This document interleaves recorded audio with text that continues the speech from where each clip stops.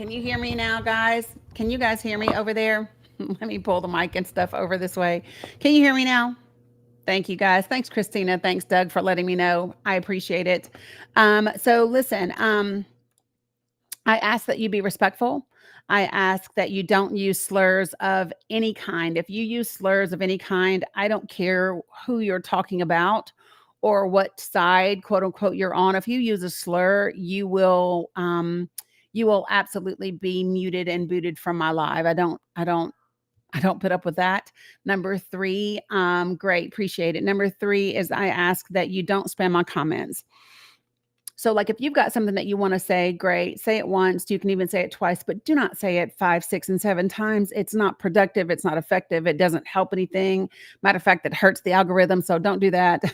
And then number four, don't type in all caps because all caps is reserved for my moderators and my folks that are vision impaired. Other than that, DJK, that's all that I ask, right? We don't have to agree. We don't have to, whatever we can have dialogue and discourse and even difficult conversation. We just have to do it respectfully. So that's it. So if you are used to lives where people argue, where people scream at each other, where people all of those things, you should be able to now, Doug. If you are used to that, this is probably not the space for you, right? So we don't do gotcha moments and all that kind of stuff. We want to have actual productive conversations. So if you want to do those things, great. If you don't, this isn't the space for you, and that is okay. Right. Like I said, you can come up and you can disagree and you can share your opinions. You're just going to do it respectfully. So that should be it. All right. So having said all of that, what I'm going to do is I'm going to go ahead and start to bring people up to the panel. When I do that, I want you to stay on mute. What's up, Jay Nice? Stay on mute until I get to you, please. That way everybody doesn't talk over everybody. And then we will kind of get these things going. What's up, Jeremiah? Good morning. How are you? Let's see. So let me get us all squared away. Good morning, Sandra. Good to see you over there in Facebook world. Appreciate you guys for letting me know that the sound was not on over there. It is all fixed now, which we love to see, right? Uh, right, Beach Bum Wannabe. Definitely not. Good morning, Candy Kiss. So good morning, Dun Dun. What you got for me? When you say side, you're talking about political side, obviously, right? Well, so maybe you weren't in here when I clarified what that means. When I say what side are you on, I am talking about what side are you on in terms of policy, in terms of issues, in terms of things that are being done and actions that are being taken, whether they are in the United States or wherever. So it's a general question for that reason. Yeah. Okay. All right. I guess I would be on the far right side. And what does that mean? So me personally, there's a lot of I support the current administration.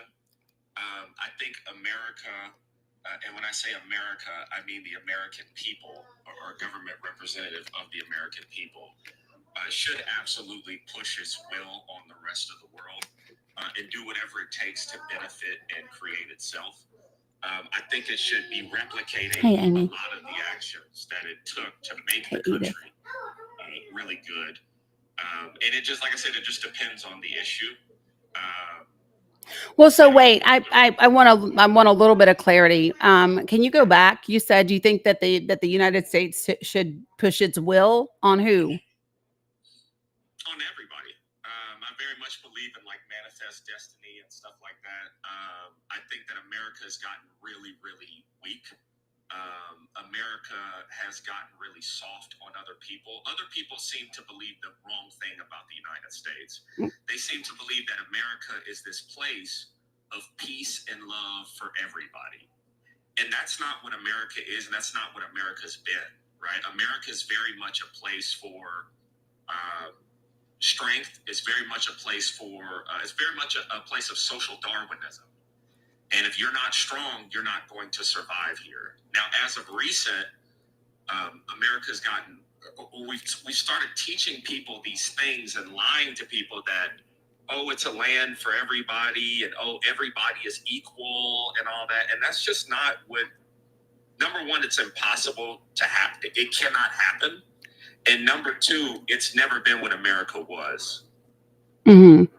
Well, I mean, I think that if those are the things that you like, um, I mean, that's your right to like those type of things. I think there's a lot of people that don't like those type of things, right? And so here's my thing. I think that, is there ever going to be equality everywhere? No. I mean, no, because we're human beings, right?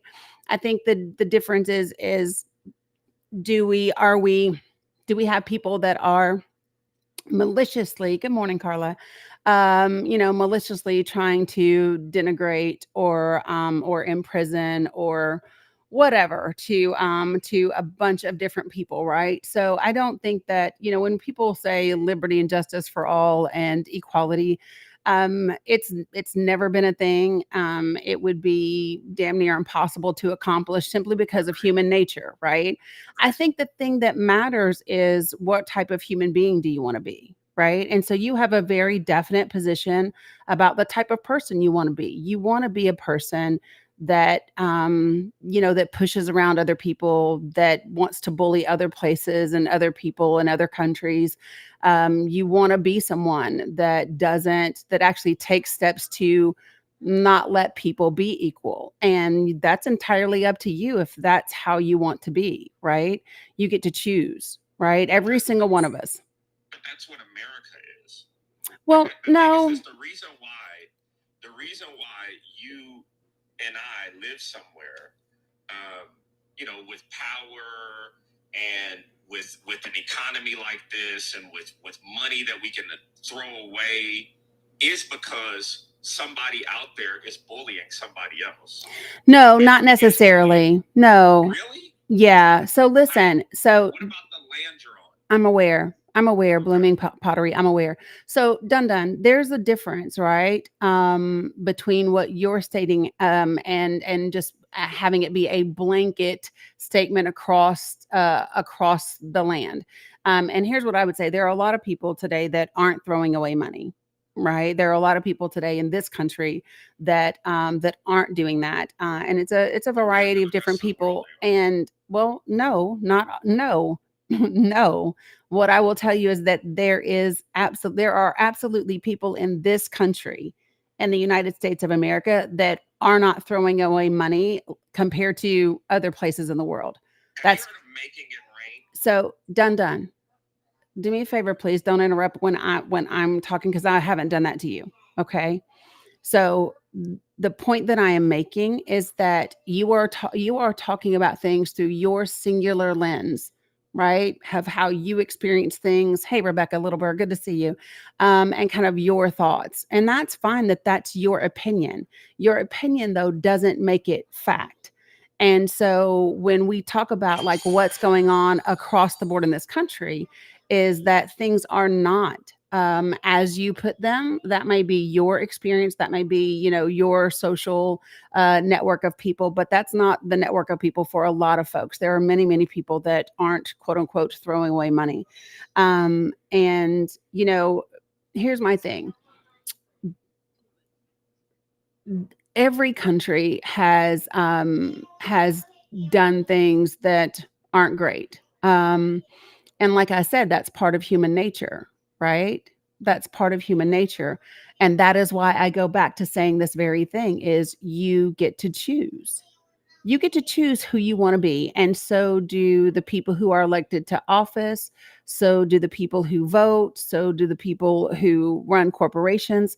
They get to choose what kind of human being they want to be. And I think that what we're seeing is many people saying, yeah, no, I don't agree with being that type of person, and that's not what I want.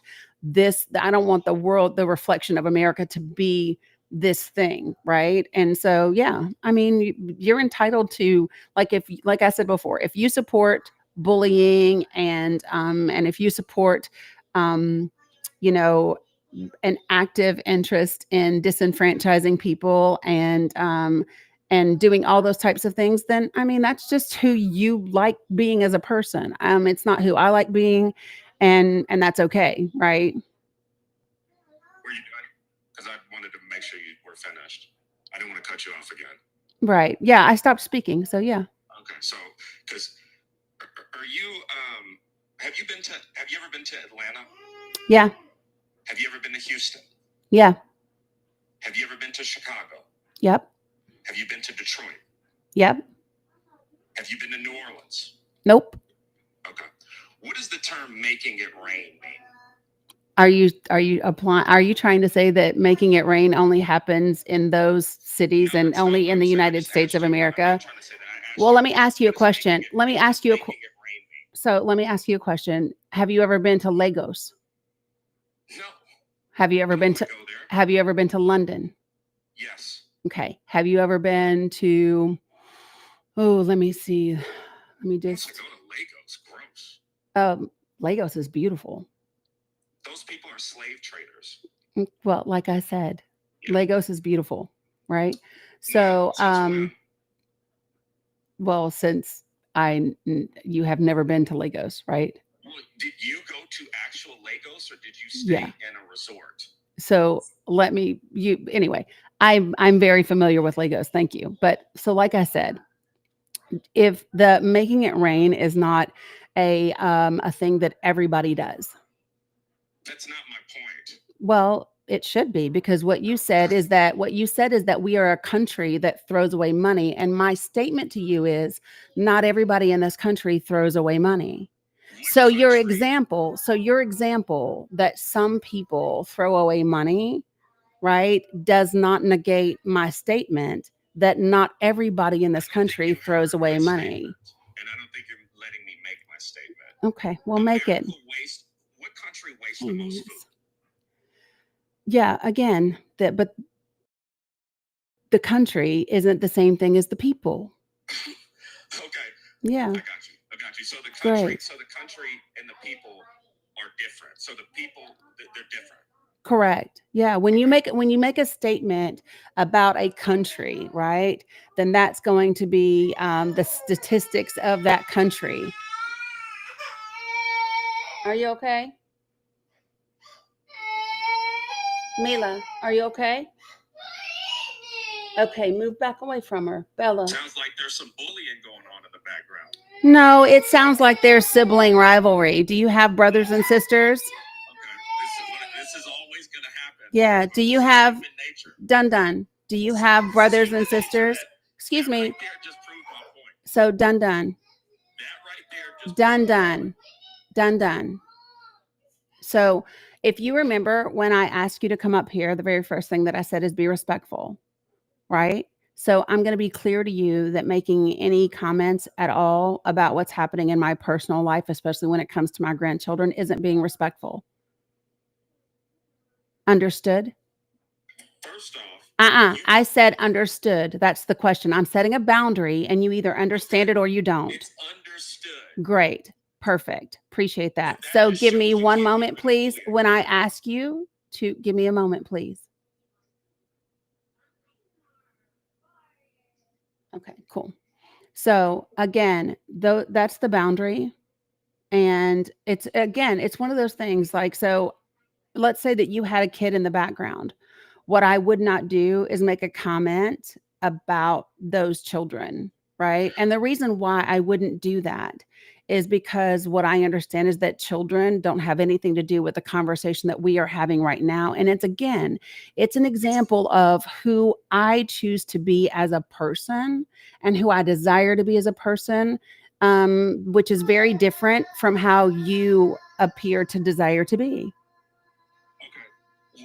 You're saying if Mila, I had kids in not the so background, loud. if I had kids in the background, Mhm. I would not be on TikTok.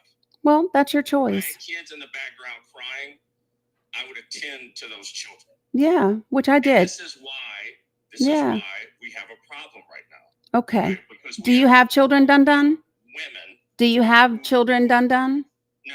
Okay, great. So here's what we will do. Dun. Nope, we're going to stay on the topic. We're going to stay on the topic. Go ahead. So the topic isn't about women or children. That's not the topic. The topic that we are discussing is what side are you on in terms of issues, in terms of politics, in terms of actions that are being taken on a political perspective. Your personal opinion about women and children is not the topic, and we're not going to talk about that. I didn't make a statement about all So, children. again, done. I did not make a statement about all children. You And keep so, doing what we're this. going to do is we're going to stay on the topic You right asked me now. a question, I gave you an answer. Right. And so, and now I've given you some additional guidance as to the, yeah, I'm giving you additional guidance as to the conversation. Okay. Okay, great. So you believe that America should be a bully, and I don't, and that's okay. So you don't believe America should be America? I don't know what you mean in terms of America. Yeah.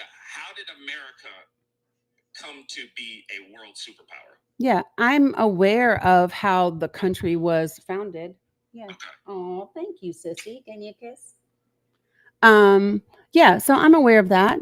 But no, like here's the thing. I think that I am I believe that just because we've been something doesn't mean we have to stay something. I believe that as a society, right, we have a choice whether or not we want to learn from the things that we've done in the past and how well they've worked out for us. So, like, one of the things that I use to measure success, especially the success of a certain behavior, is to see how well it's worked for us, right? And I think, when we look around at the policies and the systems and the functionality of this country, and the functionality of this country around the world, right? Because even people that are supposed to be our quote unquote allies don't particularly care for us. And so when I think about that, it makes me go, yeah, we got to be in this position by behaving a certain way. And that was okay for a while. But as of late, it's not working out well for us. And so we all get to choose, right? And go, well, maybe it's time to do something new because the old ways aren't working. When society and human beings evolve and change, right, then human beings might want to do that as well. We don't live in the same world that we did when this country was founded, right? We have better tools, we have more access, we have the ability to be around one, to go from one end of the country to the other and to other countries in a day, and all of those things did not exist previously. So what I would say is that I hope that we do not continue behaviors that we engaged in when we had to, when we no longer have to. So we did have to. No, I'm just saying. So you said so we didn't have to do that in order to get to the. No, I don't think that we did, but that's something that we can't know. How was America established? Like this, in fact, largely, this is probably one of the only places that was established like this. If we did not do those things, how did we become America? How does America even? How does it even become a country? Yeah, so I'm not going to do a history lesson. Okay, I think that number one, the idea that we have to somehow act differently has never happened. America, largely, with all due respect, has always been putting its foot in people's ass. Whether it's people from Afghanistan, people from Iraq, the people in Guantanamo Bay, America has always done this. And if it's evolving, then now it has evolved into people from ICE going to throw people out of here. No. You're saying that no. So like now you're trying to equate something. Because obviously the people support what is going on right now. Okay. Well, again, done. Here's what I would say. You like to speak in a lot of generalities. These are facts. Right? You like to speak in a lot of generalities. And I don't. So, excuse me. So you like to speak in a lot of generalities and make it seem as if that makes it fact. Like when you said people support da da da da da. When you say people, like what people do you mean? And because the reality is of course not everybody supports this. And of course there are people who do, right? And so the idea that there are going to be people that agree with things that other people don't, of course that's going to be the way that it is, right? And so I think, I think what it sounds like, just from the way that you keep approaching topics, is that you want to somehow argue about an issue or make it about something. And the reality is that, the question is very simple. What side are you on and why? Right. And you've explained and shared what side you are on. I have explained that you're entitled to be that way. Right. And there are plenty of other people who don't. They just don't want to be the way that you Yeah, apparently want to be. Yeah. yeah. And so what's the point? Like you asked me what side I'm on and why. You're telling me that there are people that are not. Yeah. Yeah. Okay. Hmm. Do you believe in a right and right? What side is winning? I don't know that. What side is in Well, power? I think when people say winning, right? Um, especially when we're talking about human beings and we're talking about society. Society isn't a game of wins and losses, It right? absolutely is. Well, and that, again, that's your opinion. That's what you like to be. Thank you, sweetie. It's So, not an opinion. well, no, it is that it is your opinion. Yeah, it is. It is your opinion Once again, that. how is our society formed? So again, done.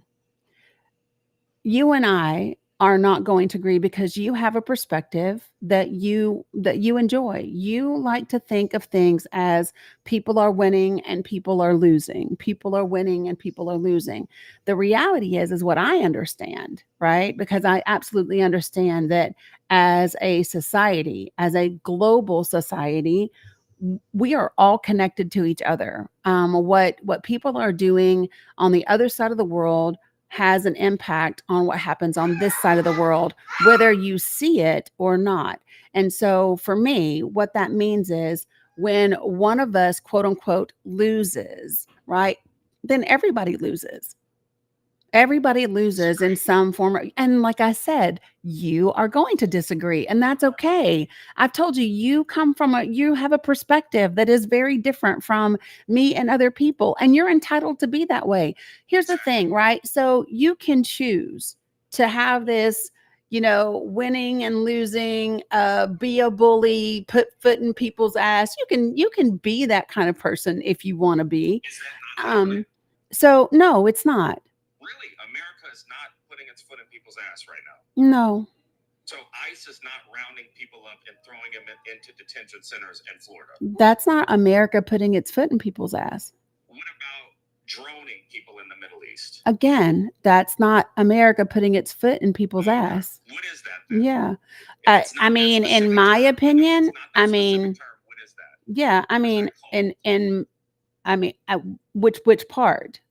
What Well, is that some of it called? is called, When some of it is America, called, when America goes into other countries mm-hmm, and destabilizes those countries, yeah, what is that called? I know you're saying, well, it's the sun is out today, right? mm-hmm, It rains occasionally. mm-hmm. The toilet flushes. There's people that aren't like that. So is this what is that called to you? Because it's not putting foot in people's ass. I know you're like grasping at straws here, but what is that called? Yeah, no, let me ask you this. Have you ever served in the military? No. Okay, I have. And so Does that mean you're better doing what? can I finish my sentence? And why are you upset that I've served? Doing what? What did you do? Because a lot of times veterans such as yourself Mm-hmm. tend to try to end conversations when many of you or some of you didn't really do anything. Well, what Did do you you see combat? what do you mean didn't really do anything? Did you see combat? Do you know what percentage of the military sees combat? I'm asking you, did you see combat? So done. You just interrupted me. So let me just say this. Okay. So in the military, people who do go to combat, people that choose to be like 11 Bravos or whatever, those people could not do their jobs without the other people that do all of their jobs, right? So, excuse me. So you're Again, done. I'm asking you to be respectful. All right, you said you could do that. Okay, great. So, what we understand and what people who serve understand is that we are a fully functioning unit together. So everybody that's in the military, we understand without the people that are doing supply chain, without, you know, the people that are medics, without the people that are in communications, without the people that are, you know, engineers, without all of those different parts of our military service, it wouldn't work. Everyone's role is just as important, right? You won't have troops that stay in combat if they don't have a supply chain that is fully functioning to get them the things that they need. So what I think is really important from someone who's never served, not to diminish anyone who has served. So because people who have, excuse me, I'm still finishing.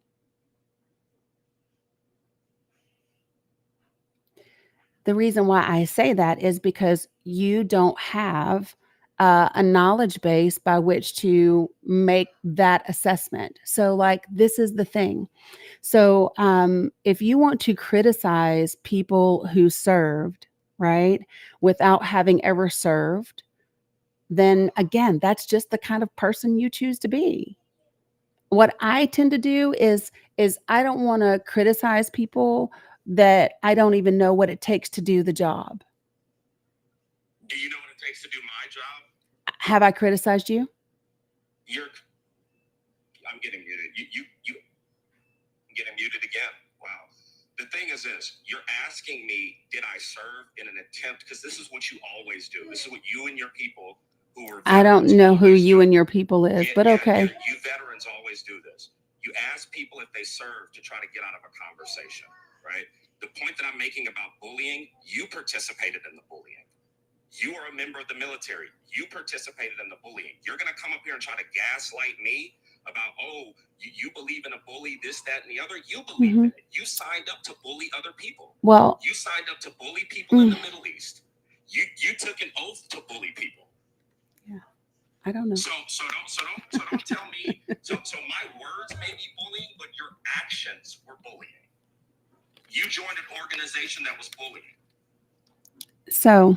And that organization that was bullying fed you, clothed you, gave you benefits and things like that, while you come up and say, I don't choose to live my life that way. Yes. Yeah, you do, because you're receiving benefits from that place. No, I don't think so. This is what I'm talking about.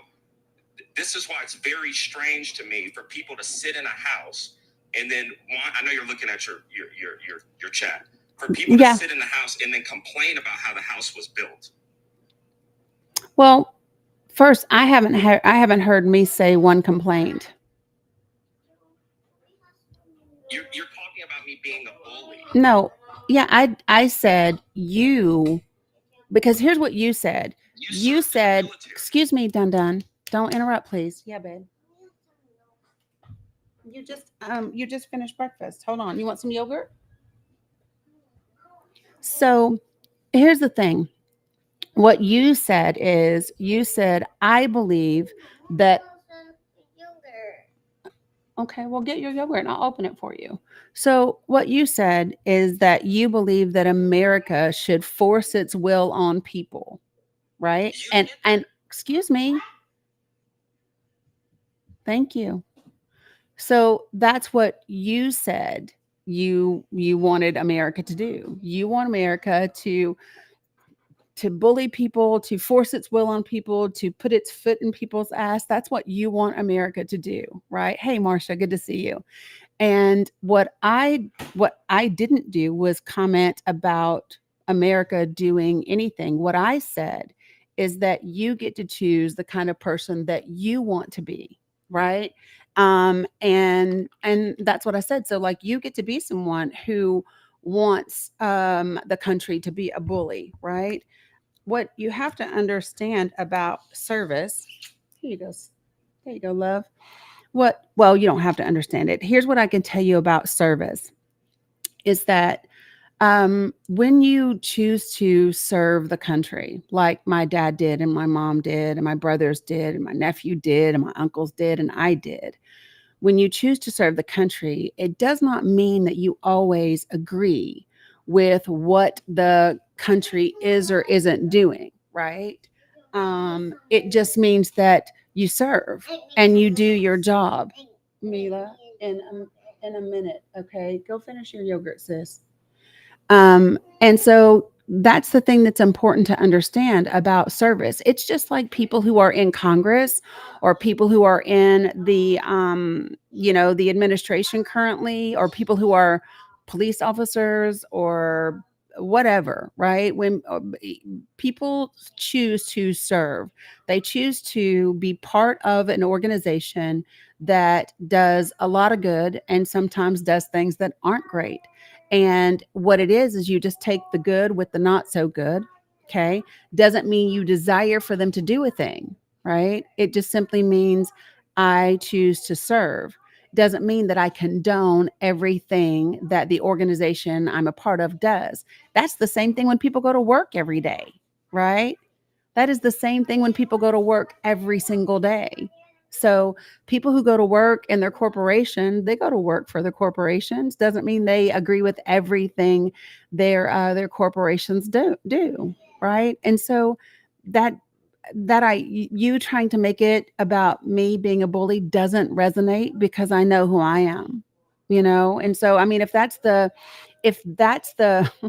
if you want to reach that far to make it be a thing, if that makes you feel better, okay. Well, you originally reached, right? Because this is what people once again such as yourself do. I wouldn't have known anything about your so-called military service had you Hmm. not brought that up, right? Right. Yeah. In an attempt to one up somebody. Yeah. But No. let me hold on a second. But let me one up you, right? Okay, One I up. pay taxes, right? I pay for the benefits that you're receiving. Hmm. So as a taxpayer who is paying for your benefits, Yeah. right? Okay, so you can pull rank with the whole service Good thing. Yeah, I morning. pay Thank for you, you to Roslyn. serve. But Yeah. what I don't understand is this: why would you join an organization So that does far. things that you don't agree with? Yeah. And to be frank with you, I'm going to stand on business. There are a lot of people who go into the military for benefits when they don't believe in the cause of the military. There are a lot of people that go in there, they get some easy MOS, right, to then come out and get certifications and get government jobs, and they don't believe or respect the United States and what they've done or what they're doing right now. I call that being a leech. I mean, you're entitled to have that opinion. Exactly. Yeah. I mean, there are people who do that in Congress.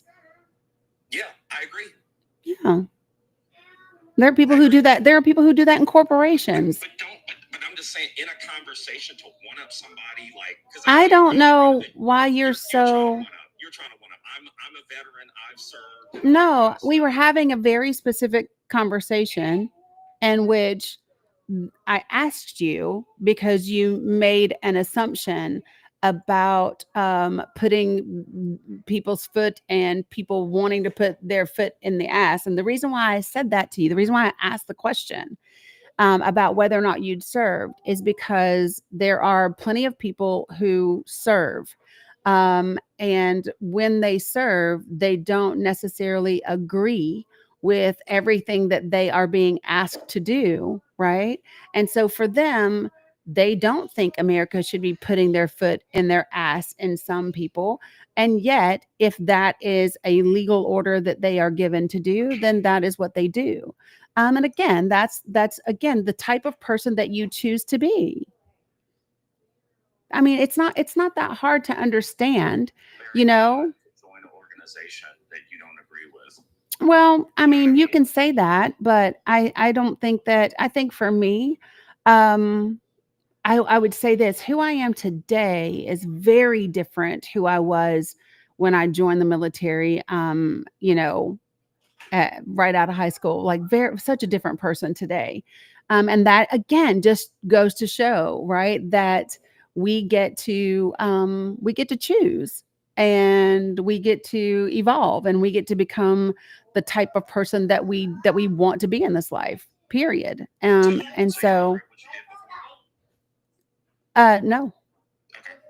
No, I don't have regrets in my life because the reason why I don't is because okay, well plug it up, sis. It's right here.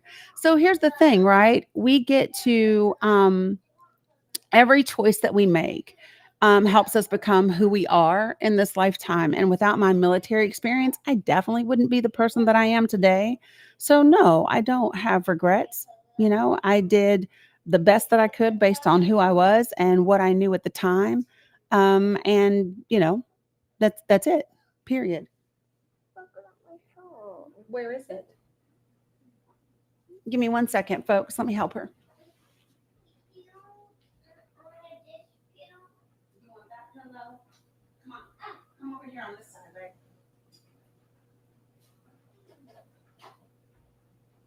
There you go. Hold it up.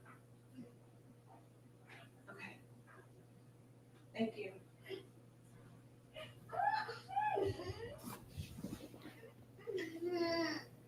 What has the military done that you would disagree with? This isn't a conversation about what I agree with in terms of the military. It's only a conversation about me. No, I've talked a lot about me. Yes. Okay. Come here. Come get one.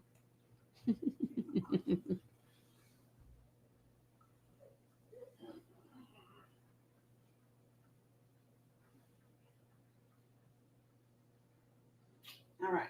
Appreciate you. No, so the conversation, I've talked a lot about kind of my thoughts about things, right? The point is that what I do or don't agree with in the military isn't, again, part of this conversation. Yeah. What side are you on and why? Of what issue? Of generally, I've given you my side. What is your side? Of what issue? Of generally speaking, let's say foreign international relations. That's very broad. Okay. You don't have so let me get this straight. You ask us what side we're on, but you don't know your side? I do. I know all my sides. Okay, what side are you on and why? Again, done. I explained this, right? So the topic of the conversation is about the history of America. Again, That's what excuse me. Well, yeah, that's what you chose to talk about. But the history of America is not a policy, an issue, or a current actions that are happening today. Right? And so that's the point. It doesn't sound like that's the point. Well, that's what I just said when you came up here. In this conversation, you every single time somebody said something, right? You've just said, well, people are different. Well, people don't agree. Yeah, well. And people do agree. And there's birds outside. So, and there's trees. Done. And there's the sun. I ask you very clearly. I ask you very clearly what issue. You have yet to name one. So don't be upset with me that I haven't answered a question you haven't asked. What about the United States involvement in Ukraine? What about it? What side are you on and why? Yeah. Okay. She's almost off work. I'll let her know. So, our involvement in Ukraine. If you're asking me, do I believe that the United States of America should support Ukraine? Is that what you're asking? Yes. Yes. What side are you on and why? Yeah, I believe that we should support Ukraine. I think that. Well, there's a lot of people. Can I finish my statement? There you go. Relax. So, and I didn't say that everybody supports it, did I? I didn't say people support the United States doing that. I didn't say that. What I said is I believe. Excuse me, again, done.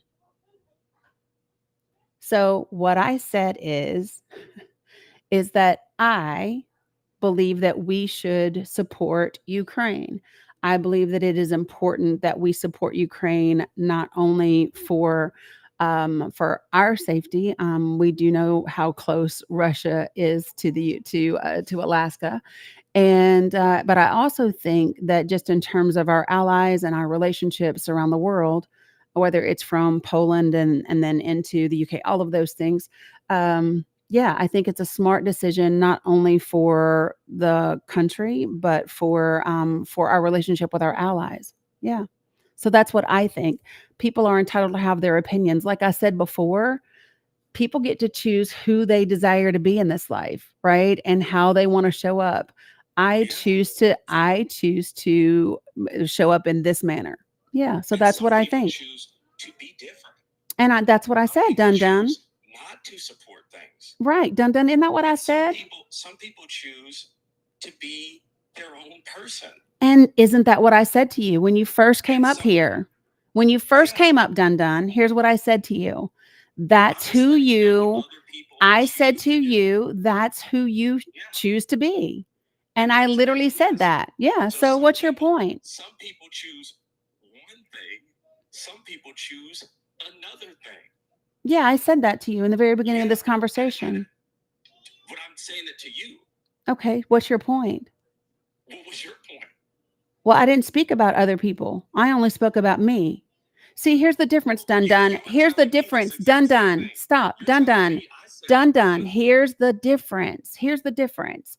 When you came up, what you said is, um, I believe that America should do this, this, this, and this, and people are supporting it, and this, and this. And I said, well, that's not true because not all people support it. The difference between what you did at the beginning and what I just did is I only spoke for myself. I didn't say that people support this, that, or the other, or that all people agree with me, or that people think that this is great. I didn't do that. I spoke only for myself. Why? Because I am only myself. And I absolutely know that, like I've been saying since you joined this panel, is that people get to choose what they do and don't support and how they want to be, right? You support things that I don't, and that's okay. You can choose to be that way if you want to. Not all birds can fly. Some birds can't fly.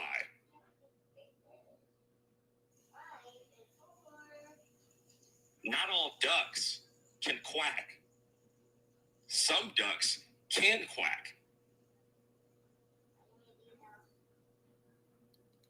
Some people choose the left side, and some people choose the right side. He's laughing at himself.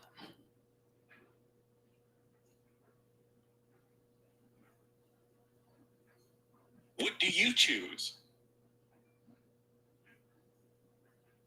Is there anything else that you would like to share, Dun Dun? There Some are other people people choose waiting. to share, other people don't choose to share. Mm-hmm. But we should all share with each other. And Okay. that's how you live a life of not being a bully. Yeah, agreed. That's what I believe, but that's not what you believe. Did you serve? I served at a Red Lobster. Of course you did. All right, Dun Some Dun. people choose Red Lobster. I appreciate you, Dun Dun. I hope that you have a great Saturday. All right, so folks, if you are new to this live, I only ask for 4 things in this space. Okay. I ask for people to be respectful. I ask for people to not use slurs of any kind, or you will be muted or booted from this live. Third, I ask that you do not spam the comments at all. And then fourth, I ask that you do not type in all caps because that's reserved for moderators and my folks that are vision impaired. Okay. Yeah, Stacey D. It just is what it is. All right. So listen, when I bring you up to the panel, right, what I would like for you to do is keep yourself on mute until I get to you. Okay. Yeah, no worries, guys. I'm all good. All right. So, well, there's nobody requesting now. And that's okay. So, yeah. So here's my thing. When you get someone, or when I get someone like that, he did his best to try to get some sort of rise out of me, right? And there's just no need. There's literally no need. Um, yeah. And this is the thing, folks. I have just reached this place where when let me see how I can say this. When there is no when there is no sincerity coming from an individual, when there is absolutely no desire to have a thoughtful exchange, right? I'm not giving any of my emotional currency. I'm not spending any of my emotional currency on someone like that. I'm just not. And yeah, so we're going to have meaningful conversations. And I sincerely mean this, folks. The folk that, yeah, unfuckwittable, you got it. And so the reality is, folks, is that this idea, when I hear people like Dun Dun speak, which is just like hearing a Pete Hegseth speak. People who do this, oh, warrior ethos, put our foot in somebody's ass, those people have no idea what it means to actually lead. Those people have no idea what it actually is to have international or national relationships with people. Those people have no concept of what it is to actually manage a city, a state, a country, and those types of delicate relationships, because that's just not how the world works. Those people are stunted in their growth. They have arrested development. They are stuck in middle school where they thought being the bully is what was going to make them popular and make people believe that they are strong. And the reality is that anybody who is a grown ass adult should understand that strength doesn't come from putting your foot in somebody's ass. That is not a true measure or example of strength. So, um, Dun Dun said he didn't have children, and I would say, Amen. All right. So, folks, when I bring you up, please do me a favor and put yourself on mute until I can get to you. All right. Put yourself on mute until I can get to you.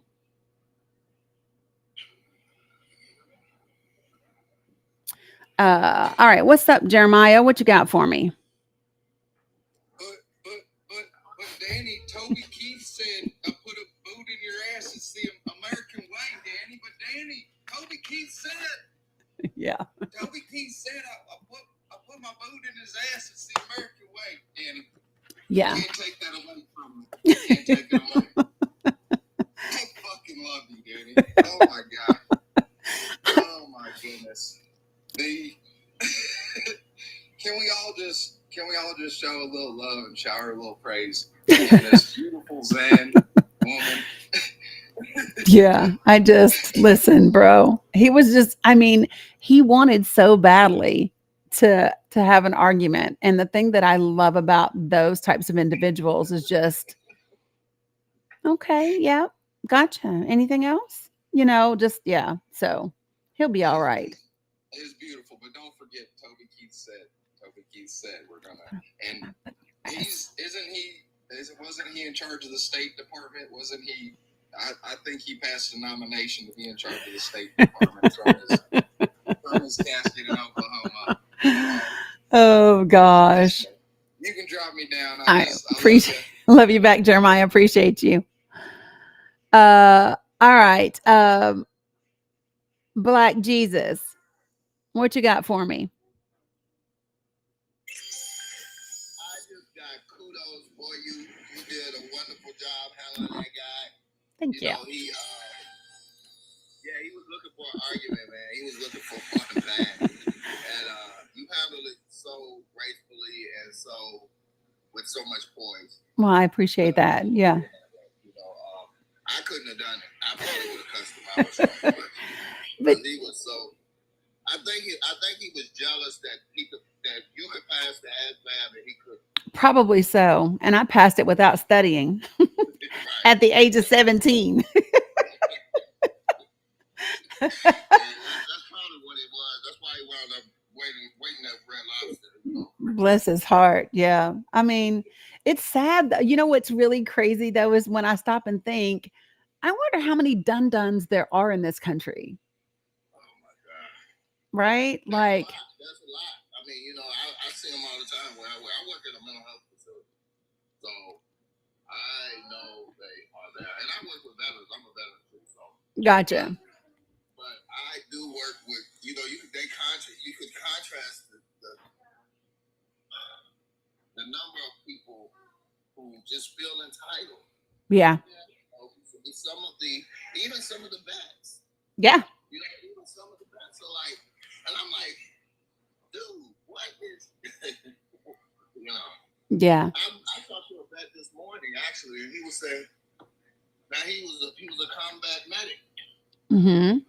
He's got a lot of injuries, a lot of stuff going on. He's having financial problems, but he won't apply for benefits because he thinks it's a handout. And you know what? I hate that somebody convinced him of that. Appreciate you, Candy Kiss, because you know, it's funny to me when I hear people say, "Did you see combat?" It tells you that they have no idea what it takes to serve, right? Because combat isn't the only way that you serve. Combat isn't the only way that you experience trauma. Combat isn't, one of the things that I tell people, especially when it comes to some of the women in the military, right? If you think about it, combat's horrible, right? And it does take its toll on people. What I will also tell you is that for many women in the military, just our regular bases, our regular barracks were combat zones because of the MST that a lot of female soldiers experienced. Right. For those of you who do not know, MST is a VA classification for military sexual trauma, and so you know for many women, we would have preferred to actually see combat because then you know for sure who the enemy is. When you're walking around post, when you're in your barracks, when you're at the NCO club, when you're at Tony's Pizza, and the person is in the same uniform that you are, and they're supposed to have your six, right? And they're not.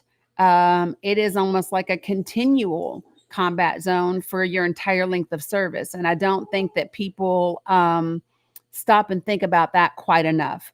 And for people who don't get it, you should absolutely take a look at what happened to the women at Fort Hood and many of our other posts across the country. So it's a thing, folks.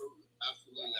I just started working with mental health with veterans, and I get so many cases. I've met so many female veterans who have, I would say 90% of the female veterans that I've come in contact have experienced that. Yeah. Yeah. I will tell you that um, I just talked to, so for those of you, I don't know if they still do it this way or not, but when I joined and we went to, I did my basic at Fort Jackson, and you have company A, B, C, D, and E. And so ours was the first time that we actually had three of those were, I was Charlie company, three of them. So Alpha, Beta, and Charlie companies, those were Bravo company. I'm sorry, I said Beta. Jesus, that was done. That was done. But Alpha, Bravo, and Charlie companies, those were the female barracks, right? Those were the female companies. And then you have Delta and Echo, those were the males. And so, I don't think that a lot of people, so when I went in, you randomly are assigned what we call a battle buddy, right? To go through basic with, because you never go anywhere by yourself, right? And so I recently connected with my battle buddy because she witnessed things that happened with one of our drill sergeants when I was in basic. And this is the first time that I talked to her in decades, right? And and she wrote me my witness letter and things like that. But it was my first time talking to her to find out what happened to her at other duty stations later on. It's like almost every female veteran that I know, yeah, they've encountered it. So, yeah. So anyway, you was in C company. You had male and female. Yeah. So our company itself was just we were all female. So Alpha, Bravo, and Charlie were all women, and then Delta and Echo were all males. Yeah. And so we were the mad dogs. I still have my rug that I bought. But anyway, yeah. So appreciate you, Black Jesus. It's a thing, folks. Listen, it's only about 15% of the military that ever sees combat in terms of being deployed into combat. That does not diminish the service of the other 85% of the people who are serving, because without them, those folks that go to combat would not be able to do their jobs. Just so we're clear. So anyway, that's all I got. You can drop me down. All right, appreciate you, Black Jesus. All right, folks. So what? This child, y'all, I literally fed her pancakes before I went live and just gave her yogurt. It's like a bottomless pit. Not getting any younger, Dani. The food supply is going to be. I know, right? Yeah. So the person who said, so you basically have a regular job. No, I didn't have a regular job. I don't know many people in the in regular life, like in regular life, who work in a skiff, who work inside of a mountain, who have a security clearance that's top secret SCI. No, what I did was not a regular job. Absolutely not. I don't know people who regularly do that at all. So, yeah. It's always interesting when people say stuff and then stick their foot all the way down their throat and tickle their fucking intestines, isn't it? But anyway, yeah, Jabber, sorry. I saw the comment and was like, huh. No, yeah. So like when people say what is a TSSCI clearance, and I said it means that I worked in the type of facility where all those documents that Trump had sitting beside the toilet should have been stored. That's where. It's okay, Prince. No worries. But some people do say things like that, and they are trying to be rude. Where was the protein? Carbs make you hungry faster. Oh no, listen. This child, she eats a ton of things. Today was they wanted pancakes, and she has some bananas and strawberries out. Yesterday was bacon and eggs and muffins. You know what I mean? Like, so like they get plenty of protein. They get plenty of everything. But anyway, Jabber, I owe you another date. I appreciate you for understanding. Shit got all sideways, and then definitely yesterday kicked my ass. So I was so excited. I bought a new sport coat. I got new shoes, even though I haven't even seen the shoes. Because when you wear the right shoes, it just makes you feel the way you need. You know, like I'm an actor. These are things that we do. We do these things. Yeah. But it's a good thing I can return all of them. I kept the labels on them. And it's fine. You're so funny. Yeah, I told the boss, I was like, it is storming like hell here. The girls are inside and they were on one. I was like, I can't record anything right now with these two because they were like literally on one, chasing each other, playing with sand, all the things. So, but Yes, anyway. Thank you, Witch. I did shave. I got a professional shave. I actually paid for the shave. No, I didn't do that. That would be ridiculous. That's hilarious. I had a feeling. I'm glad I had a conduit to you. I was like, wait, who do I know that? No. Oh yeah, I'll ask the boss. I love that. Yeah, yeah. I'm on Dan Trell's live, and I'm like, I got a question for you. I'm trying to find Dani. I appreciate it. Yeah. So do you actually go into Dan Trail's live a lot? I was for a while, and then, but yeah, here and there. Gotcha. Here and there. Yeah, I've only been in once. Usually, I'm just in the gallery these days because he wants ops, which is totally fine. I get it. Yeah. So yeah, I just want to thank, first of all, everybody who from here who popped over yesterday for my live. And I know it's not the topic, but I just want to say real quick, thank you. And I also had a couple of heated moments myself, and nobody was even talking because they weren't there was no panel. But I just wanted to say that, I don't know, I felt a little bit weird coming off of it because, I don't like to. When people come from a space where like there's really no F-bombs or, everything's respectable. Mine were tactical, and sometimes they just have to happen. So these things happen. But thank you for everyone who popped on over, and yeah, hopefully we can do it again. Yeah, you are more than welcome. I appreciate you. So let me let's reschedule. I will send you I have your number. Let me text you. That way you can text me back. And Exactly. yeah, because Well, yeah. good. And I'm learning a lot from this. I didn't know who Dun Dun was. I knew there was obviously something involving the military. I was only here for a few minutes, but just in the last 10, I mean, I always knew that there were MST.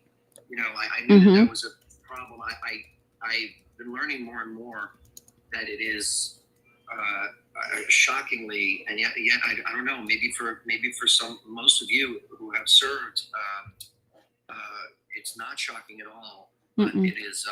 It's disturbing and shocking, and just something to be aware of and learn about. Yeah.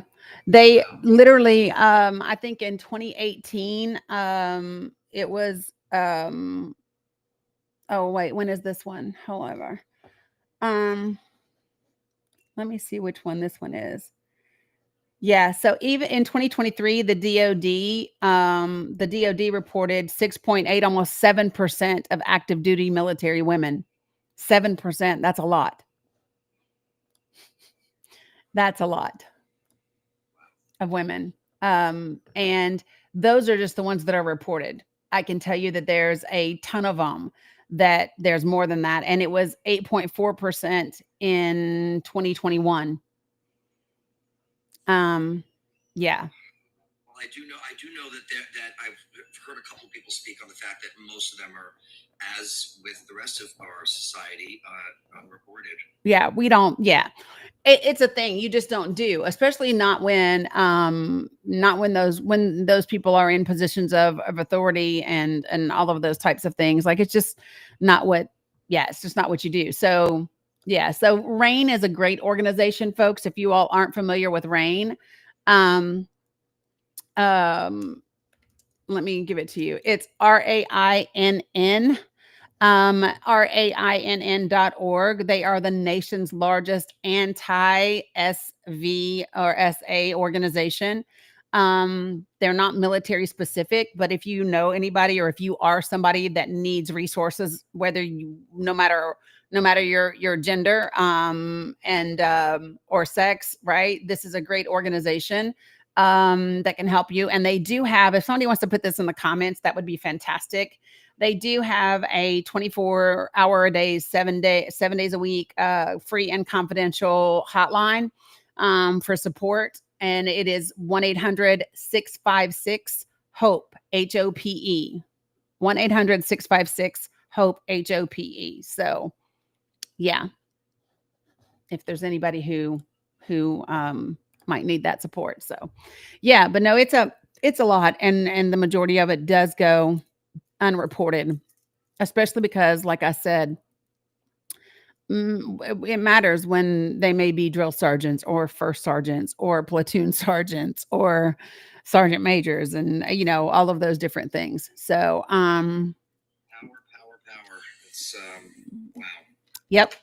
So, but I appreciate you, Jabber. I will text you, my friend, and we'll reschedule. All right, great. I'm going to bounce. All right. Thank you so much. Thank you. So pumped to have met this entire community. You're amazing. Yeah, right back at you. Appreciate you. All right. So, I'm not sure, Jeremiah, if that number is still 24 a day or not. For those of you all who are wondering, the question was, is the number of veterans unaliving themselves daily still sitting at 24 a day?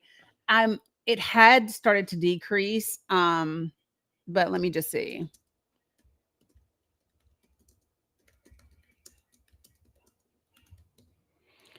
Dun, dun, dun.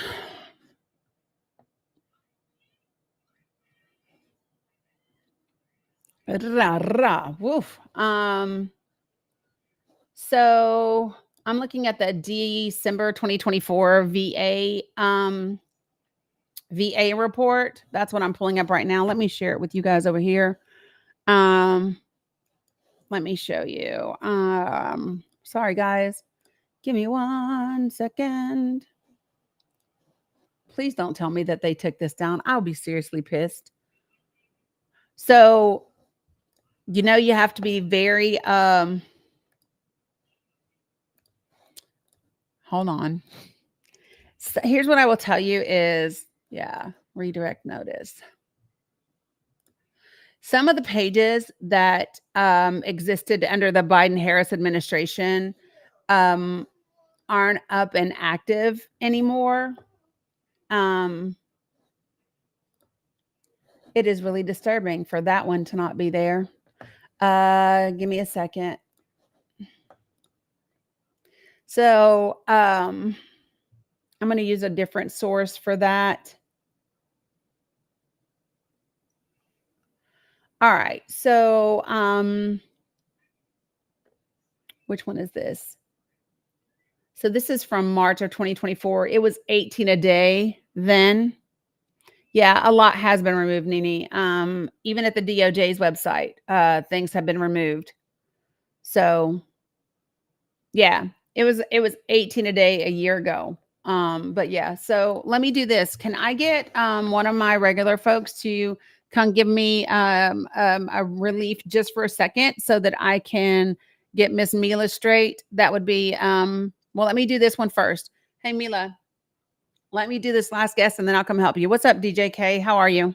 Hey, how are you? Thank you for having me up, Dani. I appreciate it. Yeah, you're welcome. What you got for me? Yeah, so it's gonna be kind of a different topic, if that's okay. But Yeah. basically, what side are you on? If you're okay with talking about Israel Palestine, is Mhm. that okay? Yeah. Yeah. So I'm on the side of the oppressed, which are the Palestinians. Mhm. And the reason I am on the side of Palestine and Palestinians is that because they have been subjugated to this oppression and occupation for decades. And I think it's time for the colonial project, to be quite honest with you, to either be abandoned by the United States of America or to be completely dismantled, or both, to be quite honest. Yeah.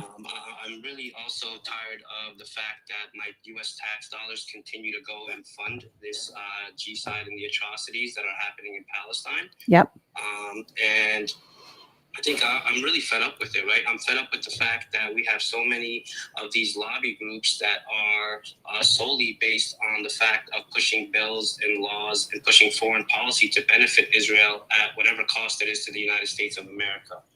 Yeah. I will tell you this. So it's funny because if you heard me talking to Dun Dun, you know, definitely who I was when I entered the military at 17 and who I am today, you know, over 50, is very different. And when you begin to unpack and all the things that you've been taught, and when you dig past the rhetoric that you've been told, right? And dig in and you go, oh shit, huh, okay, I got that. And you really begin to understand it shifts things, it changes things.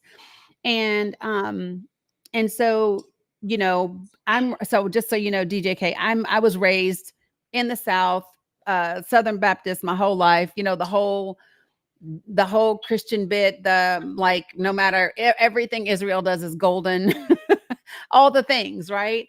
And that has shifted so greatly, along with many other things in my life, as I've become more informed, right? And so, what I tell people is, I am not against the Israeli people. I am against Bibi and the Israeli military and government and what they are doing to Palestinians, right? And I'm careful to make that distinction because innocent people on both sides. Um, I'm not against the innocent people, you know. And so I'm always clear. I had a guy up here the other day who he wanted to, he tried his best to make me anti-Semitic. And I said, no, I'm not against Jews. I'm not against like Israelis. I am against Netanyahu 100%. I am so ready for us to move past this relationship. And I'll tell you what's really, DJK, do you know that the Heritage Foundation put out a report in March of this year outlining what they want the United States relationship with Israel to become? Because you know how we have for those of y'all who do not know, we have a memorandum of understanding with Israel that gets redone every 10 years. Did you know that, DJ? Yes, I do. Okay, I figured you probably did, but a lot of Americans probably don't. And that agreement is up in 2028. And so the Heritage Foundation has put together this document, and it's about outlining the relationship between the United States of America and Israel from 2029 through 2047. And it is about taking it from a strategic, from taking it like a this memorandum of understanding and this military support to like an actual strategic partnership is the word that they use. It's really concerning, folks. If you haven't read it, it I believe is in my link tree. If it's not, I can put it in there. If somebody will tell me, I know Lisa's been redoing my link tree for me and putting everything in order. But it's concerning, and so for me, I tend to not look at our news for what's happening. I go to different sites. So, like, if you look at Al Jazeera today, it will, and I'm just reading it straight from here, the live updates. 104 Palestinians were unalived, including 37 people that were near food aid sites in Rafah. And that was in Israeli attacks across Gaza today. There will be people who will tell you, oh, that's not a thing, but it is a thing. And the World Food Program said that thousands of Palestinians are, quote unquote, on the verge of catastrophic hunger, with 1 in 3 people in the enclave not eating for days at a time. So for people who say it's not a thing, that nobody is blocking food or any of those things, absolutely it is a thing, and they are absolutely targeting sites that are inappropriate. Yeah. So I'm sorry. Go ahead. I'm sorry to cut you off. Yeah. So I'm going to be completely honest with you. And if you notice, I don't have a Palestinian flag in my profile. I don't have it in my bio because I like people to listen to me because of what I have to say. Right. So I am Palestinian. Okay. I was born in the United States, and I did live in Palestine as an adult, and I visited as a child. Okay. So yeah, I do stay very up to date. And my sole purpose on this app, to be quite honest with you, is to expose the war crimes and the atrocities that Israel is committing, and as well as let people know that America is not complicit. They are actually active participants in what is going on at this point. And as far as, you were mentioning the reports from today, I know exactly what you're stating. And I will tell you, there has been actually over 69 children that have been martyred due to malnutrition and starvation in Gaza since the beginning of all of this, and over 600 of them 600 more being adults. Yeah. So, the fact that people want to say that there is no starvation is absolutely insane. We see it on a consistent basis. Yeah. And really what's crazy to me is this so-called Gaza Humanitarian Foundation, right? They tried to hide the fact that it was backed and funded by Israel, but the reality of the matter is it is funded and backed by Israel and the United States of America. Yeah. And it is no longer, because I do speak Arabic, I talk to journalists every single day on my panels and so on. It is a slaughter zone. It is not a humanitarian aid zone. I'll be completely honest with you. Yeah. And what the Israeli government has been able to do is actually fund and arm groups to loot and loot aid and unalived Palestinians. These are the groups. The Yasser Abu Shabab's group. I'm not sure if you've heard about him, but he did have affiliation to IS. The ISIS. Right. And this was reported on Israeli media as well. And I agree with you as far as looking at Western mainstream media. I don't look at it. I look at all different sources of media. Yeah. I generally don't look at Al Jazeera, to be honest. As a Palestinian, I'm not a fan too much. But, it is a source of information. So we do, as people that are trying to gain understanding, it is our obligation to be able to look past the indoctrination and the narrative that they're pushing to be able to determine our own research, right? To determine the actual facts by seeing this. So what I will typically do is I'll go from Al Jazeera to BBC and because I want to see, am I seeing the same thing across several of the ones that I trust, right? So literally the same things, more than 100 people were injured. And this is the headline on BBC. And it's near 2 sites run by the Gaza Humanitarian Foundation, right? And there's a Israeli guy who likes to come up here. He's been on here twice. He can't stand me because, well, first of all, I'm a woman, right? So he has a hard time hearing me speak, and then I won't let him talk out over me. But do you know Jabber, DJK? I do, yeah. Jabber, actually I'm friends with Jabber. He is Jewish and he's pro-Palestinian. Yeah, He was just so- on a panel, yeah. Yeah, so I met Jabber only like a week and a half ago. He's gonna come on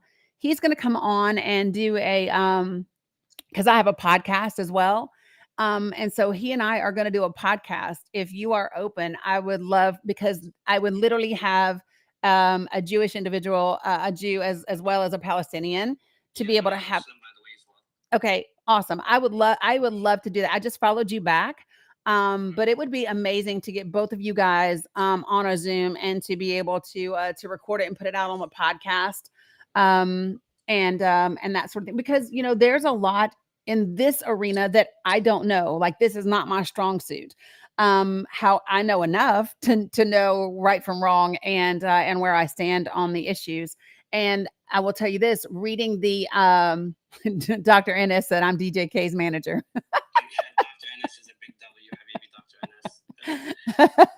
Ennis. But I think for me, the more that I learn, it's the same thing. It's crazy when you start to realize how much effort has been put into shaping people's belief systems in favor of the wrong people. Mm-hmm. It's really crazy when you really start to go, oh shit. And people think that it's like this, when you realize it's all connected, like not like when you realize, oh my God, you all are in cahoots. Like, and you're in cahoots and you're in cahoots. And the idea is it's the only thing that they would like is to keep all of the oppressed groups throughout history in that same state, right? And in different parts of the world, that group just has a different name, but it's the same people. You know what I mean? Absolutely. And that's when you go, and this is where I think that we are fast approaching. I think that we are approaching a time where people are tired of this. People don't want this anymore. And I think that people are yeah, baby, I got you. I think people don't want it anymore and they want to create something entirely different. Jeremiah, I'm gonna let you hang out with him for just a second. DJ K, let me put this girl everybody watch my followers. Guys, what does Mila want right now? What does my this is my youngest granddaughter. What do I need to make Mila right now, guys? Watch the comments. No, I made that earlier. Look, watch him. She doesn't say noodles. She says moodles. Moodles.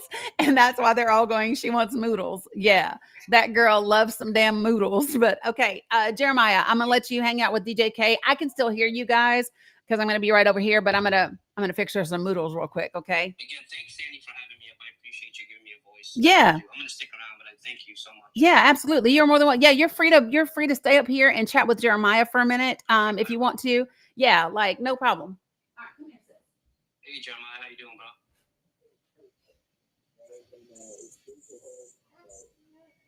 I'm sorry, Jeremiah. I can't hear you, brother. You're muffled, Jeremiah. What's that? Is that better or no?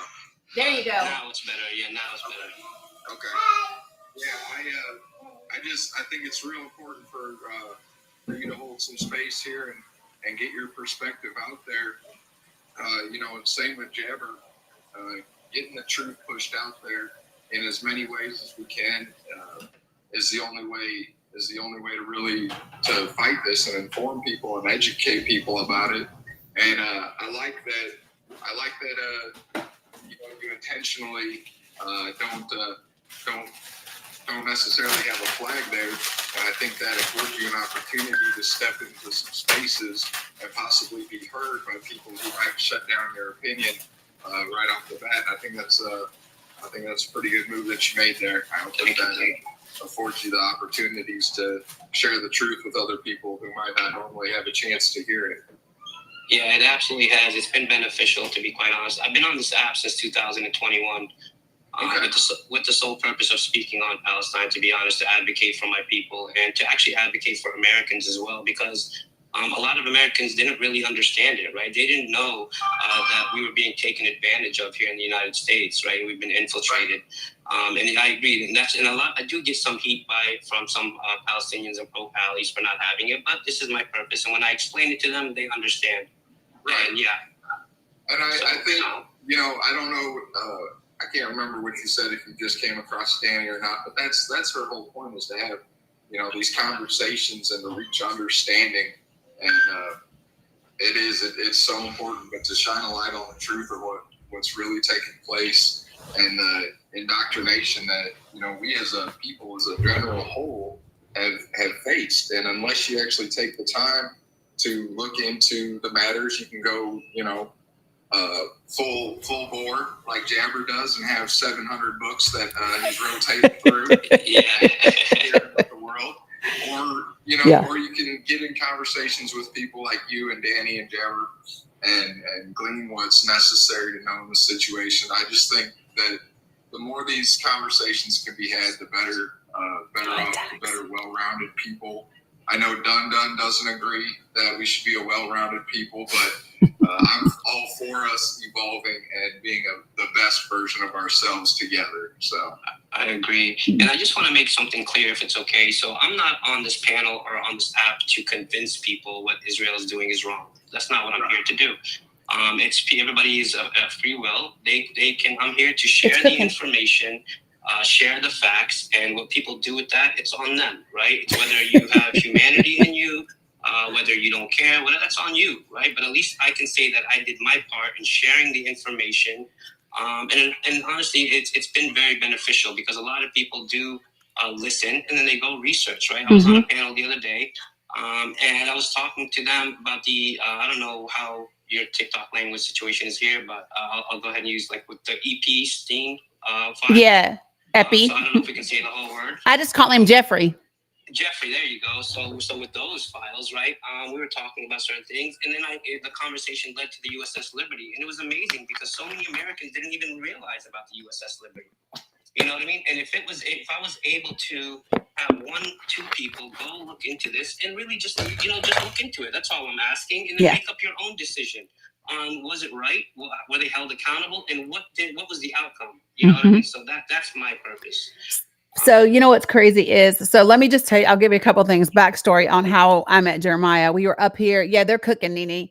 So we were up here talking one day, and it was a conversation around race and bias and prejudice, because a lot of people don't know the differences between bias and prejudice and bigotry and racism. People don't get the distinctions, and they do matter. So anyway, we're having this really in-depth conversation, and we're sharing facts, and I'm sharing books, and Jeremiah requests up. And if you look at Jeremiah, just off the aesthetics, you would think this Joker's MAGA, right?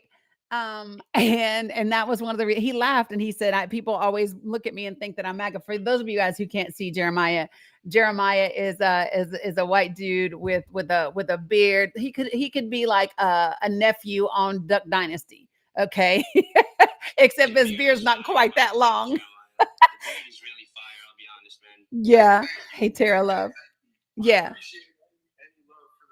Yeah. I had a clipper catastrophe about 2 months ago, and accidentally took off about 4 inches. Holy. So I'm giving it all the love I can to try to get fluff back out and get going good. So yeah. So he joins the panel, DJK, and he says, so I have a question. How can somebody like me, because people will oftentimes assume that I'm MAGA and I'm this. And this is what he asked me: how can I best be an ally? Right.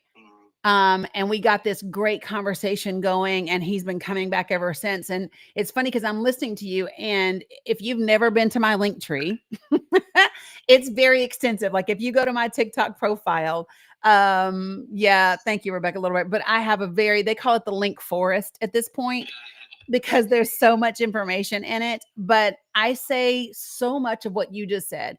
My job isn't to change people's minds. My job is to share information, to have really engaging, sometimes very difficult conversations.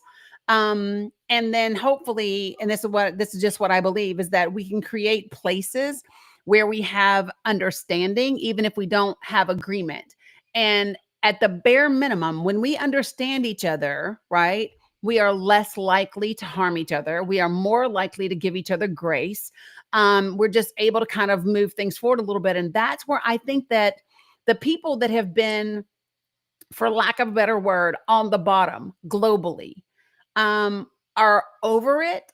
And then there are people that are tired of being complicit in it because they're just now waking up and realizing it, right? So, like, to give you guys an idea of how military I was, like, listen, I voted for George Bush, right? That should tell you something, right? Not, I mean, I don't vote for the Bush agenda today, but like back then, I joined the military in 1991. Who joins the military in full-blown conflict? Me. But that was also because my dad, so I'm biracial, right? My dad had two tours in Nam as a black man. He was a black captain and a nurse in Vietnam, which was just unheard of in the late 60s, right? And I just grew up in a very pro-military, pro-Christian household. And unpacking all of the things over time, it take when you have to really be able to understand duality, and how things aren't, we don't, there's not polar opposites of things. People duality, things coexist all the time. So I can be pro military or pro, I can support our soldiers and not support the things that military leadership might have our soldiers do, right? um those types of things. And so I think that, I think there's a lot of people like you, like me, like Jabber, Jeremiah, all of my subscribers, and people are saying, hey, we need to be having these types of conversations in a way that people can hear us, not telling people they're stupid, not telling people they're horrible or they're inhumane, um any of those things, because I don't have to tell you what you already know you are, right? I'm just saying, I don't have to point it out, although sometimes I will. In order for us to move forward as an entire society, and that's where I want us to go. You know what I mean? Absolutely. And just on that note, and this is something I always try to bring up, right? So when it comes to the U.S. and Israel, and a lot of people don't realize this, and I think it clicks for them. Okay, so Israel is able to provide their citizens with universal health care. Subsidized schooling, college, and subsidized housing, right? And they're able to do this because a lot of it is with the support that the U.S. gives them. But meanwhile, like, I have a son and he's in college, okay? And I am actually paying for the remainder of what his scholarship didn't cover, right? So why is it that we as American citizens, with our tax dollars, our hard-earned tax dollars, are supporting and trying to look out for the future of the Israeli children, but meanwhile, we are not investing in our own children here in the United States of America? 100%. Our children end up finishing school, university, college, graduate school, whatever, in and debt. They have 20, 30 years in debt. Yep. Meanwhile, their children, no, they're free of it, and they're able to go travel the world and experience things, and so on. So I think that's a main point that I do like to bring up. Yeah. Because it is about investing in our future. Right? Yeah. I do believe America can be great at some point. I really do. I don't think America has been, to be quite honest with you, at all. Yep. But I think it does have the potential, as long as we get our priorities in order. Yes. And really start looking out for our own interests. Yep. 100%. And this is my thing. I 100% agree with you. I believe that, we haven't been great. I think we have the capacity for greatness. And and it isn't going to just happen, right? So like I think how we got where we are right now in this country, where we see rights and protections being rolled back and being taken away and all of that. I think that is because we had a couple of wins, and then people just put democracy in a crock pot and thought shit was going to be fine, right? If you've never cooked in a crock pot, that's great. But if you leave it in there too long, it will stick and it will burn just like anything else, right? Democracy is in my opinion, it's like a home cooked meal at Big Mama's house, right? Number one, it takes absolutely everybody participating, everybody. Having said that, not just anybody can bring the mac and cheese, right? Not just anybody could do that. And if you know that you can't do the mac and cheese and you are assigned paper plates and ice, don't show up here with no damn gas station ice, right? That when I bring it on the concrete, I get cement and stuff in it and rocks in it. No, I want Sonic ice. I want hospital ice. I want like some good, I want good ice. You know what I mean? And so this is my thing is that, and if you come into the kitchen, if you come in and you are complaining, right? I want you to go outside with your cousin, take a walk around and let your cousin get you together and then come back so that we can get down to the business of cooking. And it's understanding the role that you play, understanding that, I don't have to be mad because you cook this and you cook that and I did this. Listen, everybody has their part to play. And if we look at it like, damn, if we just all do our part to the best of our ability, we will all sit down and enjoy the most incredible meal together. And that's the way I look at democracy, right? Um, People want a shortcut. People think that you can right now. People are like, how do we fix this? They want to put it in a microwave. You can't fix this in a microwave. They're almost drowning. You can't fix this by putting it in a microwave. There is no microwave solution to what has taken 30 years to build in this country. Yeah, I agree. And just to bring something up too, I believe it was on your panel earlier when I came in. There was a gentleman on the panel, and he was saying that he thinks America should force their will up, right? I think Yes. something like Yeah, that. done. Yeah. Oh, that was done? Yep. That is absolutely insane. And we see how that is working out, right? It's not working out very well. You know what I mean? When America goes in and under the guise I can still hear y'all to bring freedom to these nations, whether it's in the Middle East or whatever the case may be, we are bringing freedom to them. We are bringing democracy. Well, first of all, nobody is asking you to come in and to do these things based on what your definition of freedom and democracy is. Yeah. Because my definition of freedom or democracy is completely different than maybe what Jeremiah's is or what yours is or anybody, right? Everybody has their own interpretation or so on. And, people in the Middle East, they actually feel like they have their freedom. Right? So for somebody to come and impose their will on a nation, and think that they're not going to get hate or they're not going to get a bite back from it is absolutely insane. And I believe this is why the U.S. is in the position that it is in, to be quite honest with you. 100%. So let me just say this. So some people got mad at me back home. I told you I'm from the South, right? And so we were sitting around talking, and they made some negative comments about Muslims and this, that, and the other. And my first response was, so you do understand that, number one, the Muslim religion is one of the most peaceful religions there is, by the way. And though you cannot judge it by its extremists unless you want me to judge Christianity by its extremists, right? If you go into somebody else's country, if you go into somebody else's land, and you're going to tell them that they are worshiping the wrong God, that your way is the only civilized way to exist. It's the most arrogant, privileged, ridiculous position for people to take. And if we are being honest, historically speaking, it is one particular group of people that tend to do this the most. The rest of us tend to mind our business. And that's the part that I don't think people get. Just because you think that the way someone is living isn't great doesn't mean that they don't think it's great. What, babe? Yeah. And they always want to say, even like this whole thing with Iran, right? They wanted to continue to bring up, and even in Palestine, which absolutely makes no sense, right?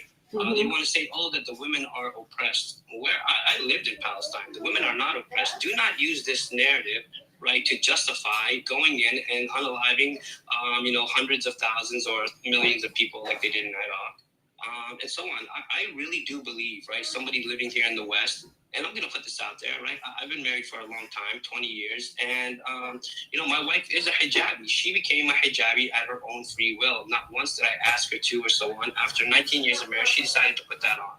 Okay, and I encouraged it and I was supportive and so on and so forth. But my purpose of bringing this up is, well, why is it that we are looking at, these women that are oppressed, right? Oh, they don't get to go to college and so on. No, they absolutely do get to go to universities. In Palestine, the literacy rate is actually 99%, right? And I would recommend to people is look at the oppression of women here in the United States. Like, let's be real.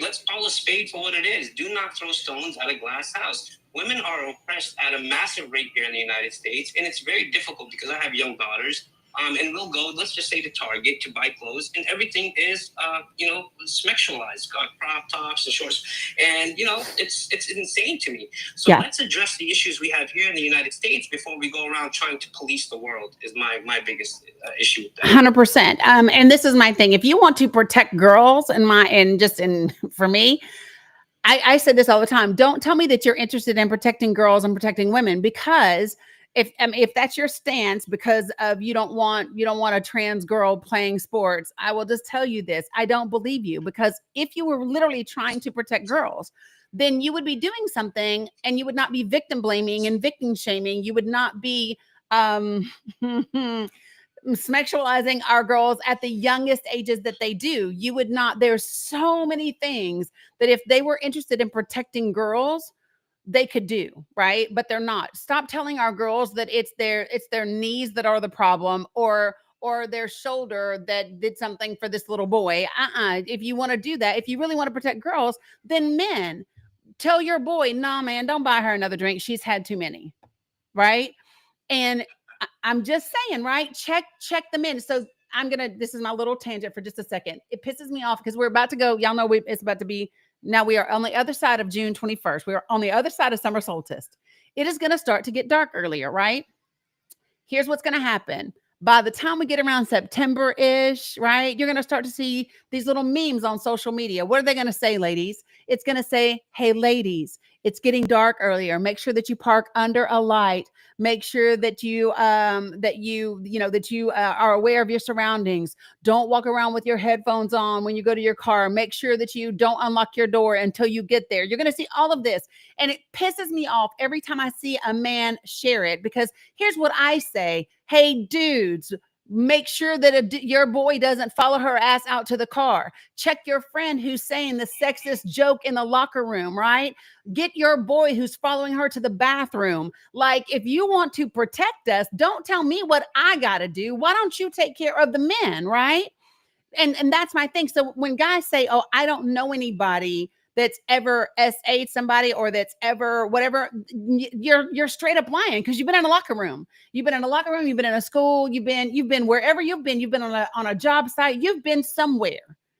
And the reason right? And so my thing is, if you want to protect women, get other men in line. Change the society that you all have created, because this is a patriarchal society in this country.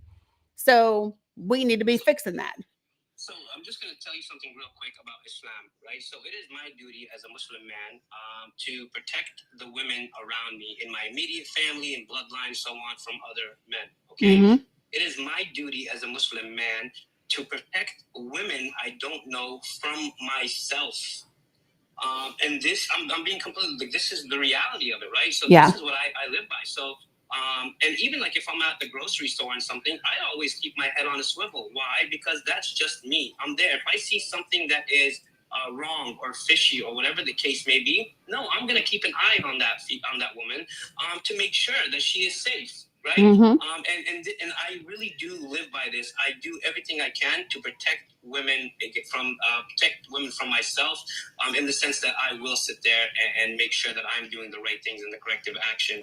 And I raise my kids on that as well. I have 2 sons and 2 daughters, and that's how I raise my kids. And so here's what I will say, right? Here's what I always tell people. I don't care what faith people have, right? As long as your faith isn't infringing upon the rights of somebody else or hurting somebody else, then you're free to believe what you do. Now, in my opinion, this is just me. Like when you said that your wife, she wears a hijab. Right. But it wasn't because you made it, it was because she just chose to do it, right?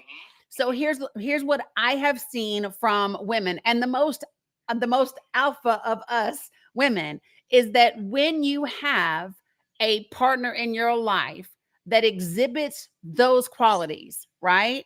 Whether it's male, female, whatever, I'm not going to play gender with you, right? But here's what I will say is when your significant other distributes and lives by those qualities, that they offer a safe space for you, that they protect you, that they kind of quote unquote keep you covered, if you will, you will find yourself, if it suits you, saying, hey, if this is something that I think would benefit us and I don't mind doing it, right? Then some people think that that's submission, by the way, y'all, is a two-way street. It's not. So okay, we're gonna get a little dicey here because people don't like some of the words, but I know how I was raised. So this is my thing. I think that I have always said this: if you want me to follow, you have to be able to lead. If you cannot leave, if you do not know where you are going, then don't expect for me to follow your ass nowhere. But if you provide a space for me, so let me just say this: I know so many great women who would love nothing more than to not have to be so strong all the time. I know a lot of women that would like to show up a little softer than they do, right? But we don't live in a world that allows them to. We live in a world where they have to protect themselves because the men aren't doing it for them, right? I know some people are going to be a little upset at what I'm saying, but just follow me for what I'm saying. Not everybody. This is not a blanket statement, but I'm just saying there are a group of women whose ideology, whose upbringing is such that they would love to have a protected, soft, secure place to just rest. But the reality is that the men in the world that have been running this thing, right, have done such a shitty job overall that we can't do that. And so, like, that's the part that bothers me. You want women to be more whatever, then provide that space. But if you don't create that space, don't expect for it to happen. And now what's happened is that for such a long time now, so many women, especially minority women, in this country, have had to do it all. It's not a case of that we don't want a partner. It's that we literally don't need one anymore. And now men are mad because men need to be needed, right? And women just want to be wanted, right? But now women are like, well, shit, if I don't need you, I don't need you to want me. And I'm good, right? And this is the place that we are in this culture, in this society, in the United States of America, and people are mad about it. Like, have y'all heard this talk about this lonely man thing? Have y'all heard this lonely man trend? No, I haven't heard it. It's kind of crazy. Look, this is what I think of it right here. It's a real. There's some folks out there promoting that we are suffering from a loneliness epidemic. Yes. Other's shoulders. Yes. There's one of these big alpha guys. I don't know if you were talking about him the other day, Danny, that said that his perfect place is in the hot tub with his bros. And yeah, and he's a big alpha creator. He's a big red hat creator on this app. Yep, they're all lonely. But here's my thing. Exactly, Siberio. It is a self-inflicted position. Yeah, it is Why not look in the mirror? Why not look in the mirror and see, well, what is the result? What caused this, right? Why are you in this position, to be quite honest with you? Right. So I'll tell you, do you want to know why men are lonely? Because you created a society that said you need to put your foot in everybody else's ass. You can't cry when you're sad, right? You can't show any other emotion but anger. I got so mad. Do y'all remember this? Okay. Do y'all remember there was a Facebook video going around? It was around everywhere. But anyway, and it's this little bitty boy who's almost 5. He's getting his school shots, right? And the dad is in there with him, and the little boy gets the shot and he starts crying. Why is he crying? Because that shit hurts, right? But the dad says to him, "You all right? Come on, you all right? Toughen up." Then you do that, and you do that when they go play sports, and then men don't know how to express any emotion except anger. They take hurt and they make it into anger. They take disappointment and they make it into anger. They take sadness and depression and they turn it into anger. And then you wonder why we have a society full of DV and SA and all of that. And now you're mad because you're lonely, because the people that you have been beating up on, sometimes figuratively and sometimes literally, are tired of that shit. And now they can pay their own bills. They go to college. They do whatever. Listen, they don't got to stay there anymore like their great grandmother did. And now you want to, that's why they trying to bring us, we need to make America great again so that Sally can't get her SNAP benefits, because if she leaves the man who's abusing her, if she can afford to feed her kids, then she won't leave him. But if she can't get Medicaid, if she can't get SNAP benefits, if she can't get any type of government assistance to help her get on her feet, she'll be forced to stay in a place where she's being what? And because we know who said this, right? Y'all do know JD Vance said this shit, that women should stay in abusive relationships. That's crazy. You do know that, because we just going to keep a thing right here. So do you all know that Pete Hegseth belongs to a church where the pastor, Doug Wilson, and his wife wrote a book saying that wives cannot be graped by their husbands because women don't have to give consent. Wow. And then they want to go around and say women in these other nations are being oppressed, right? And they're pushing this rhetoric and this language. Yes. That's insane. I did not know that. To yes. be honest with you about Pete Hegseth. Oh, okay. So it's in my link tree. There's an article. It's 13 things you should know about Pete Hegseth. And there's links to everything in this article, right? And that is one of them. But hold on, because y'all know I'm a receipts kind of girl. So let me tell you what they hate about us. All right. So DJK, you know who Kevin Roberts is? No, I don't, to be honest. You want to just give me a quick rundown? I sure will. He is the former president of the Heritage Foundation. Okay. He stepped down in July after Project 2025 became like the news everywhere, right? Well, get this. He came out with a book. Now, this is what's interesting. The book is supposed to, it was originally supposed to come out in September. They pushed the book's release back until 1 week after the election to November 12th instead of November 5th. In July, I believe it's July 28th-ish, somewhere around in there. You know, when you're going to come out with a book and you give news outlets and what am I trying to say? Yeah, it's a tour. The people that are supposed to review the book, you know, you give them an advance like read of it, right? And so so there's a news place called the New Republic. They printed the foreword to Kevin Roberts' book, and it's important. Why? Because this foreword was written by JD Vance. Okay, so I'm just going to read part of the foreword to, well, hold on. I can't stand these jokers. Okay, so I'm gonna read the last little bit of this foreword, because he starts comparing himself to Kevin Roberts all of a sudden. Because do y'all know that JD Vance used to not be far right? Mm-hmm. Yep. He also used to not be Catholic. Okay. Dani habla español un poquito. And so he converted to Catholicism because that's what Kevin Roberts is. And there's this whole push around religion with this thing. So follow me. So towards the end of this, because this is the foreword to the book. This is what JD Vance writes in the foreword to the book. You ready? Listen.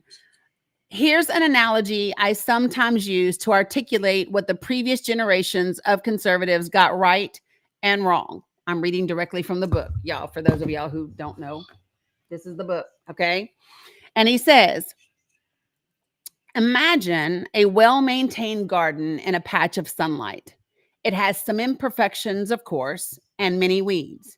The very thing that makes it attractive for the things we try to cultivate makes it attractive for the things we don't. In an effort to eliminate the bad, a well-meaning gardener treats the garden with a chemical solution. This kills many of the weeds, but it also kills many of the good things. Undeterred, the gardener keeps adding the solution. Eventually, the soil is inhospitable. In this analogy, modern liberalism is the gardener. The garden is our country.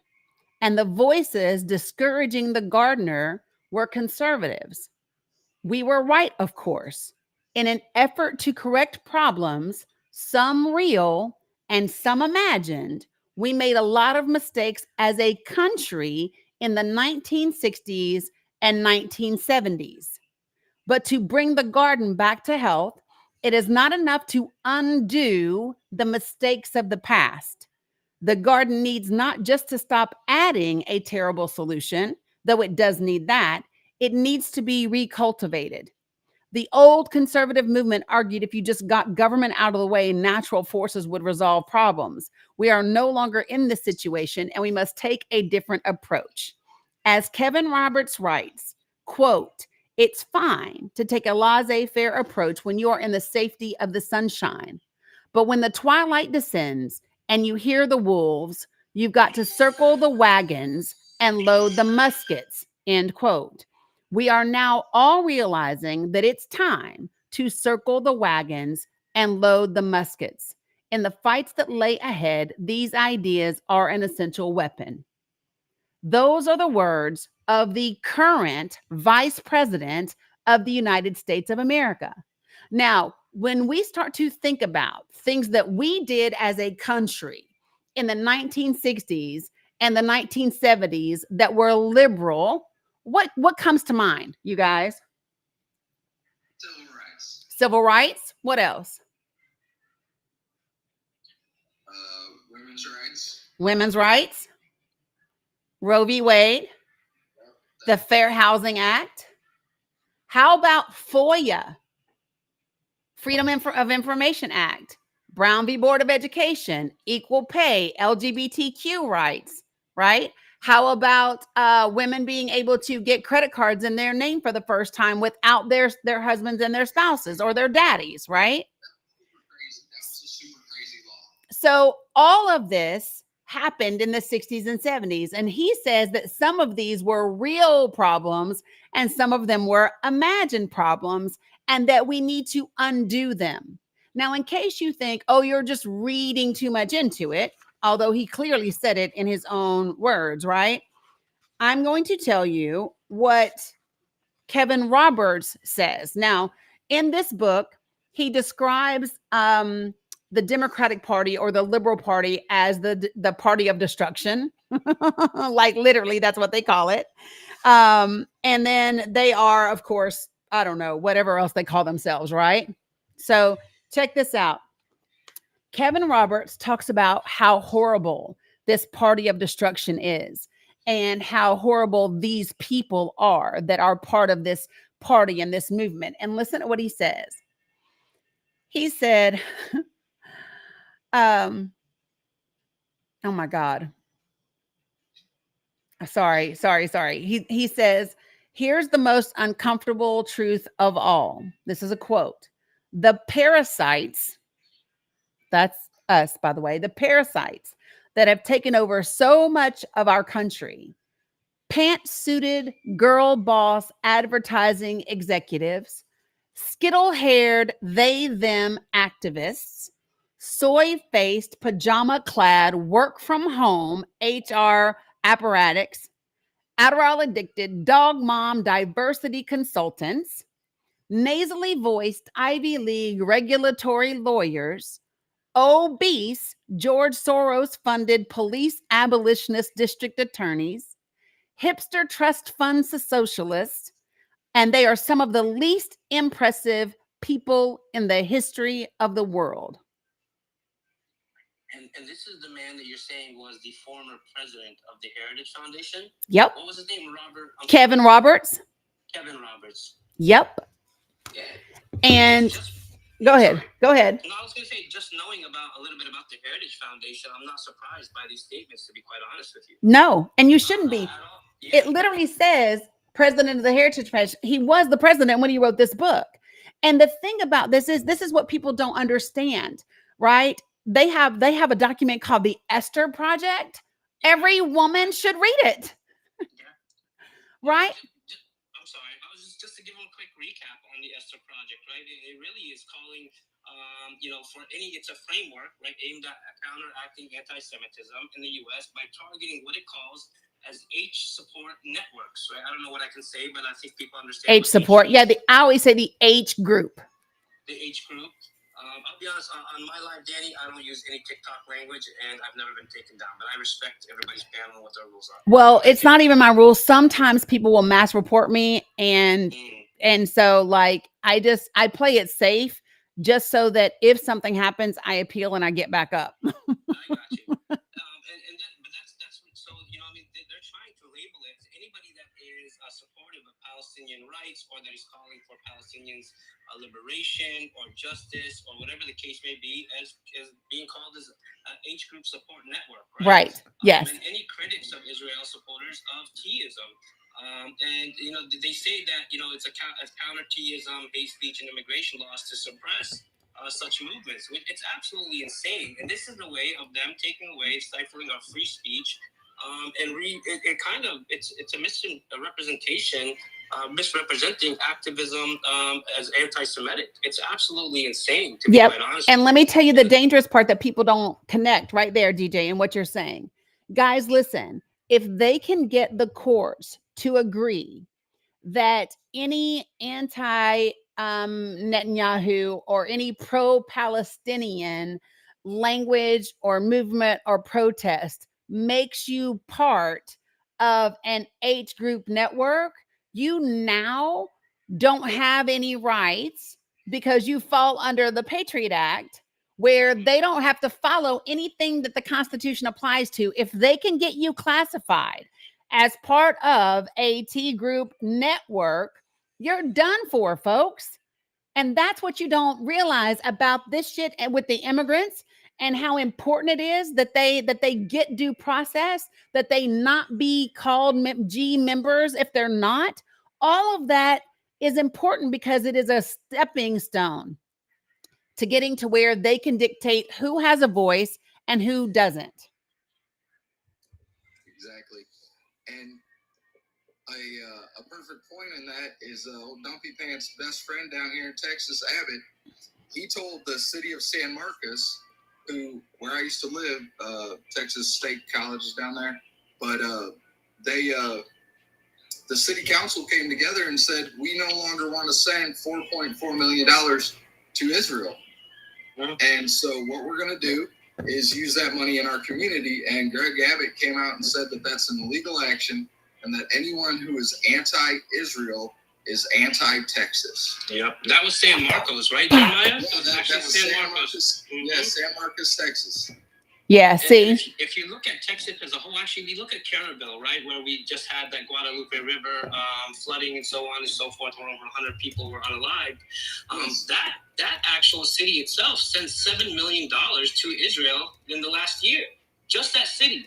So people don't realize it, you know what I mean? But meanwhile, they couldn't afford $2 million for an alert system for their people. It's absolutely insane. And when we talk about these things, and a lot of people just conflate that, you know what, okay, Israel is getting $3.8 billion. That's just a drop in the bucket, to be quite honest with you. Yes. It's a drop in the bucket because that's just, as far as the military aid goes. Let's talk about all the other aid that Israel gets on a federal level, state level, local level. In the state of Florida, they send over $1 billion a year, $1 billion a year of tax dollars, right, to Israel. Meanwhile, we've got a bunch of problems here in Florida that could be resolved. With the epidemic, the DRUG epidemic, with the homelessness. There's so many things. Even our children in school can't even get free lunch. Right. They can't even get free lunch. And we're sending $1 billion. This is what I say when we're investing in their children's future and we don't invest in our own children's future. And right. It's very, very frustrating. That's the part. This is not America first, people. I just want everybody to kind of understand, because if this was America first, we would not have a single child unhomed. We would not have a single child unfed. We would not have a single child without having access to health care. If we were, and this is why I keep saying it should not be America first, because that's the country, that's the government. It should be Americans. It should be the people of this country first, right? And I need people to really be able to get with this and understand this. And if people say, oh, well, that seems anti-immigrant, it doesn't. Do you want to know why? Because immigrants we already have immigration law. We already have immigration law that says that what they can and what they can't get. They don't take anything away from us. They're not getting Medicare. They're not stealing your Social Security. Those just aren't things that are happening. Right. So I'm just at this point, and I get a little fired up. It pisses me off because, and I say this, those of you guys who follow me, you'll be like, damn, she's giving the same example. But for the new folk, this is just for you. Let me tell you how I always say this. It makes me so fucking angry when I hear people like Bill Lee. I can't stand his ass. He's selfish. He's horrible. He's not a good person when it comes to taking care of the people of Tennessee. I'm from Tennessee originally, so I have an in-depth dislike for him. But anyway, when I hear governors like Bill Lee say things like, oh, we've got $6 billion in our rainy day fund. And I'm like, I know people that are experiencing fucking hurricanes. You talk about a rainy day fund. It is storming for most Americans every day, right? And then they say, oh, we're fiscally conservative. No, you're not. And this is the example that I give. All right. So listen, y'all, I have my 3 grandbabies here with me. I watch them a lot because my daughter works 2 jobs. Right. So anyway, so let's just say Dani had $50,000 just sitting in the bank for my rainy day fund. I mean, I don't, but let's just say that I did, because maybe if we call a thing as that is not as though it were, it'll happen. So let's just say I had $50,000 sitting in a bank account. Right. But my grandbabies weren't going to the pediatrician, weren't going to the dentist. They weren't getting new clothes. They were sleeping outside on the balcony, right? And all of that. And the refrigerator was empty. And let's just say that CPS came by the house, Child Protective Services, and they said, Ms. Cook, what are you doing? I said, listen, I'm just being fiscally responsible, right? And I'm have a rainy day fund. And they're like, yeah, but your kids sleeping outside. Them grandbabies ain't got no food. They don't have no health care. You're not getting them checked up. What would happen? They would take them babies. And so what we need to do as Americans is take our children from these politicians. In other words, vote them the fuck out of office. They do not deserve to be sitting in the seat that determines what happens with our children. They don't deserve it at all. I agree. And not only vote them out of office, and I've been encouraging people to do this, the younger generations as well, is get into the political arena. If you're capable, and even if you have the slightest capability of public speaking or whatever the case, jump into the political arena, because majority of these politicians don't know jack about nothing, to be quite honest with Alec writes their bills for them. Right? It's insane. So this is, I think, the path to the future in order to actually to achieve these things, to be quite honest. Jump into that arena, try to make changes, and be the positive change that we're looking for. 100%. 100%. So DJK, you're probably familiar. You're familiar with Alec, right? Yes. Okay. So for those of you guys who are not, did you hear just the other day, damn WWE queen say that the solution for the Department of Education when they need legislation is just go get the bills from Alec? She literally just said that shit yesterday. If y'all don't know, this is the American Legislative Executive Council. They write bills, and as long as your elected officials can spell their damn state and fill in the blank, they can sponsor the legislation because Alec writes it for them. And if you really want to find some things that are interesting, thank you, Cam, go to ALEC, go to their website, go to Alec's websites, and look who the members are. Find out which people that are in your Congress or in your state legislature are members of Alec. Go find out which corporations are part of Alec. Because when this first became a big deal and people found out, man, people started dropping Alec right and left. Listen, Victoria's Secret left Alec. McDonald's left ALEC. Like a bunch of people left ALEC back in the day. Now, I don't know who's there now, but I'm telling you, go look. ALEC is how we got the for-profit prison system that we have right now, because one of the largest members, the largest correctional company, OCC, whatever, it's the corporations, Correctional Corporations of America, whatever the hell their name was, them jokers, part of ALEC. That's how you got all of your legislation for your for-profit prison system. And isn't ALEC part of the Heritage Foundation? They all tied together. Yeah, so I just wanted to make sure people understood that. Right? Yes. And they're part of a group that actually supports defunding UNRWA, which is a UN agency that supports Palestinian refugees.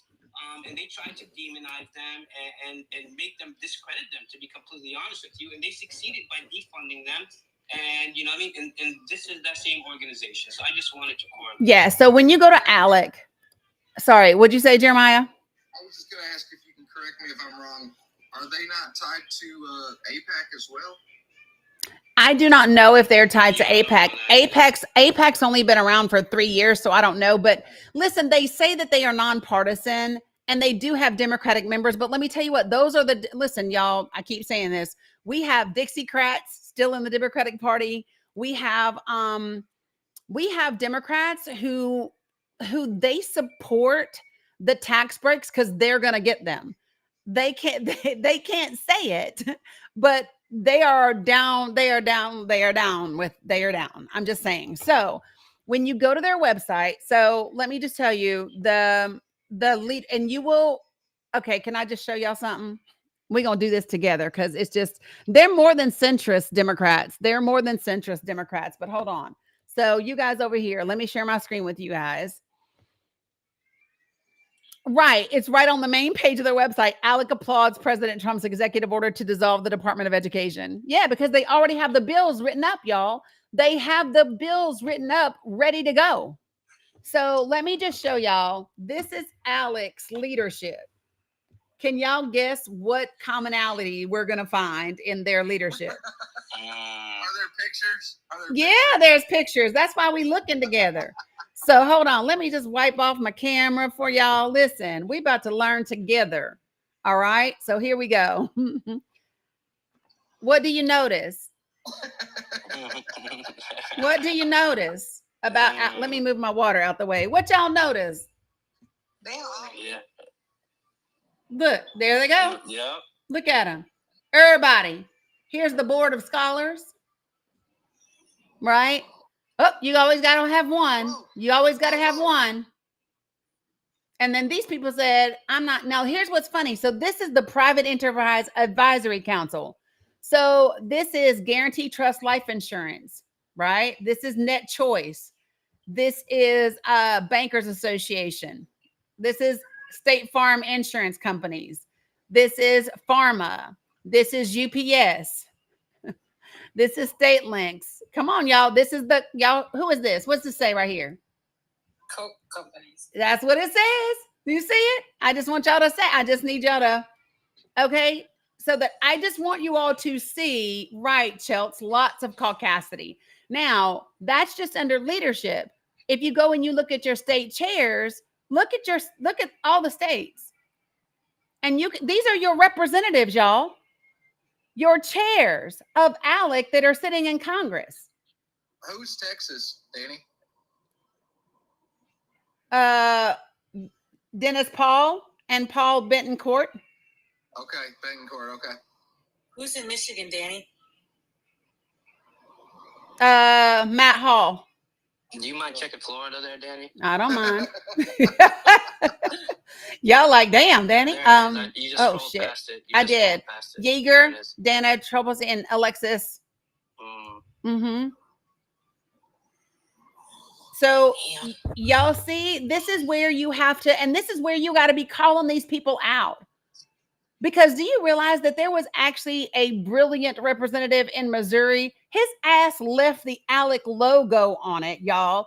And when they challenged him on the floor, if it was really his bill or ALEC's, He said no and said, why would you ask that? And the person said, well, because you left the damn logo on it. That's why I'm asking. Brilliant. Chesney, Sasanowski, somebody said Illinois. Yeah, baby. It's over there. So Virginia is Michael Webert and Tara Durant. Huh? Yeah, you want me to pour it for you? I will. So then when you get in here, so this is it. You can look at their staff. This is the alumni, the presidential cabinet. Do y'all see this? So listen, Doug Collins, who's over the VA, is an alumni of ALEC. So is Kristi Noem. So is Marco Rubio. Y'all see this? So is the Secretary of Agriculture. These people are alumni of ALEC. The guy over HUD, Scott Turner, who wants to slice it by 44%. The governor of Alabama, Alaska, Georgia, Iowa, Missouri, North and South Dakota. All those governors are alumni. Look at your Senate. Tom Tillis, his raggedy ass, just now finding his... Anyway, Tim Scott, Marsha Blackburn. Nobody should be surprised. Lindsey Graham. Look over here. Look at your little U.S. House of Representatives. Andy Biggs. I got you, baby. Paul Gosar. These are the alumni of ALEC, folks. This is who Steve Scalise. This is how. Now, I want you to see, while they say they're nonpartisan, what party do all these people belong to? Republican. Yeah, Republican. Looks like they're. Oh, she's a bunch of R's. Wow.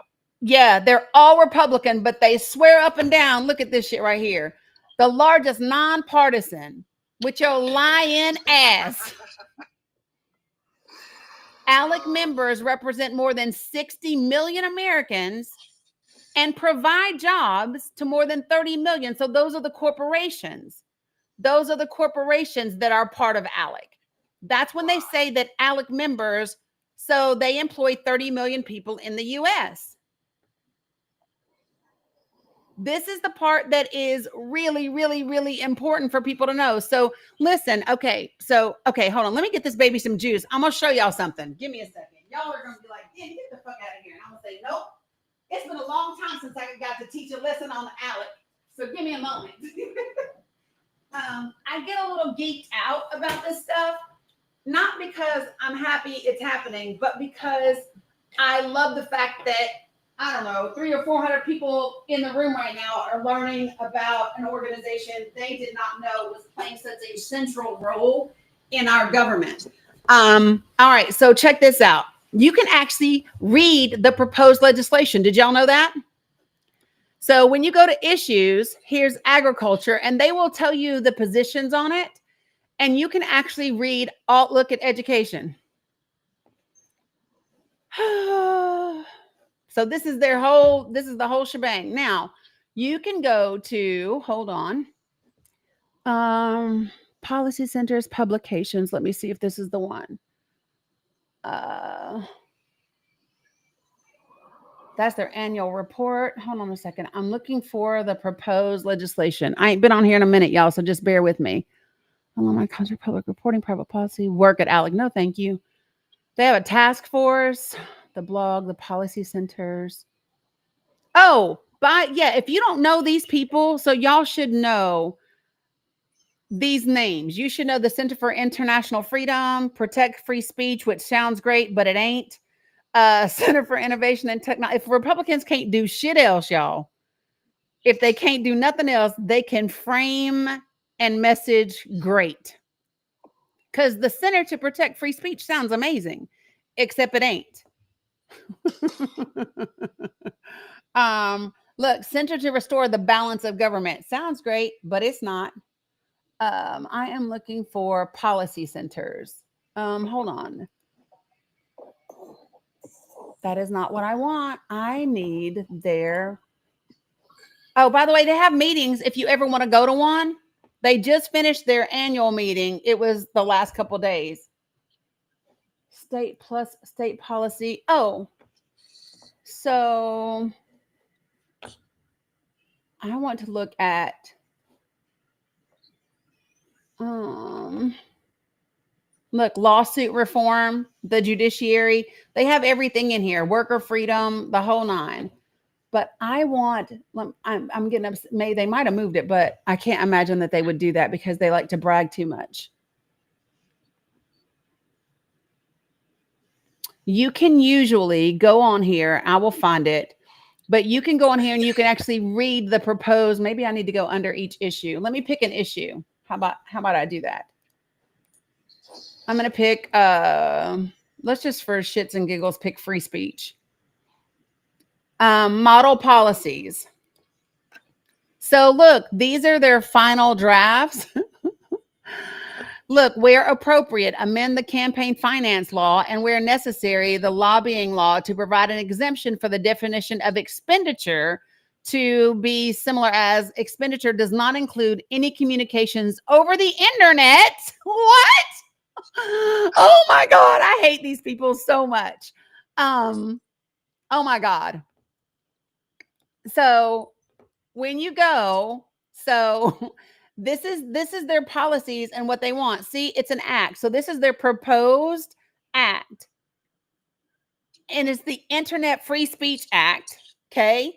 And it says the term expenditure does not include any communications over the internet except for disbursements for express advocacy communications placed or promoted for a fee on another person's website, digital device, application, or advertising platform. A communication is promoted for a fee where a payment is made to a website, digital device, application, or advertising platform in order to increase the circulation, prominence, or availability of the communication on that. So listen, as long as you don't boost it, as long as you don't pay for it, it's not an expenditure.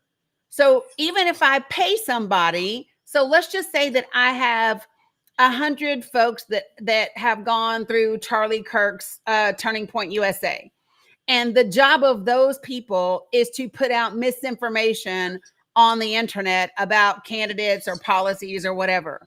As long as I am not paying the Facebook, as long as I'm not paying for advertising, as long as I'm not boosting or whatever to increase it, this is not considered. So those people's salary will not be an expenditure. See what I'm saying, y'all? So you can go on here and find all the things. And this is when I get really pissed at the Democratic Party for sitting back on their ass, acting like these people want to play by the rules, because they don't. They don't want to play by the rules. And then when you go from, so hold on, sorry, y'all. Go from here. And then the next place I want you to go is here.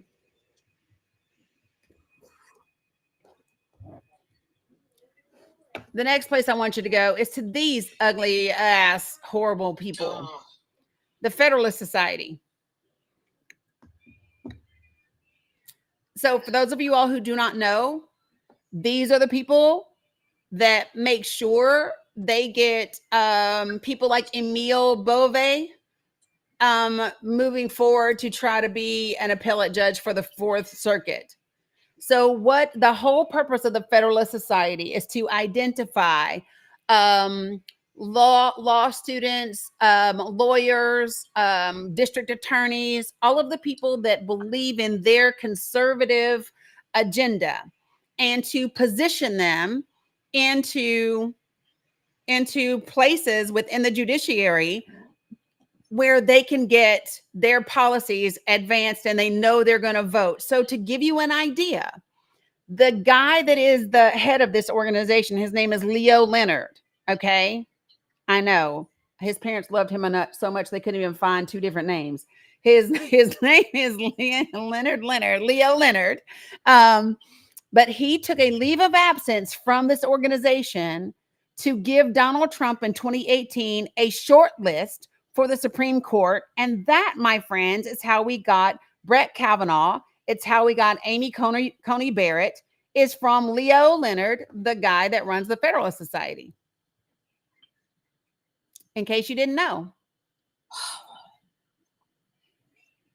And this is amazing. Thanks for sharing this, Dani. Yeah, this is like, I might get lost in the sauce tonight. Yeah. So let me do you want to know what's really fun? Is you can actually look up the contributors. And you can look up like the members and all the things. So let me just tell you this. So I don't like a particular medical monopoly that exists back home where I'm from, right? Like I led a protest and still do against them and whatever, because they were created by state laws and blah, blah, blah, blah, blah, and they suck. But to give you an idea, the CEO of that medical monopoly, and when I say medical monopoly, I mean it. Like they literally changed state law and gave them antitrust protection and removed competition. It's a real thing. It's called a COPA. I won't go into it now. But anyway, so get this right. Hey, Alan. Cam knows who I'm talking about. His name is Alan Levine. Now, to give you an idea about Alan Levine, he learned healthcare under Rick Scott. Now, if you know who Rick Scott is, the senator now who used to be the governor, who was the head of Columbia. Yep, he was the head of Columbia HCA when they committed the largest Medicare, Medicaid fraud in history to the point of $1.7 billion damn dollars. Alan Levine worked for him straight out of college, and that's where he learned healthcare. So when I look up Alan Levine, he doesn't like this picture because it's old and he was fat then. But if you look him up, there he is. So he is the president and CEO of what is now Ballot Health that used to be Mountain States Health Alliance, and he's a contributor.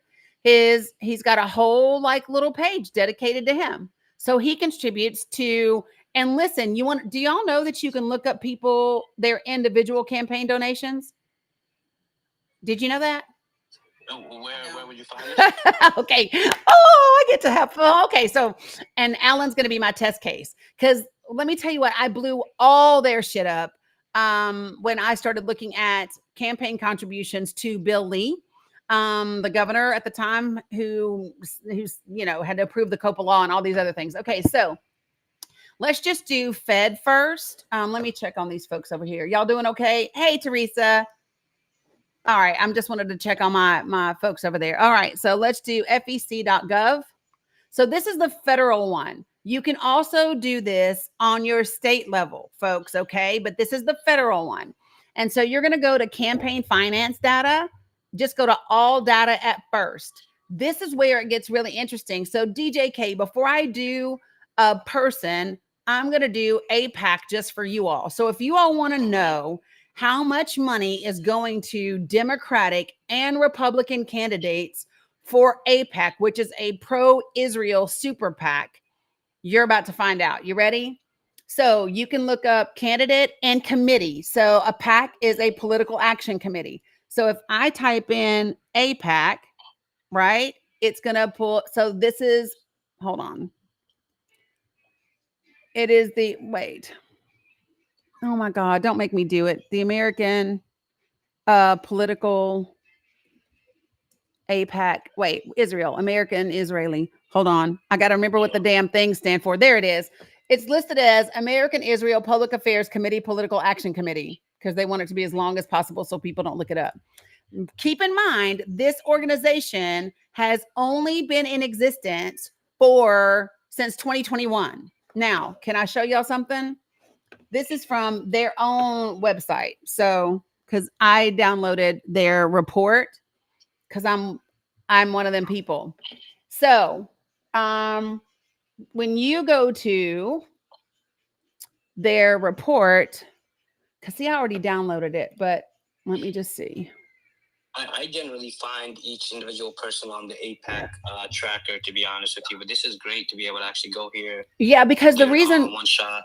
Yeah, the reason why I like it is because when I do it this way, let me just do, because I downloaded it, y'all, but let me just, is this, yeah, baby. You do? Okay, give me 1 second, sis. Oh, thank you. While you're pulling that up, Dani, I also want to just, while you're pulling that up, just real quickly, is bring attention to Kufi as well, because they're actually a lot larger than APAC. Yeah. Just for the people in the chat, CUFI, Christians United for Israel as well. Yep. So this is their own report. Now, let me just show you. This is how crazy it gets. So they support pro-Israel. Now, listen, y'all. get 80. So they endorse the full House Democratic leadership team and the full House Republican leadership team. So Jeffries, Aguilar, Marie Perez, go down here to Mike Johnson, Young Kim, Mark Messmer, right? But here's the staggering shit I really want you to know. So when you look at their numbers, okay, 87% of the veterans in Congress, AIPAC supported them. 57% of the women, 61% of the Jewish people, 79% of freshman members. So here's what happens when freshman members are coming to Congress. If they, especially if they don't have political capital, if they can't raise lots of money, this is the go-to, right? This is the go-to. 56% of AAPI and 50% of LGBTQ plus members, right? But when you get in here, they raised more money for the Congressional Black Caucus than any other PAC in the country last year. They raised more money for the Hispanic Caucus in Congress than any other PAC because they're going after the minority votes and representatives, right? So here's all the people that refused money from them that they defeated. They got rid of Cori Bush, Jamal Bowman, all of these folks, Katie Porter. That's why these folks got defeated. Now, the number that absolutely had me astounded was 90% of the people that they support. There it is. 96% of the people they endorse won in 2024. And how are Americans not waking up to the fact that AIPAC has no business going out and bragging about this and putting it right in your face? But people don't put two and two together. It's absolutely insane to me, to be quite honest, Dani. Yep, it's crazy. As you can see, I have like Project Esther and all kinds of stuff, but let me just get right back over here. So let me go back and put you guys back over here. Okay, baby, you can do that. I'm sorry. No, you're good. What? Yeah, can you unlock it? Do you need help? Okay, let me help you. She wants to go sit on the balcony. Dani, are you seeing now, even on the far right, like somebody like Marjorie Taylor Greene, right, coming out and denouncing AIPAC and calling AIPAC out, whereas in the past, I never. It's very rare to hear any politicians calling them out. You know, it was mainly Thomas Massey, but now Marjorie Taylor Greene is out there calling them out. Don't get me wrong, I definitely don't support her, but her language lately I think she's actually fed up with it. She sees the infiltration that has been happening in the U.S. and Congress and through the politicians. So, yeah, no, you are. Listen, so here's the thing. She might be whatever, but she is serious about the whole states' rights thing. She is serious about the whatever. And so, yeah, she's not, things not on my bingo card this year, agreeing with Marjorie Taylor Greene on shit.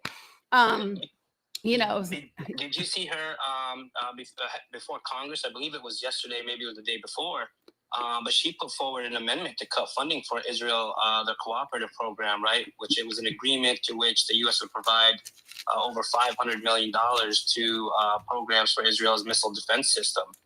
I don't know. Did you happen to see that? No. That speech?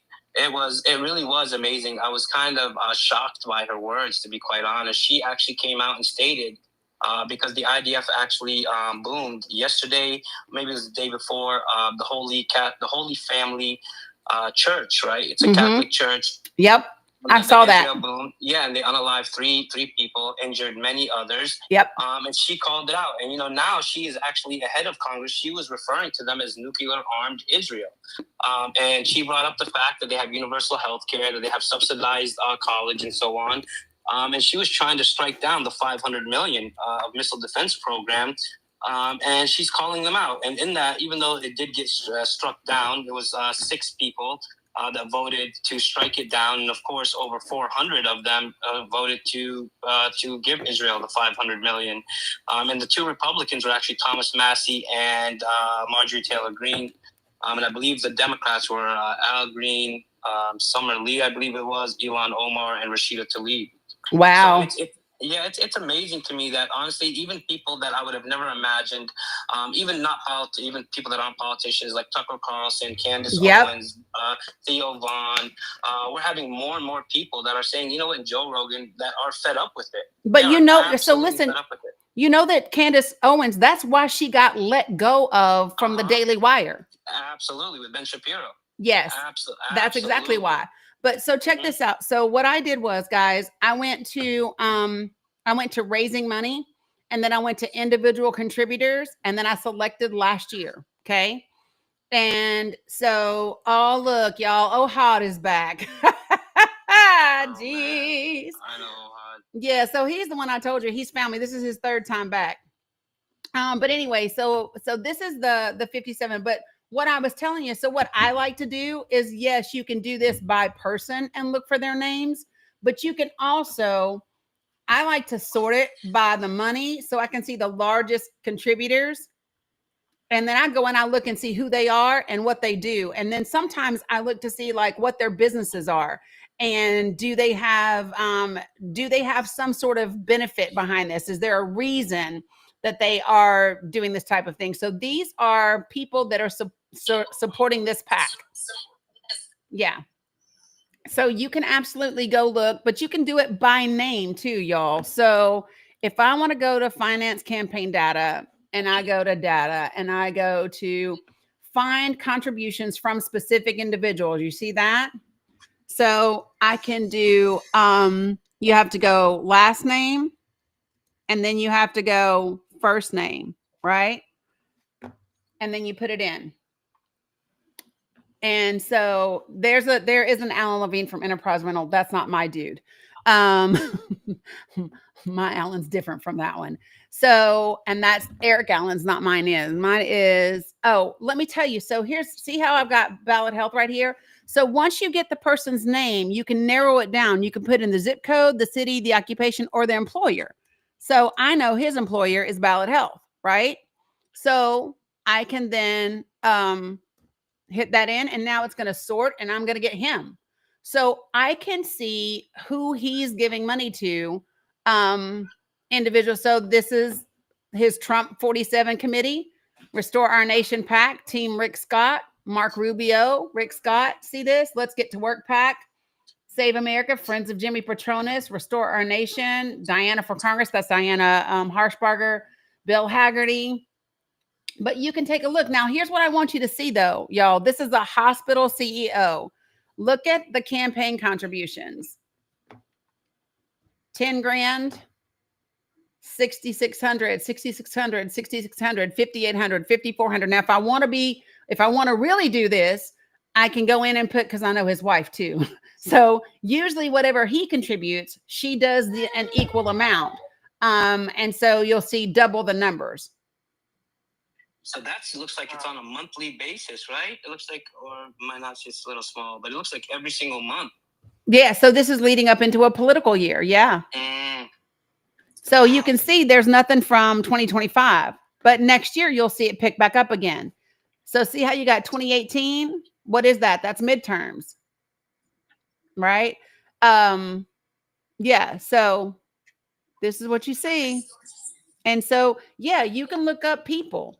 If you really want to see what these folks are doing, and see where they're putting money in and how they're all connected, this is how you do it. You can literally go and find all of it.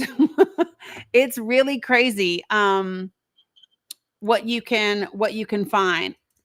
And I don't know if you all, so this is where it gets, okay, so now I want to show y'all something. So then it gets really funky, and probably the easiest way that I can show you is Tennessee Election Commission. I want to show you how this one works. I don't want the Secretary of State.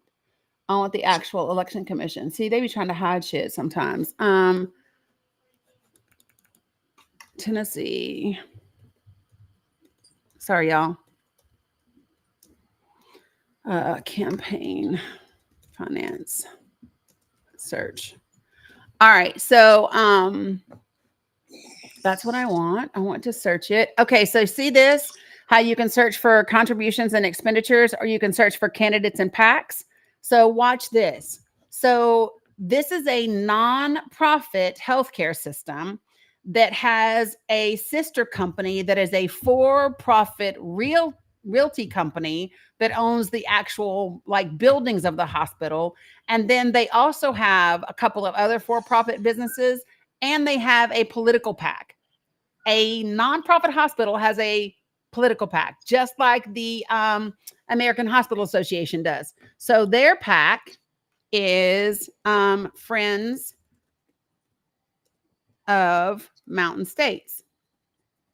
So this is where it gets. So what do I want? I want name, and I don't care about anything else. So watch this. So this is the PAC. I'm going to go to their report list, and I'm going to sort it by the most active one, right? But I'm going to go back, and I want to go to fourth quarter 2024. So check this out. When you start to look at these, one of the things I want you to notice is that this is so look, the ending balance, they had almost $89,000 in their PAC. It's really crazy. But okay, so let me go back to before the election was over. I will go to sweet baby Jesus. All right, so I want to go to pre-primary 2024. So their beginning balance was almost $155,000. You can actually see who they gave money to. So this is Senator Rusty Crowe. This is the senator that actually sponsored the legislation for them to create the medical monopoly. He's also a paid vendor for them. Tennessee Hospital Corporation, Bo Watson, he's on the Tennessee legislature, the Republican caucus, all that, right? You can see what their expenditures, look, $25,000 for the House Republican caucus. Holy shit, right? But when you start to look, you'll oftentimes see like another PAC being paid money from another PAC, or you'll see one PAC giving money to another PAC, and then that PAC gives that money to one or two other candidates. And so when they talk about the, following the money, it gets to be really, really difficult to do, but you can do it 100%. So hopefully this is helpful so that, you can go look federally, and you can go look on your state website, and you can search either for the person who's doing the contributing, the PAC that is getting the money, or the candidate that is getting the money. And then sometimes there are several PACs sometimes for that. Yeah, anybody can get this information. So hopefully that was helpful. And it's good to also check out ALEC and the Federalist Society and all of those things. So this one, yeah, you're welcome. This one, Angela, was specifically from the Tennessee Secretary of State's website for campaign stuff. But I was on the Federal Election Commission first, and then I was on alec.org, and then I was on the Federalist Society's website as well. Oh, thanks, Lisa. Back up. So, Dani, I do need to drop here in a second, but I did want to just get your input on something. It's a completely different topic. Sure. But if that's okay. Yeah. So I'm sure you're aware of the Hague group that just convened in Colombia. Yeah. I'm not sure if a lot of people do understand the Hague group, and this is why I'm bringing it up. There's quite a few people in here, and I do encourage people to look it up and see exactly what they stand for. They stand on basically upholding international law, right? And currently, they're actually stating that our words no longer mean anything, correct? Yeah. We actually need concrete steps and concrete action. So it started out with 9 nations, from my understanding, and then it grew to 15 nations, and it's currently sitting at 30 nations. Mm-hmm. And the reason, actually, let me say this. So there's 12 nations that actually committed 6 actions, right? 6 actions to hold Israel accountable. We talked about this like 2 or 3 days ago. No, tell them again, because there's new people in here. Tell them again. Absolutely. So these 12 nations are Bolivia, Colombia, Cuba, Indonesia, Iraq, Libya, Malaysia, Namibia, Nicaragua, Oman, St. Vincent and the Grenadines, and South Africa. Yep. Right? So again, their sole purpose, guys, is to hold Israel accountable in concrete ways. And there's those nations that I just read off to you are actually committed, right? And one in part or in whole to holding Israel accountable by preventing the provision of transfer of arms, preventing transit, I believe it is, docking to any of their ports, prevent carriage of arms, munitions, or military fuel, related military equipment. Yep. And an urgent review of public contracts. So when we're talking about public contracts, guys, it could literally mean anything, right? Yep. And I do believe that this is the only way that Israel will be held accountable because, as we know, the international world, has been complicit in aiding Israel. So also go ahead. No, so one of the measures that I thought was interesting, one of the 6 measures includes support for quote unquote universal jurisdiction mandates.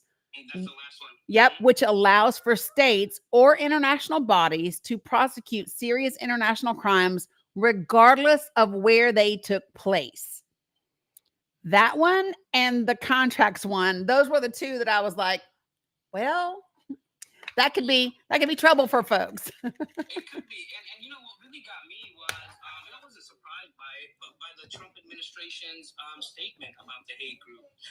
And just real quick, so their statement was the Hague Group seeks to undermine the sovereignty of democratic nations by isolating and attempting to delegitimize Israel's transparently laying the groundwork for targeting the United States military. Don't know how that is, and our allies, adding that the U.S. government will aggressively defend our interests, our military, and our allies, including Israel, from such coordinated legal and diplomatic warfare. We urge our friends to stand with us in this critical endeavor. So not only are they issuing these statements, right, they also, as we know, they have sanctioned Francesca Albanese. They've sanctioned 4 of the ICJ judges. And they are now threatening to also sanction against these nations that are actually part of this Hague Group. So, like, my point of bringing this up also is, what does that tell us, right? So the U.S., again, I'm going to bring it back. They are not only complicit, they are active participants, and we all need to be aware of this, and we all need to really start waking up. And this is to the comments, because I know you guys are on the panel. But we really do need to start being aware of what is being done with our tax dollars. What are our politicians stand for? Yeah. And it also goes to show what Dani was just showing about AIPAC and the contributors and the actual recipients. This all goes hand in hand, guys. Yep. And it's about time that the mask gets pulled off.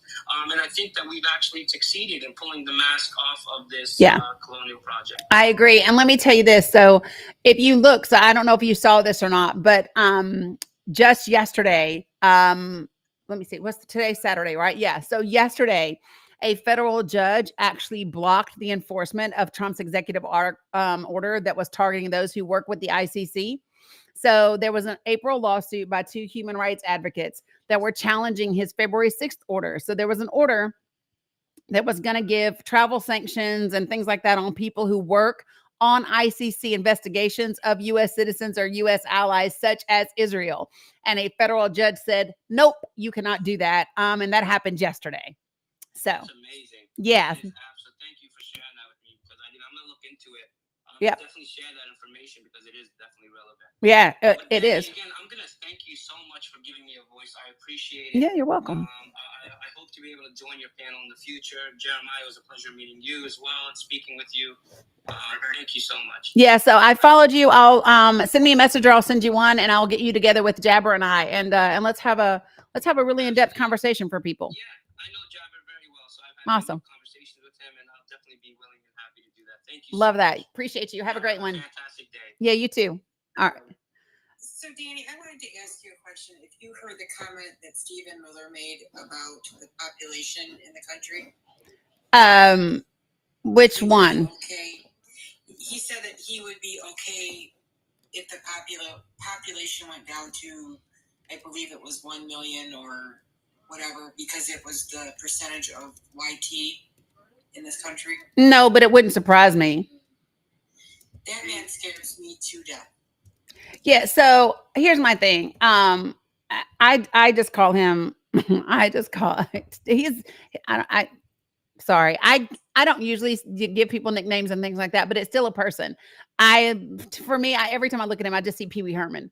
And that's just what I call him in my head. Yeah, to me, I want to go, da. But anyway, yeah, no. So listen, he is 100% a YT supremacist. We know this. He makes no bones about it. And he should be concerning to everyone. And this is just my opinion. I do not think that it is a coincidence that all of a sudden the Wall Street Journal found a birthday card that Donald Trump sent to Jeffrey Epstein. I don't believe that to be a coincidence. I believe that all of the things that they were terrified would come out before he got into office, they've always known. And now that he has served their purpose, I think they are perfectly okay with getting his ass out of the way so that JD Vance, who is the absolute yes man, can finish implementing everything that they want to do. So I just, you know what I mean? Like, that's really what I think. And I think that that's why you see, listen, I think it's why you see so many people that prior to now were super duper Trump is my daddy people to I'm okay if he takes the other road. I'm okay if he goes down and yes, we should release this and yes, we should do that. And I don't think that that's a mistake. And I don't think the timing is coincidental. That's just me. I don't have any proof to that. Right. But what I will say is the timing is convenient as fuck, right? So what happens after this? I don't know. And y'all hear me all the time. For me, Stephen Miller is circle 3. I can't do shit about Pee Wee. Nothing, right? I can't do anything about him. So my goal is to stay informed, stay aware, right? Stay plugged in so I don't get blindsided. But I want to be spending 80% of my emotional currency, 80% of my effort, 80% of my whatever, right? Into the things that can actually make a difference. And that is conversations, that is educating people, that is helping people run for office, that is helping people with their messaging and all of those things. And so it's one of the reasons why I'm going to Pennsylvania in a couple of weeks, right? For an event that they are having there, specifically for rural younger progressives. I'm going to facilitate their panels and MC their event and all of that. And then in September, I'm going to be heading into Southwest Virginia to do the same thing. And in between now and then, it's about doing these types of things. Why? Because I keep saying this, folks, it will not be the political parties that save us. It will not be the political parties that save us. It will 100% be the people, which means we, the people, must be busy doing the damn work diligently to put out the right information, to create connection, to develop understanding, all of those types of things. That's what we have to be doing. I got you, Stacey D. It's in my inbox. And so I'm just telling you, that is the work that we have to be doing. Listen, y'all, I saw all the stuff the past couple of days, and a couple of y'all messaged me and were like, Dani, did you see this? And Dani, listen, no. And the reason why, number one, my cup was empty. That's number one. Number two, y'all not about to get me whiplash looking over here and looking over here and looking over here. Hell no, I'm not. I'm looking straight ahead at where I want us to go. Oh, I appreciate you, Wawa. I haven't ever seen that one before. Right? I'm not getting whiplash looking at every damn thing these crazy people are doing. I'm not. I'm staying focused on where I want to go. Where do I want us to go? I want us to go with getting all of these raggedy ass folks out of office. Every single one of them, including the shitty Democrats, right? Including those people. Now, listen, I might not get rid of you in 2026 if we need your ass for the majority, right? But fuck around and still be there in 2028 and don't have your stuff together, Democrats, and you gonna go, right? So yeah, because I was on a panel a few days ago, and they were like, the Democrats are start protesting your local Democratic office. I call mine. I said, what are you doing? What are you doing? What are you waiting for? What are you going to do? Who are you supporting? Who are you doing that? You know, you make yourself known. You can't just sit back and go, I'm going to let somebody else handle it because I may not know everything. You don't need to know everything. Nope. You need to know where you want to go. And that's my thing. So like I have 100% certainty about where I want us to go. Right? The work in that is making sure that we are about the business. We are not going to fuck around and be surprised in 2026. So Texas, get your shit together, because we are not creating 5 more seats for your Republican Party in that state. We're not doing that. We're not gerrymandering it. So every single one of them damn Texas Democrats needs to get ready to break that damn quorum, take your ass to California, hide under Gavin's skirt, because we know the Gavin will be like, no, you ain't, Greg Abbott, right? Do that. And then we got to be about the business, folks. Like, seriously. And how can I say this? I don't know. Listen, y'all, I don't know everything. Jabber and DJK, they're going to know way more about the history of Palestine and Israel and Iraq and all of that. And I am perfectly okay deferring to their expertise. The things that I do know, and all I need to know, is that I'm not okay with G-side. I'm not okay with starving innocent people. I'm not okay with targeting hospitals. I'm not okay with targeting aid centers. I'm not okay with those are the that's all I need to know. Period. And here's the thing. Does everybody have a right to defend themselves? Sure. Even if I think you deserve getting punched in your damn face, right? Even if I like, but you do have a right to defend yourself appropriately with an appropriate response. You hear what I'm saying? Where we are at today is not an appropriate response to the action that was taken, period. And I'm going to say this again, and people aren't going to like it, and I don't care. American lives are not more valuable than any other life. I know some of y'all are like, but no, you're not. American lives are no more valuable than any other life. You are not special. You are not special. The fact that you think you are is why so many people in the world can't stand us. Because you walk around entitled, thinking that you're special. And the rest of the world is going, you don't even know shit. You're the baby country thinking you know everything. And you won't know nothing. Matter of fact, you wouldn't even exist if the president of France didn't help your ass out.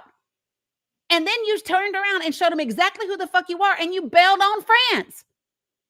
Yeah. If y'all really want to know who we are, who our country and how we were established, this is why, listen, I keep saying this, and I can't not say it enough. This country is going to always have issues until we do right by the people that we wrong. When you grow stuff out of bad actions, you're going to get shitty stuff. Listen, you cannot grow good food out of bad soil. You can't grow daggone food and potatoes and stuff with rocks and glass. You can't do it. It doesn't grow. It doesn't happen, right? So I'm just telling y'all, we have to do right. Listen, if we don't get our shit right with Native Americans, I'm telling y'all right now, y'all don't have to believe it if you don't want to, but I believe, I do believe in you get what you give. Yes. I do believe in that. And so this, Stephanie Miller calls him Pee Wee German. See, that's accurate. But listen, I believe that you get what you give. And so we better start figuring it out. I saw somebody, I hope your ass is watching, Sean. This is somebody from back home that I've known my whole damn life. And he had the nerve to put on his Facebook talking about how come there's no Democratic president on Mount Rushmore. And I said, because we have no desire to desecrate the sacred Six Grandfathers Mountain. Nobody's fucking face should be up there. It is sacred land. That's what y'all don't understand. That's why that damn Dakota Access Pipeline got issues. Listen, just because you don't understand it don't mean it's not valid. Just because you don't believe it doesn't mean somebody else doesn't have the right to. Just because it is not your religion does not mean that it should not be observed. I'm just listen, we better get it right when it comes to Native Americans. We better get it right when it comes to this earth, to the planet that we are on. We better get it right when it comes to Black and brown people in this country. all day. There's so much, all of it. I tell people all the time that don't sit there and tell me about, oh, climate change ain't real and it's just this and it's those liberals and nothing. I said, take a look at the last 20 years. Hurricanes are stronger, water is warmer, storms are happening where storms shouldn't be happening. Yep. Mother Nature is pissed off. You know what I keep telling people?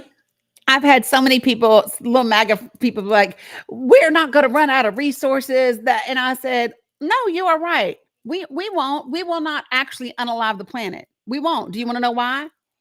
Because the planet will unalive us. Yeah. If you do not understand that Mother Nature will do whatever she must in order to survive, you got it wrong. You got it wrong. I'm telling you, if you do not realize that the planet will change to make it inhospitable for our raggedy asses, because we messed it up. And she'll be like, well, I told you. Listen, you want to say you're a Christian, but you ain't a good steward of what you have been given. Being a good steward just don't apply to your money. Being a good steward applies to the ground that you're on, to the land that you're on, to the resources that you've been given, to the people in your life. You can't be a good Christian and go to church on Sunday and come out and dare a bird and send people to alligator Alcatraz on that same day. Nah. It don't work like that. No, you can think that it does, but I'm going to tell you right now, folks, we must get ourselves together. And so that means there's some people that are going to have a moment of getting it together, right? Got us fed up with all the NASA. We are poisoning. Yeah, we are. We are, absolutely, right? And so I just think that people need to, Tasha, that's right. Many species self-destruct. Yeah, exactly. Humans are no different. And so let me just listen. You know, they like to say that it's the strong that will survive. It's supposed to be this particular upper class. I don't believe that. Do you know what I think? I think that we will get what we give. And I think that there will be people that all of a sudden they might be in them big ass planes and all that stuff. And the universe might just say, well, you know what? You're just taking up too much space. I don't wish bad things on people. I really don't. What I do wish is for you to understand is that you are not the only person in the world. You are not the only person in this country. You are not the only people in your town. You are not the only people, and you don't have to agree with how everybody else lives.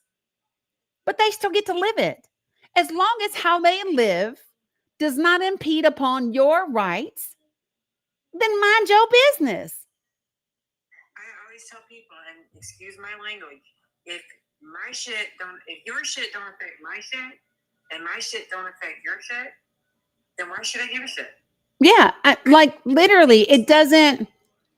Listen, do you want to know? I could never talk about the LGBT because I'm not part of that community. Right. But I do know right from wrong. Yeah. I do know that their personal life does not affect mine. No. And here's my thing. Listen. So why should I, Before I worry about two grown ass gay people getting married, I will worry about white men marrying 14-year-olds. That's what the fuck I will worry about. Yes, ma'am. Okay? Just real talk, folks. As long as you are an adult and willingly consent, I don't care what you do. Listen, you want to put on diapers or like you want to be tied up, you want somebody to whatever. Listen. I'm not about somebody whipping me, but listen, if that's your thing, do your thing. As long as y'all both agree, I hope you got a safe word, and that's it. That's it. I'm focused on the people that don't have a say. I'm actually interested in protecting children for real, not just in theory. Right? Protecting children for real, not just in theory. Right? So, and we done went all the way on a damn tangent. Yeah, Amy, a safe word. Just saying. Yeah. You just put my head like, oh my God, I spent all day getting that thought on my head. Yeah, listen, I'm just saying, I hope you got a safe word, and then I'm gonna mind my business, right? Right. Child marriage to a 12-year-old is not okay. Right. So, oh my gosh, what was I watching? Oh my gosh. So y'all, I'm a bit of a documentary person plus true crime plus whatever person. And I was watching how people are targeted when they are on cruises and they go to certain countries where they transport people that don't want to be transported, right? I would want to focus on those things. Can we focus on like for real protecting people and then just mind our business on the things that we don't agree about, right? As long as people are adults, as long as they are giving consent, as long as it's not taking away anybody else's rights, can we just mind our business and worry about the things that really impact us? Y'all know there are other countries that make roads out of plastic. They recycle plastic, they make roads, right? Yeah, I'm all for Diddy's ass going to jail too. Diddy's ass, R. Kelly's ass, Cosby's ass, anybody's ass. The reason I said white men is because it was the white men in Tennessee that passed the law, right? The reason when I talk about child marriage being legal, it's because white men are the people in Congress and in your state legislatures that are passing those laws. Yep. So hopefully I clarified that for you. Anybody that's going after children, you can take your ass on right on to jail with everybody else. I have no preferences there. But when I talk about who are the people that have written the laws that have allowed those things to take place, that is going to be white men. And that's what I'm referring to when I talk about that, because those are the people that make up the members of state legislatures and Congress the most. So hopefully you now understand what I was saying. Every time, Dani, and it's just amazing how offended folks are and ready to jump in and simp for people who commit SA on children. Yep. I mean, I was just blown. I just caught it out of the corner of my eye, that comment. It amazes me that even within your community, and I know all the propagandist folks pop up here to argue with you and try to cause you grief, but you know, to boldly try to protect, everyone knew who you were calling out. Everyone knows that it's people that look like me that are the problem. And the fact that they don't want to acknowledge it is even more disgusting. And then to protect and defend those people in that way of life, I can't understand it. So let me tell y'all something. I've shared this before, and I will say it again. So the reason why white people get offended at being called white people is because you're not used to being called white. You're just used to being the people, right? So I want you to think about news articles and news stories and things like that. The only time you hear a clarifying descriptor is if they are black or brown, right? If the story is just about white people, it's just the woman and the man and the people and the child, right? Black people have been being called black people forever, but it makes white people uncomfortable when somebody calls you by your color. Look at that, because you ain't used to it. That's why I do it often. It's got a little connotation nowadays. Yeah, it does. Yeah. How do you like being identified by the color of your skin? It's one of the reasons why I say white Americans versus black Americans, right? And the reason why is you are the default. And this is what I want people to understand is throughout history, you don't hear, when you read stories and when you read any of that, you don't hear the white man did da da da da da da da. You just hear man in Carter County did da da da da da da. But when they black, you get black. When they Hispanic, when they Mexican, when they Venezuelan, you get it all, right? That's the difference.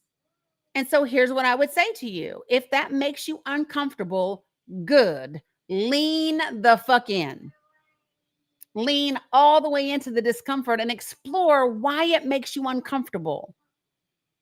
Ask yourself that question. Why are you defensive? If you know for sure you are not racist, why are you defensive when we talking about racist white people? If it ain't you, because I'm gonna tell y'all now, when they talk about snooty ass light skinned girls, I don't get mad. You want to know why? Because I ain't one of them. That's why I ain't one of them. I just be like, oh, I just let it go right on by me because you're not talking to me, right? If the shoe don't fit, blue honey pot, right? And so that is my point for you. If it is irritating you, that is your subconscious saying to you, you got an opportunity to do really good work. And it doesn't mean that you're a bad person. Let me be clear. It doesn't mean that you're a bad person, right? Because up until that moment, you had zero awareness, right? But in that moment, your little subconscious said, hey, look here. That's us right here. There's something in here, right? Now, what you do with the knowledge once you get it, that determines whether you're a bad person or not. That determines if you're a shitty person or not, right? You're not bad. Let's just say right now you support changing immigration, right? Now, let me make a clear thing. If right now you are supporting things like concentration camps in Florida, you're a bad person. You're a shitty person. You are. I'm telling you right now, if you are defending that shit, a concentration camp in this country, you are a shitty person. You've lost your humanity somewhere. Jesus is like, you need to come to the altar this Sunday in church. Matter of fact, call the pastor, get him to open the church right now, and you can come in early, right?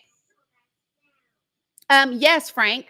Yes, Frank. Some detention facilities are now concentration camps. Do you want to know how you know the difference, Frank? A concentration camp engages in mechanisms of torture and things like that. For example, having metal bunks that have no mattresses, having them in rooms with no windows, no air conditioning, no fans. That would make it a concentration camp. Not allowing outside access from loved ones or attorneys. That would also make it a concentration camp. Being rounded up with no due process based on the color of your skin or the language that you speak, that makes it a concentration camp, Frank. So I hope that clarifies shit for you. All of that. Yeah. So, yep. Nope, they're not criminals. No, sir, Frank. Nope. 21% are not, Dani. Yeah. Sure. Yeah. So no, they're not, Frank. Now, I started to say something. Frank, if you would like to have a more in-depth discussion on this subject, you are welcome to join the panel.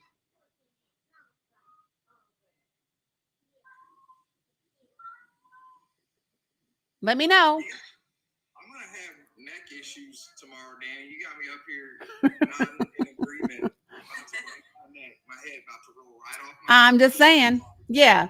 Listen, y'all can miss me with that bullshit that they are criminals and criminals go to jail. Do you want to know why you can miss me with that bullshit? Because January 6th people are out the fuck walking around and they are criminals and those criminals are not in jail. Miss me with that bullshit. I'm not doing selective incarceration. I'm not doing it at all. Oh, you jaywalked? Let me throw you in a tea facility. Right. I'm not doing that.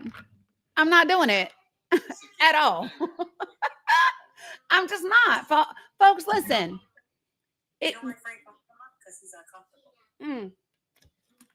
Frank said he's out and about. He must not be going nowhere with his fingers typing that damn fast. Yeah. Don't text and drive, Frank. Don't text and drive. Yeah. Let me just tell y'all real quick, folks. I do not want to hear that these folks are criminals. Do you want to know why I don't want to hear it? Because when you are here legally under temporary protected status, and in order to deport or detain you, They have to remove your legal status in order to make you a criminal. You're not a fucking criminal. The people that took away your status are. Just so you know.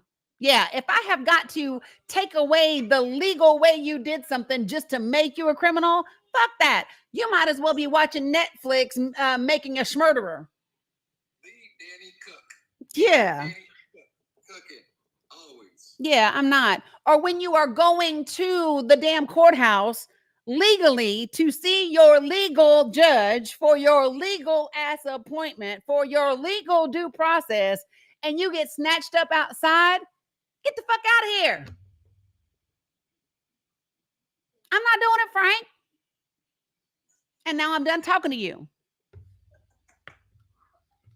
Just saying, I'm done. You get no more of my time and energy. No, you don't get snatched because you have a deportation order. Can you tell me what type of deportation order do you have to have, Frank? If you had a fucking deportation order, you wouldn't be going to court. You do understand that? Like once they give you a deportation order, Frank, you don't have a damn court appointment. Tell me you don't know the immigration system without telling me you don't know the immigration system. That's you, Frank. That's you. Tell me I want to hide my bigotry behind ignorance. Tell me that. Ain't nobody fooling with y'all today. You're not going to sit up here and do no damn mental gymnastics trying to justify shit that is unjustifiable. And the facts on facts just raining in the comments section. Yeah, I'm not doing that. So much with Dani. Yeah. Look at that. There are no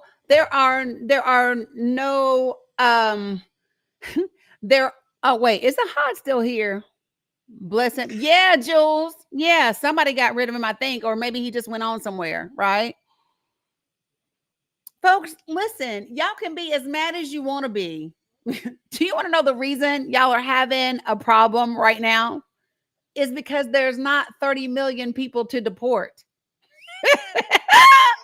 You trying to find people because there's not enough. That's the thing that is so crazy. To deport. You're sorry, there's not. Right. Candy Kiss, I don't know. I think it's a TikTok issue because some people have them and some people don't. I don't know. So, yeah, listen, Don Perry, you and I both know there's plenty of Europeans. There's plenty of Russians that have overstayed visas. There's plenty of folks that are here. 100%. Right? 100%. But you can't really see them people by the color of their skin. I know there's a South African who stayed here illegally. I do too. I do. Yeah. Slovenian.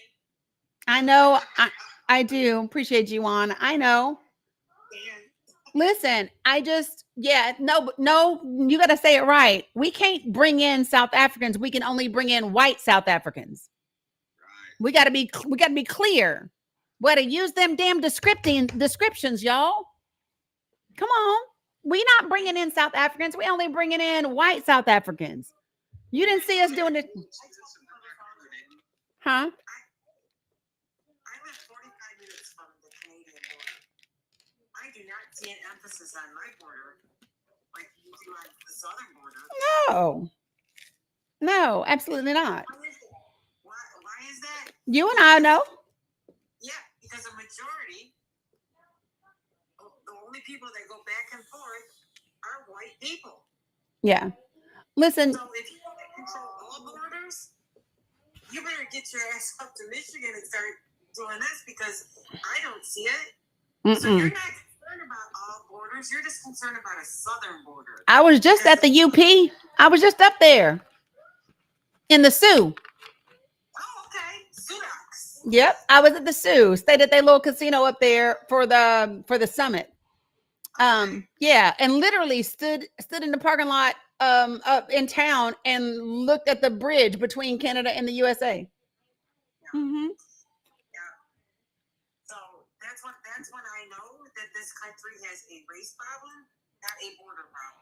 Oh, I know without that part, but yes. I know without that part, but listen, we have to get it.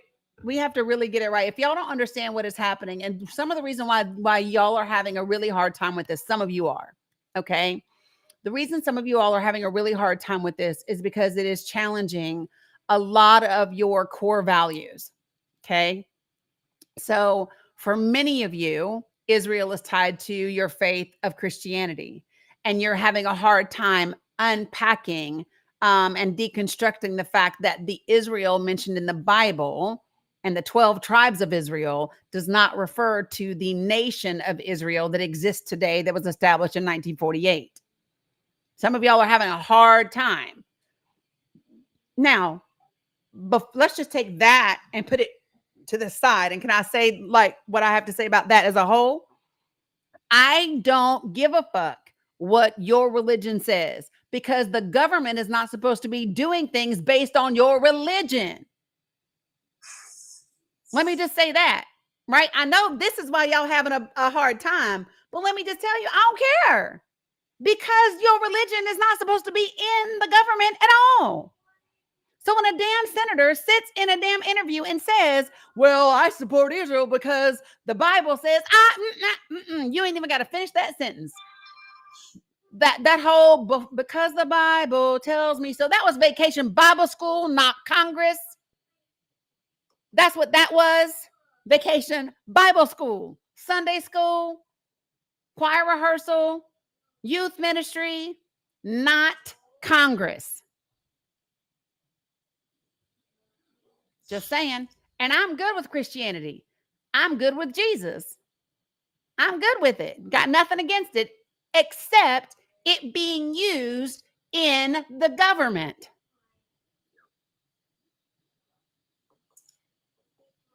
And if you are a true follower of Christ, you would have the same issue. Matter of fact, if you were a true patriot, you would have the same issue. Y'all don't want to do that one, do you? You don't want to do that one. Don't go there, Dani. Yeah, but if you was a real patriot, you would have a problem with that. Yeah. Y'all don't want to talk about none of that, though, because it's uncomfortable. It is so past time for people to get uncomfortable. And if you're not uncomfortable yet, you will be. If you're not uncomfortable yet, and this shit keeps going, you will be uncomfortable. Just bide your time. How do I know? Because if you're watching me, you're probably not worth $1 million or $2 million. Those the only people that gonna be okay. Your ass, nah. And even them like 1 million people gonna have some problems after a while. You ain't got enough bank. And here's the thing: if Jesus were to come down on this earth, would anybody know what he looks like? No, but you know what? I would know that he would be sitting in some concentration camp, because your ass would be deporting him. Yeah, listen. So don't sit there and tell me that you're going to go to church. Like I said, go to church on Sunday and tell me how you love Jesus and you're a Christ follower, and then come home and get on a TikTok live and say, I don't want those brown people in here, because that's not Jesus. That's not what Jesus would want. That's not in the Bible. It says to love thy neighbor. So let me just tell you, I had somebody say to me that that Jesus said we're still subject to the law, right? Which, by the way, no. Grace comes with Jesus Christ and not the law. Matter of fact, there becomes no differential. Y'all know sometimes we can have Bible study around here, right? So y'all have to understand that with Jesus Christ, the Jew and the Gentile became equal. There was no distinction between the Jew and the Gentile under the teaching of Jesus Christ. There was no respecter of persons. Jesus was no respecter of persons. Do you want to know the two things that Jesus Christ said was law? And he said all law is summed up under these two things. One is love the Lord thy God with all your heart, with all your mind, with all your spirit.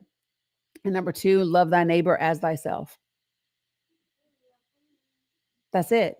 And it says these two laws sum up all the others. And I don't even want to hear about none of the others because y'all ain't even got the first two right. Y'all ain't even got the first two right. Now, do you know what I actually believe, though? Is that you do love your neighbors like you love yourself. A reflection of how much you love yourself is how much you can love other people, folks. If you ain't loving you, that's why you hating everybody else. Because people who really love themselves, they're not trying to hurt other people. People who have compassion, who love themselves, who are happy with, they not walking around talking about, yeah, let's throw some people in concentration camps. They don't do that. That's the problem. You are loving people like you love yourself, and it's shitty. It sucks because you've been taught to criticize yourself with everything that you do. You've been taught that nothing you do is good enough. You've been taught that it's never enough. You should grind away. Do you want to know why I hate the word grind? So I want you to think about something. Have you ever, so I'm old school, right? Y'all know I got more than a half a century under my belt, right? So when I was in school and we went to sharpen a pencil, we put it in this little thing that was put on the desk, or it was on the wall and it was screwed into the wall, and you stuck it in there and you just cranked it up, right? Y'all got it? Right? Now, and that's grinding, right? What happens to your pencil over time? It starts up here. What happens? It gets sharp, but it only stays sharp for a little minute. And it keeps going and going and going, right? Until it gets down to nothing. When they have convinced you to grind your life away, and before you know it, you will not have shit left. You will be down to nothing. You don't see them people grinding. You don't see them people grinding. They celebrate how little work they can do and still make money. But they busy telling you, pull yourself up by your bootstraps and work hard and you'll make the American dream happen. But their American dream is, how much damn money can I make by doing nothing? Yep. But they got you convinced that that's the answer. Listen, y'all better sit back and own it. If you really are a believer, whether it is of Christianity, whether it is of Islam, whether it is of spirituality, whatever it is, right? What you know is that the universe, spirit, God is always working in your favor. So whatever you say to it, you want and you desire, it's working to bring it to you. So keep saying, damn, this country is a mess. The universe says, yep, here it is. It's a mess. Yep. What you put out in the universe will come back how you want. Listen, it's always working to give you what you say. Always. So stop speaking things you don't want. Right? Folks, it really is a thing. It is scientifically backed up. Okay? So I don't care whether you're an atheist, whether you're a spiritualist, whether you're a witch, a Christian. I don't care what you are. Everybody knows. Nobody denies that it works. Nobody does. Nobody. Right? It's all true, Dani. It's all true. But people don't want to be responsible for what we say. Well, we need to focus on solutions to these problems we're being faced with. We need to focus on coming together and building that community and making the impact for difference. You know, talking about the differences we're making, talking about the impacts we're making, talking about moving people forward and the people, the helpers that are out there doing the work. 100%. Folks, I want you to ask yourself something. Before you share a breaking news story, right? My question to you is, ask yourself, what circle is it in? Do people need to know this information to do the work that needs to get done? Right? Because if not, you don't got to share it. You don't got to know every little single thing. Right? You don't. Do people need to know it to do the work? No. That's why sometimes y'all be like, Dani, did you see? And most of the time I'm like, nope, I ain't see it. Because I'm only looking for the major things that I need to know so that I'm aware, right? And then focus on what we can do. Right? So somebody asked me, how much do I know about being a Muslim, Islam? I have a friend who's Muslim. She shared some things with me. I'm not a student of it, which is why I invited Jabber and DJK and some other folks to come on and do a podcast with me. I don't know all things. What I know is that from the people that I know who practice it, it is a peaceful religion. That's what I know. That's what I know. My ex-husband was Muslim, and he got me a copy of the Quran. Quran in English. Yeah. And what you see with the tea groups and everything is not what Islam is. You know. Yeah. How they view the sexes is different from us, but it's not anything that you see the tea groups or. It's just not. Right. I was like, oh wow, really enlightened me. You can do that. I believe if you really want to know how something works, go research it. Yeah. If you think like, is it really like that? Well, there are copies of the Quran in English. Yeah. It's not going to hurt you. It's not going to bite you. You're not going to catch on fire. Or just reading something to figure out that is wrong. So perception of it is wrong. Here's what we're not going to do today. Hugo, you can get on the box or you're about to be muted and booted. Because here's the thing, right? All religion can be harmful, folks.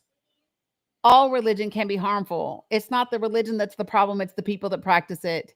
It's the same thing with social media. It's the same thing with TV. It's the same thing with every damn thing. Same thing with money. It's the same thing with everything. It is not the problem. It's us. It is us, folks. The system that we have now in our election system, it ain't perfect. But guess what? It could work if we did. If we all actually voted. If we all took our responsibility to know the policies and the issues and the stances and the people that are running, if we all actually participated in the process responsibly, it would work. Because, appreciate you. There is never going to be a perfect system. Why? Because anything that is made is going to be made by human beings, and human beings are not perfect.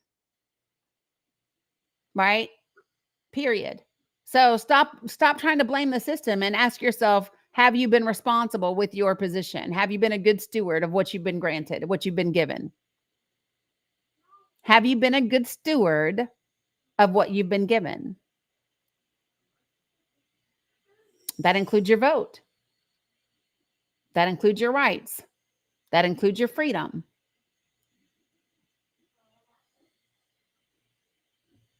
Too many people can't answer that question with a yes. Yes, I absolutely can. And for those of you all who are going to say something about Islam not being peaceful, and talking about go to YouTube and watch this. Well, when you go to YouTube and watch that, take your ass and go look at the Crusades. Go do that. That's what you can do for me. Every religion can have extremists. Every religion can have extremists in it. Period. Right? I only know of one, though, that historically speaking has been used to do the most damage in colonization. I could be wrong, but I'm just saying. I think you might be right. I think I know who you're thinking of.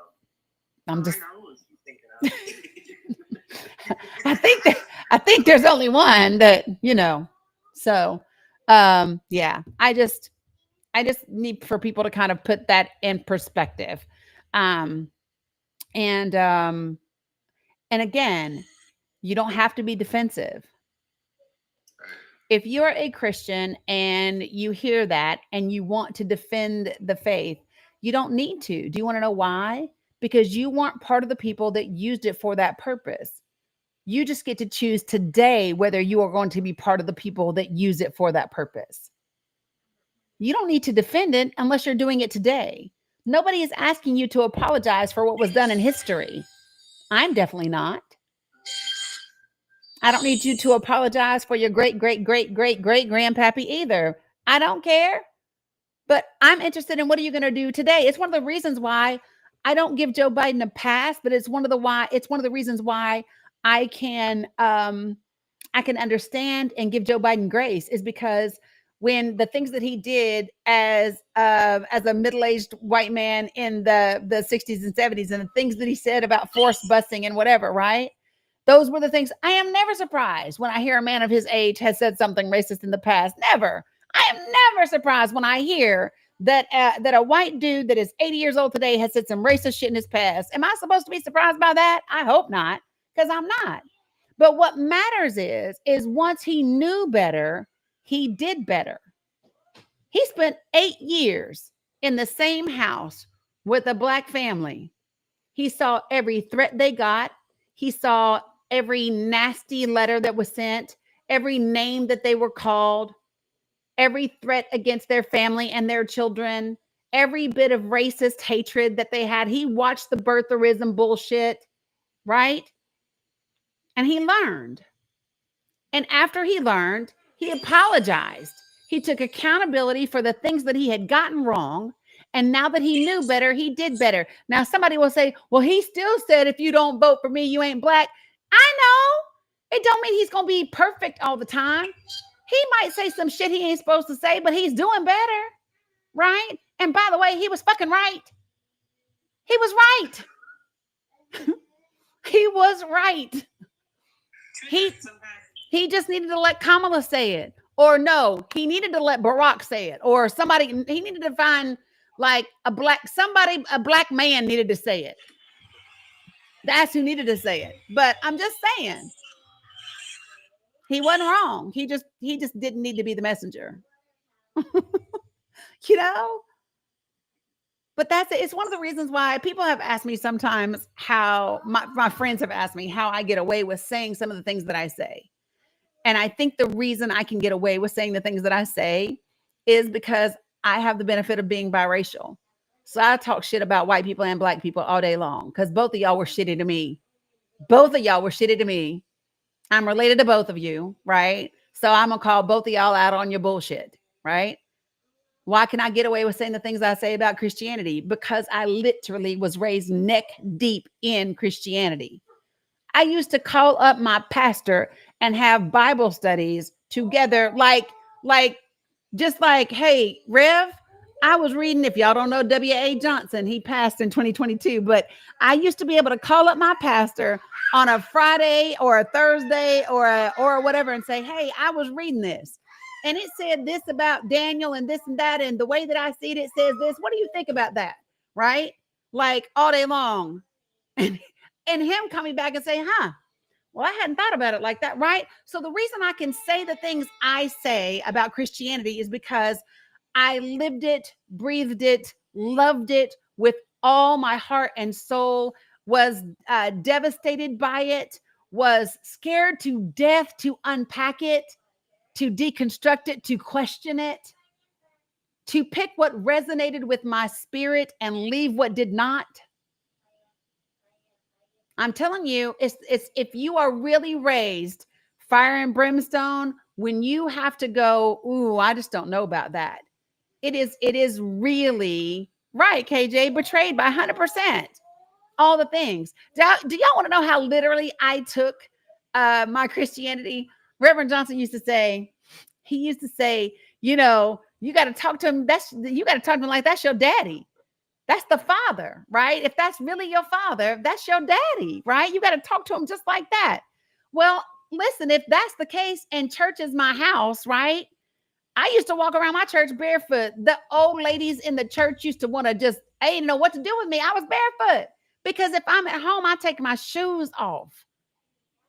I don't got to be pretty and fancy to talk to my daddy. That's why I can talk about Christianity the way that I do. I've done Vacation Bible School. I've done all the things, right? Y'all want to talk about witchcraft and rituals? On the first Sunday, we literally stood up there with some white gloves on, with the deacons and deaconesses dressed in white, and pretended to eat a body with bread and to drink blood with grape juice. But y'all want to talk about witchcraft and rituals. Y'all pretend, right? Communion. And listen, you got to clean yourself. Don't be taking no communion until you repent. Listen, if you ain't right with God, don't be taking no communion. But do y'all realize that's literally what you're doing? Right. Welch's was the best. And listen, we didn't do them damn wafers. Them little nasty things just melt on your tongue. No. Listen, Lee Street Baptist Church had a recipe for our bread. It was the best. You would want to take communion 3 times because that bread was so damn good. I ain't kidding.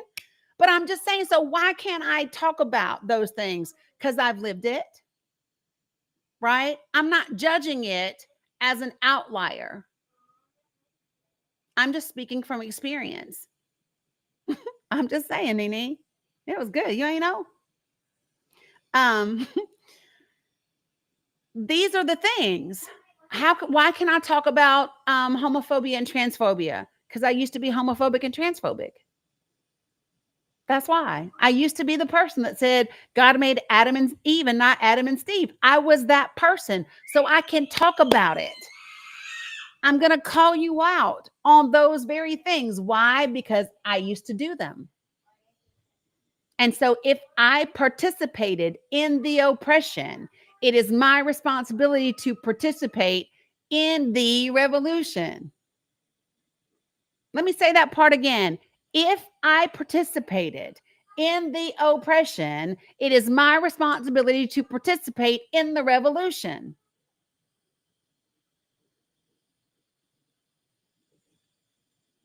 Got it?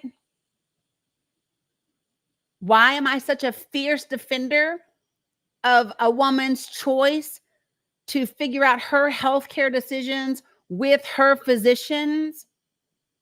Because I used to be one of them people that said, there's no exceptions. Whatever happens, it's God's will, so deal with it. That's why I can talk about it.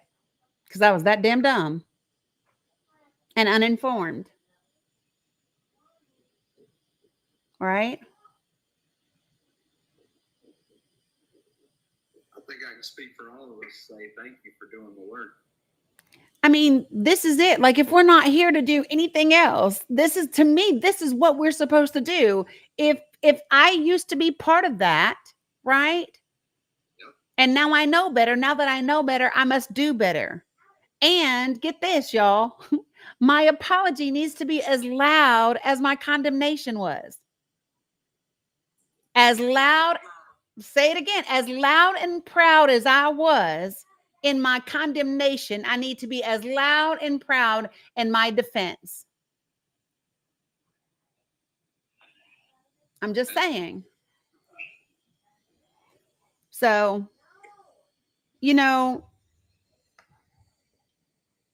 I think that people it is an apology. It is. Somebody said, I love that you called it an apology, because it is. It is an apology, right? I have literally said to some of the most, let me just say this, some of the most fantastic, amazing, beautiful. When I say beautiful, I'm talking about their heart and their spirit. People in my life are members of the LGBTQ plus community. Absolutely. Some of my closest friends, people that I would go to bat for all damn day long, people that have taken better care of me than people that I was raised with, and definitely that have taken better care of me than the people in my church did. Right? How many of y'all grew up in church where everybody knew whose daddy was beating their mama at home? How many of you all grew up in a church where everybody knew who was an alcoholic and who wasn't? How many of you all grew up in a church where everybody knew what was happening, but ain't nobody do shit except talk about it? while they down there in the kitchen making the chicken and the green beans and the mac and cheese for after service. Girl, did you see what she walked up in here? I don't know why she's still wearing that hat. You know, she is still with Sally Joe. And I don't know. Listen, how many of you all? Because I did. How many of you all's church failed you, never protected you? Right? Yeah, 100%. Yeah. And that's the point, right, folks? That's the point. And that doesn't mean that there's anything wrong with following Jesus. It means there's something wrong with the religion, the man-made religion of Christianity and the organization, the business of church. Just so y'all understand, it is a business. That's why it's called a 501c3. They have to register paper with the state, right? It's literally a business. Just so you understand. Ain't nobody ever needed to create a business to spread the gospel. Why do you need that? Jesus never did. Nope. Jesus was a rock. Right. He sat on a rock in the middle of nowhere. 100%. Yeah. So, I mean, I'm just telling y'all, I can say the things I say because of the life that I have lived. And I still don't know everything. I still don't know it all. I am still learning. It's one of the reasons why I can't wait to talk to Jabber and DJK, because there's so much that I still don't know about the history of the Middle East. Do you want to know why? Sometimes I will sit, when I used to live in Atlanta, and I would listen to some of my African friends talk, because they know so much world history, because everybody has tried to colonize them and own them. So they know the French's history, the Germans' histories, the Italians' histories, the Europe's histories. They know everybody's, because everybody wants the resources that they have, right? So they know everybody. It's why they speak damn everybody's language, right? That's why they speak 4, 5, 6 languages. And then Westerners think that they're dumb. Get the fuck out of here. When's the last time you met a United States born American citizen that speaks 5 or 6 languages? It ain't often. It ain't often. Right? But ready to judge everybody and think you know more than everybody else. Ain't got a clue. Ain't got a clue about the world and its history. But we're the greatest. We are. Listen, if you want to talk bad about this here country, you go on and get out then. You just go somewhere else. Look here, buddy. We are Americans. We're going to do things the American way. That's what we're going to do. We'll stick a boot in your ass. It's the American way. That's it.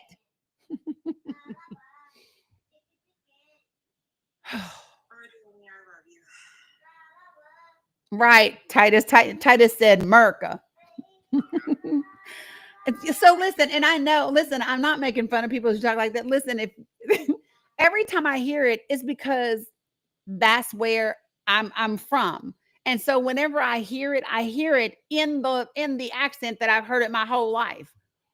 Right? I hear it in the accent I've heard my whole life. I know it exists in other accents and other things, right? But I hear it in what I heard my whole life. Right? We don't need them foreigners around here.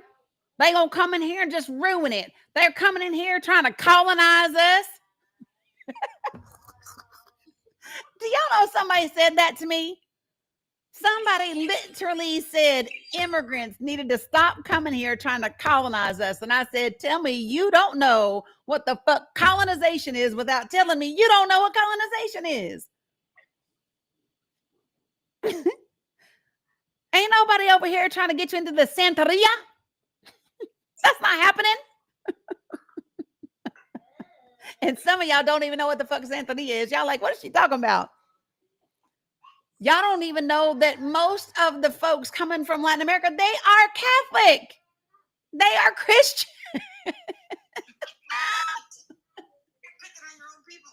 Yes. They light more candles than you have seen in confessional when you went to the Catholic Church. I'm just telling you. I just figured it out, Dani. That's what they're talking about.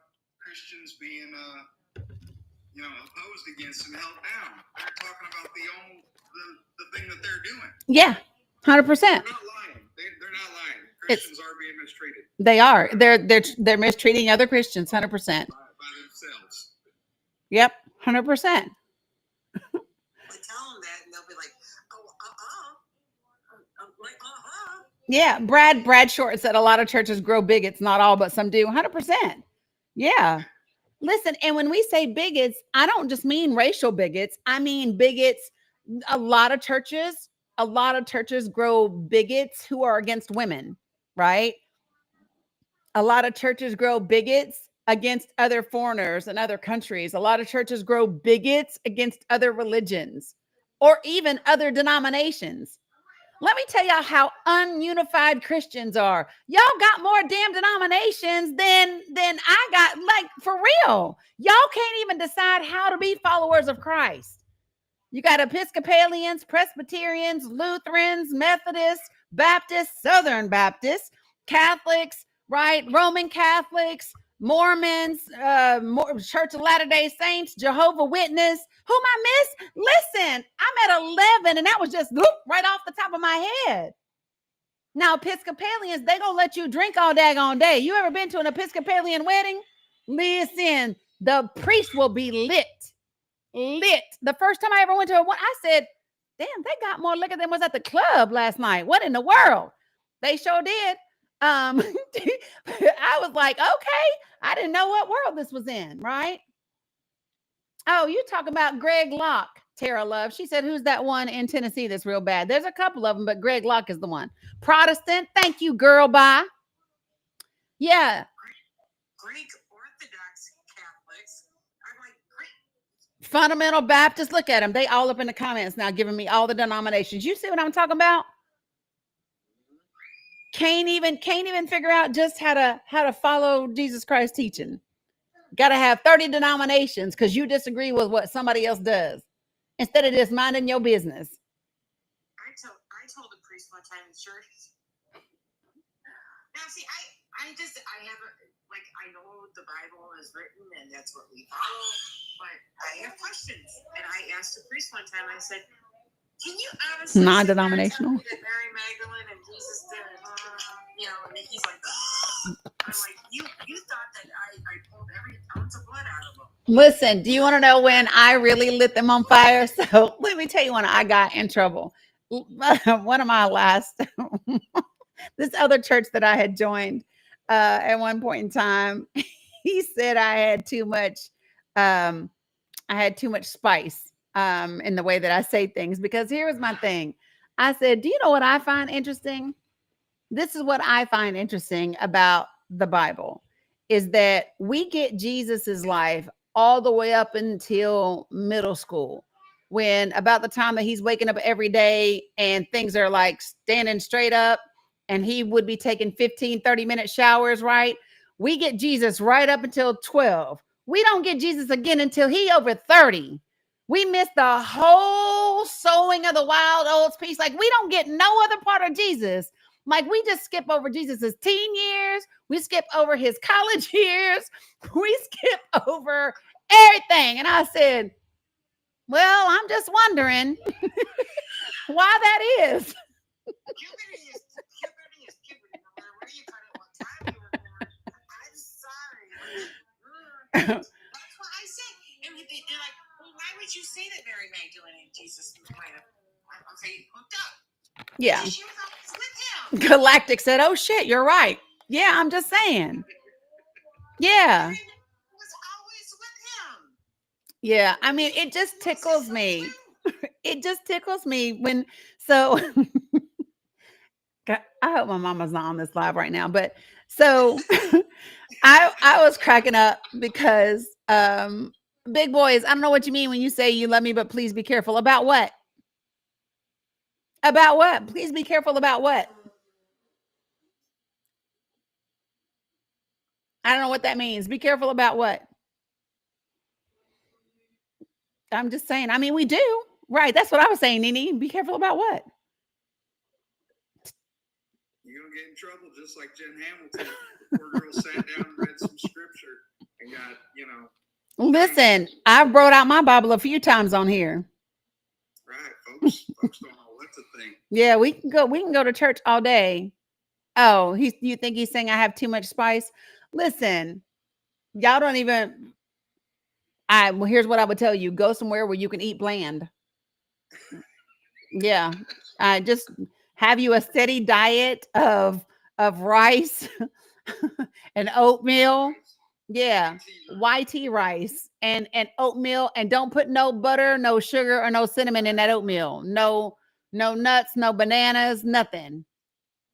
Mm-mm. It always tickles me when somebody will say something like that. Oh, I mean, I love you, but just be careful. Somebody told me one time, I just love you, but gosh, I think that more people would listen if you would just, not curse so much. And I said, well, then I think those people would want to listen to somebody else. Because if I want to say fuck, I'm going to say it. Just so we're fucking clear. Like, because for me, I don't put any, for me, there's no weight behind the word, right? When somebody says, oh my gosh, you're cursing. No, I'm not. And then I usually will say, can you show me fuck in the Bible? You can't, because it ain't there, right? You can't, because it's not there, right? But do you know who does? Do you know who does curse all the time? The people in Congress that claim to be Christians. Do you know who does curse? When Pete Hegseth set his ass up on the floor of Congress and said his Lord and Savior, Jesus Christ, as long as he's got Jesus and Jenny, he's okay. That's cursing. When you take the Lord's name in vain, it don't mean GD. When you take the Lord's name in vain, it means you are invoking Jesus into something that ain't none of his business, that he ain't got nothing to do with. So when you use Christianity, right, and to support, I don't know, illegally deporting people, racially profiling people, taking people's lives. Putting them in concentration camps. Right. When you do those things, right, that is taking the Lord's name in vain. Just so we're clear. I just want to be, because I want to be careful. I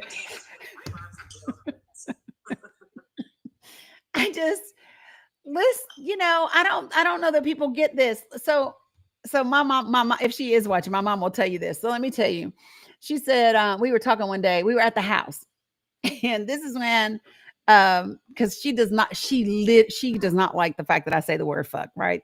But it's one of my most expressive words. So anyway, but listen, so we was at the house and she was so mad about something, y'all. She was so mad. And she said, sugar. And I said, you cursed right now, right? And she said, what? And I said, your mouth said sugar, but your heart said shit. The intent of your heart was to curse, right? That was the intent of your heart. You dressed it up with sugar, so it was a little sweeter, right? But no, like, it is not the word that you say. It is the intent of your heart. Is, do you mean to curse you? I tell people all the time, I might be like, what the fuck is up? That's not me cursing you, right? You'll know when I curse you. For real. I can curse you and never say a curse word. How about that? Yeah, 100%. Yeah. Listen, y'all make yourself feel better with words that were made up by human beings. You understand that, right? The words only have the meaning that you give them. Words have the meaning that you give them. Context and relationship is everything. Right? When Kamala did that debate and her lips just went. Yeah. Yeah. We all knew. Yeah. Say it. Right. She said this month. Yes. Right. But you have to be like, oh, I can't say that. But we all knew. Yeah, everybody knew. Let's come in together. Everybody knew what she was about to say, right? But y'all, this is the thing. Appreciate you, boss. So this is the thing, right? Yeah, she said what she said. And yeah, Linda Sims said, I wanted her to say it so bad. I didn't. I needed her to not say it. I needed her to not say it for real. But this is the part where we have to just start getting real with each other, folks. And stop pretending. Stop following these made up societal guidelines that are supposed to mean anything. Who said that this is what was proper and distinguished? Who said that this is what intelligent sounds like? Who said this is what success is? Somebody was on my panel one day and said something about being successful, and I said, well, it depends on how you define success, because I would bet money that you and I define it differently. Right? And you get to choose. One of my favorite sayings is, I have a say in the matter of my life. I have a say. I have a say whether what I believe and what I don't. I have a say in what I participate in and what I don't. I have a say in, we haven't lost PBS and NPR, Nene. We have not lost PBS and NPR. No, we have not. I listen, federal funding to those corporations was not their entire budget. I really, people need to understand that. So watch, what percentage of PBS funding is federal, government? It's about 15%. Yep. And NPR's is only 1%.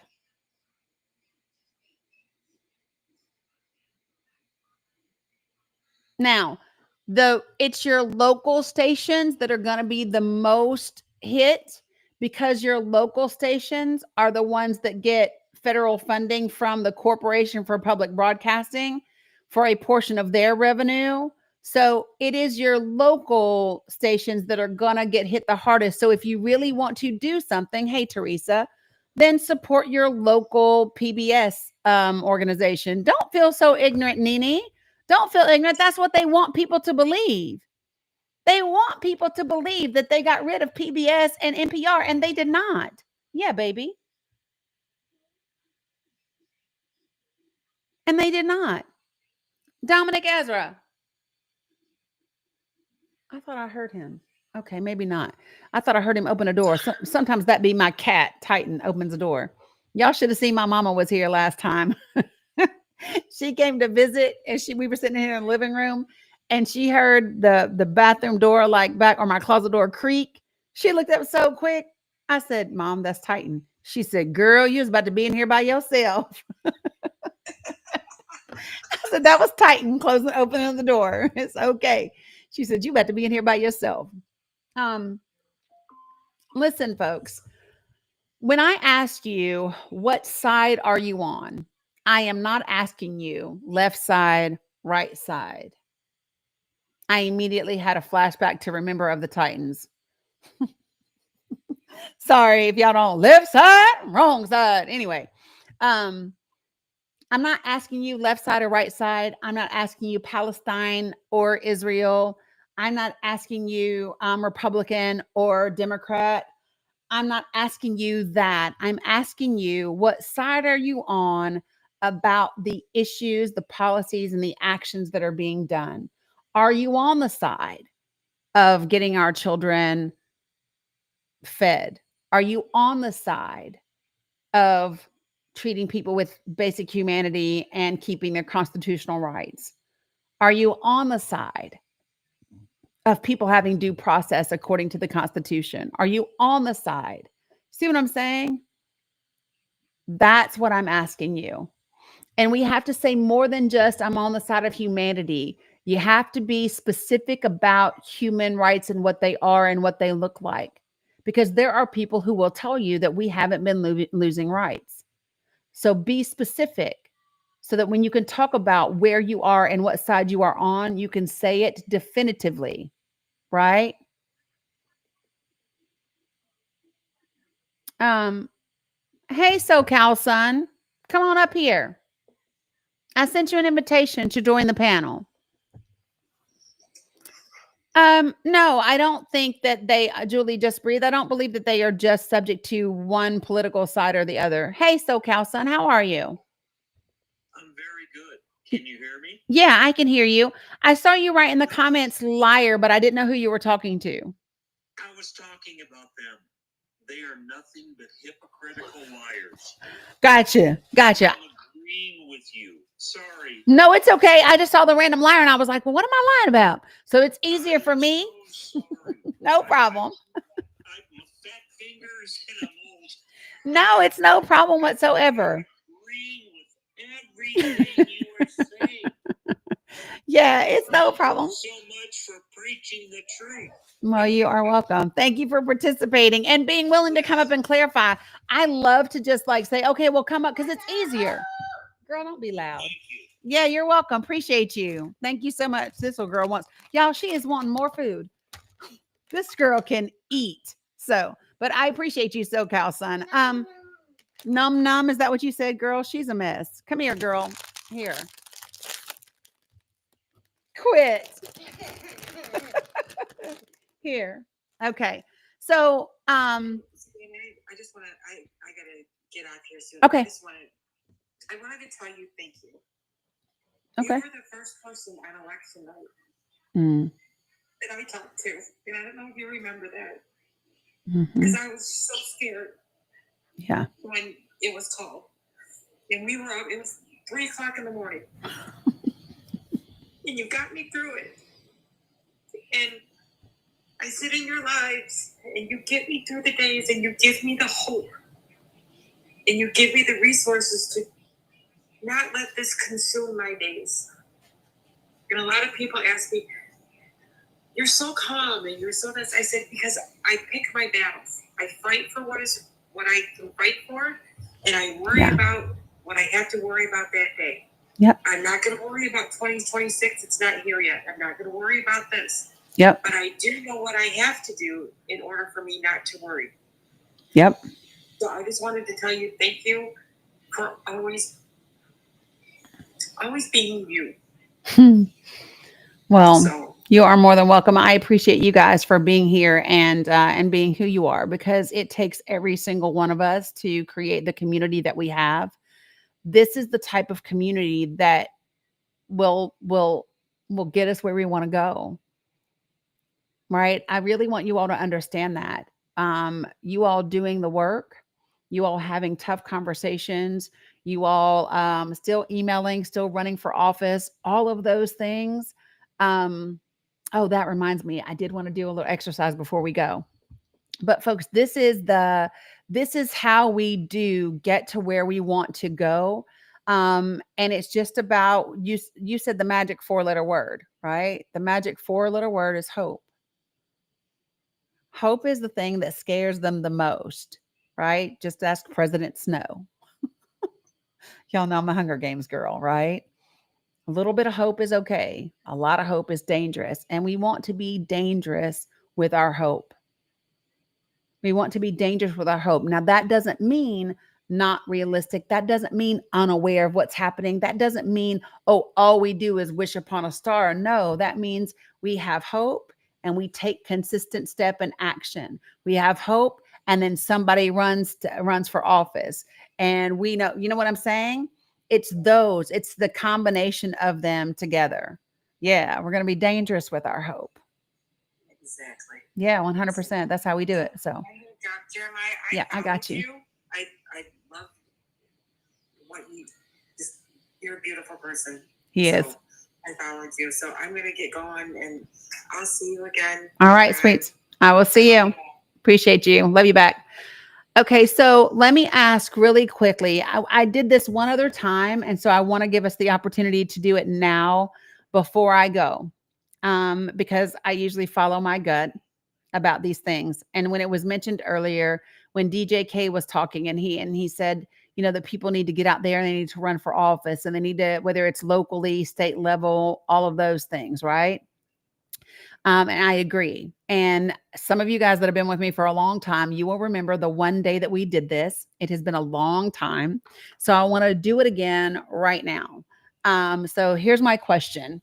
If you have ever thought about running for office and there is something that has kept you from doing it, right? Maybe there's something that you're scared that they'll use against you. Maybe you don't think that you have enough knowledge. Maybe you think you're too old. Maybe you think you're too young. Maybe you think you're too white. Maybe you think you're too black. I don't know what it is. But if there is someone that has, if you have thought about running for office, or somebody who has, and there is a reason that they haven't, put it in the comments. And what I'm going to do right now on the fly is show you how to spin it in your favor for a campaign. I'm literally going to do on the spot campaign spin right now. So I've done this before. I've had people say things like, what about if you were a sex worker previously? What if you had, okay, so hold on. Wait, y'all going too fast. Hold on. Jesus. Y'all went real fast. Yeah. Redirecting, reframing. All right. So somebody said past addiction. What else do I have? I did, Cloud. I did. No money or experience. Got you. Camille. Okay. I need somebody to give me a specific on something in the background.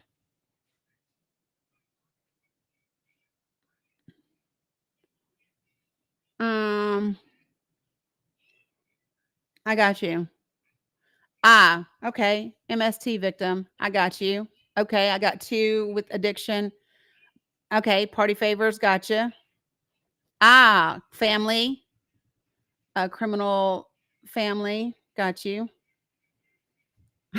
Living with the loud said past addiction. Have you heard of RFK? Okay. Age, and campaign funding. All right. I'm going to start with those. All right. And I'm going to do them in the order that I wrote them down. All right. Oh, AB, had an AB. Okay. Got you.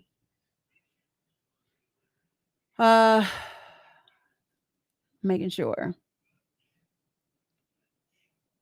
Oh yeah, no, not me, Michael. Okay, here we go. All right, so the first one I'm going to do is a past addiction or party favors in your past, right? So understand something. So this is just the drama in tribal politics. Gotcha. Which a lot of people don't know about that. But I got you. All right, so I'm going to do that one first. And your race is not YT. Okay. All right. So one of the things that I think is Brad Short. No, Brad Short said Dani Cook for president. Who will second that motion? Not me. Not me. Okay. All right. So let me give you this. Okay. One of the things that I believe is that if you know that there is something that the opponent is going to use against you, the best thing to do, number one, is get out in front of it. Okay. You never ever want to let somebody else be the one to tell on you, ever. Okay. And then the second thing is you always want to make something a win. And one of the ways that I do this is I start to call it, have anybody, you might have heard me use this term, baby negative. Have you ever heard me use the term baby negative? If you've been in any of my workshops, you might have heard me say it. So a baby negative is when you take something that that would be a drawback, that would be a negative, and then demonstrate to people why it's actually of benefit to them. Unwed mother, got that. Okay, so here we go. You ready? All right. So And so this is me. I am now pretending to be the candidate. Okay.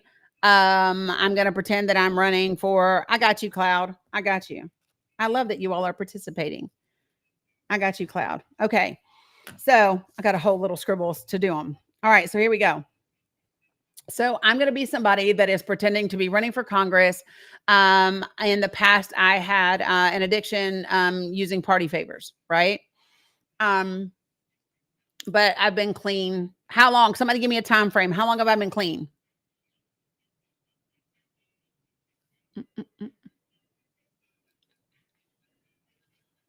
5 years? Got it. Oh, look.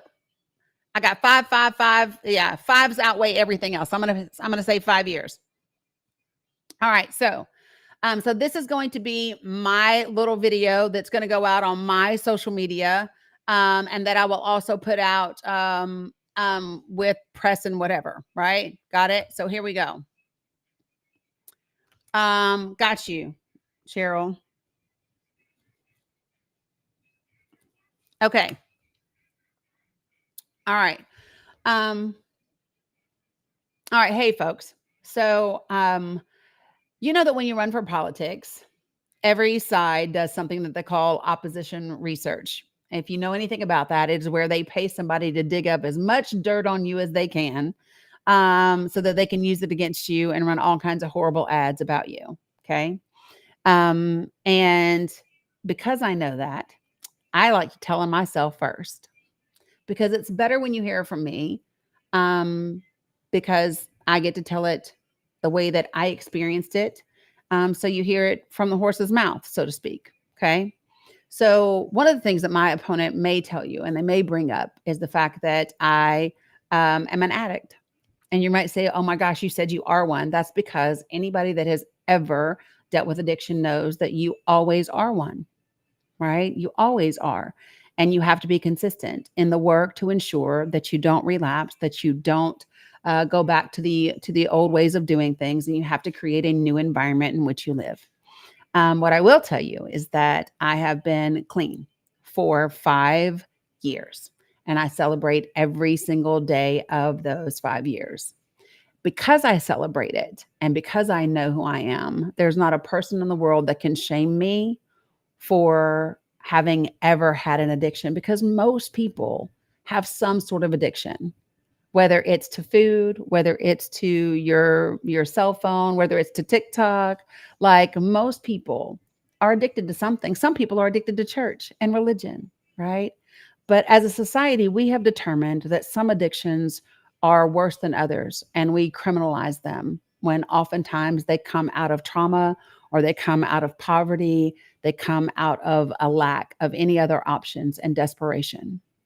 And so while some people would say, oh my gosh, this is why you should never run for office, I actually think it's why I should. Because when we're talking about legislation, when we're talking about laws, when we're talking about policy, you want someone at the table that knows what it's like to be a human being, to have made choices that they're not proud of, but have known how to overcome them, win the battle, right?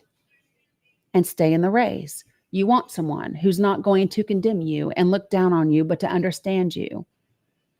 There are so many Americans. We talk about the epidemic that we have in this country, but then you want to demonize people who have been, a victim of the epidemic. Those two things don't go together. Also, because of that history, I know what needs to happen with Big Pharma. I know some of the things that we need to tighten up when it comes to our healthcare systems and the doctors who participate in those things, right? So while some people would say, oh, well, she had this in her past and it makes her whatever, I will tell you that this is the very reason you should vote for me. Because the people that take advantage of those who are at their weakest moments don't deserve to be sitting in their corporate offices or in Congress looking down their noses at you and everybody else in the world, right? So yeah, somebody might tell you that at one point in time, I was an addict. Great. True today, but I'm not an active addict. Now I'm just addicted to truth. I'm addicted to the fight. And I'm addicted to creating the country that's going to be best for everyone, not just some. Boom. So that is, no, y'all, listen, y'all. I'm not running from no damn office. We are role playing. So let me tell y'all what that was. People were like, girl, I'm voting for you. It's not real. So here's what happened is I told people that if they've ever thought about running for office, to give me reasons why they were scared to run for office. And so so that was my take on how I would get in front of it. That is my take on how I would put it out there and get in front of it and go from there, right? So that is how I think that handles past addiction, that handles party favors, right? Because those are the same things, right? All right. Yeah, role playing. This is poor and used to hire illegals. I got you. Immigrants.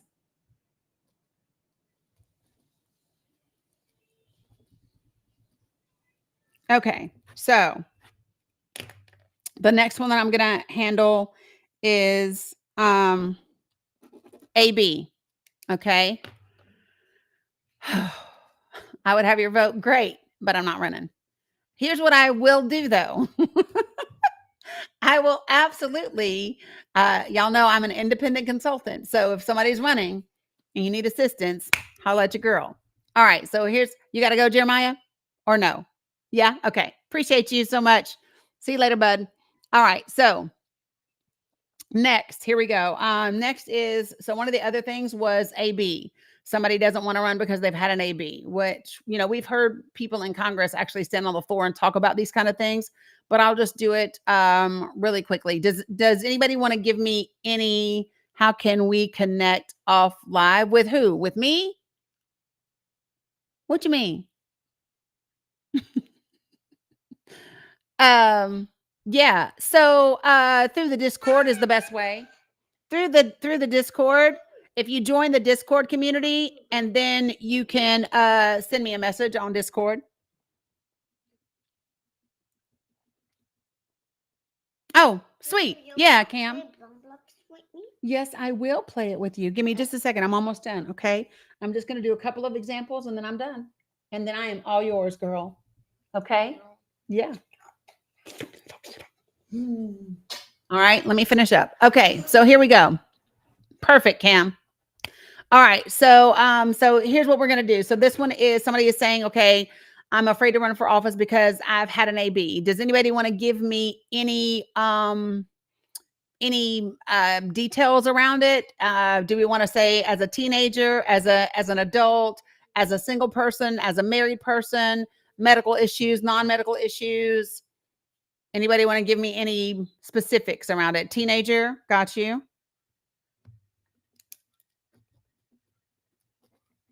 Okay.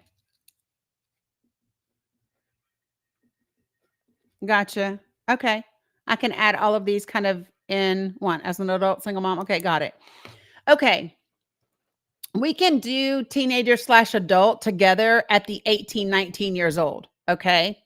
Somebody wants to, good God, look at all of the things. College, married. Okay. Got it. Somebody else said military. Okay. So I'm just going to kind of la, la, la, la, la. All right. So here we go. So again, this is me pretending that at around the ages of 18, 19, I had an AB and now I want to run for Congress. Okay. So again, this is like my little spiel that we would put into a video and put it out online and whatever. And so I would first start by saying to people exactly what I just said, right? Thank you, Cam. I would say, okay, so, all right. So as you all know, I am excited because I am running for Congress. And, when we get into politics, everybody talks about the game and how dirty it's been. And people are always taking shots at each other and, trying to dig up as much dirt as they possibly can. So I just thought I would do their job for them. because I would probably do it better anyway, right? All right. So, the subject of AB is something that has really been at the forefront over the last 5, 6, 7 years. Okay. And so there may be someone out there who violates my HIPAA and tells you that I had an AB when I was just becoming an adult. And they might tell you that I don't value life, or that I don't value children or babies, or all the mean things that they would probably say about me. What a despicable person I must be. And here's what I will say about that is I could 100% tell you every single detail of why I did what I did. I'm just not going to. And the reason I'm not going to is I don't believe that women or anyone should have to justify the healthcare decisions that they make for themselves and with their physicians. I just don't think that we should make them do that. Right? What I can tell you about it is this. It was not easy. It was not done lightly. There was absolutely nothing convenient about it. And while I don't regret it, there have absolutely been moments where other people's words and other people's judgment has made me feel bad.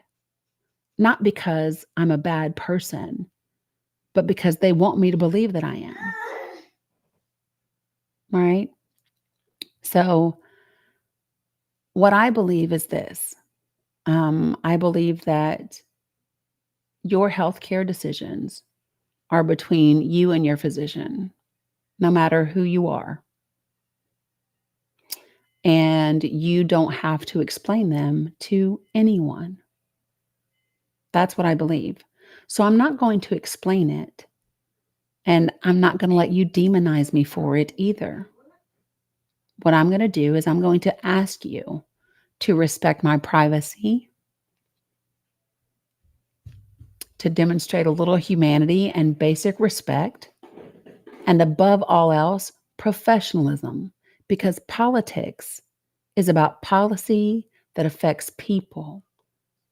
It is not about how bad you can try to make me look in front of your church group or, elderly or whoever. That's not what this is about. And here's what I would offer to you all.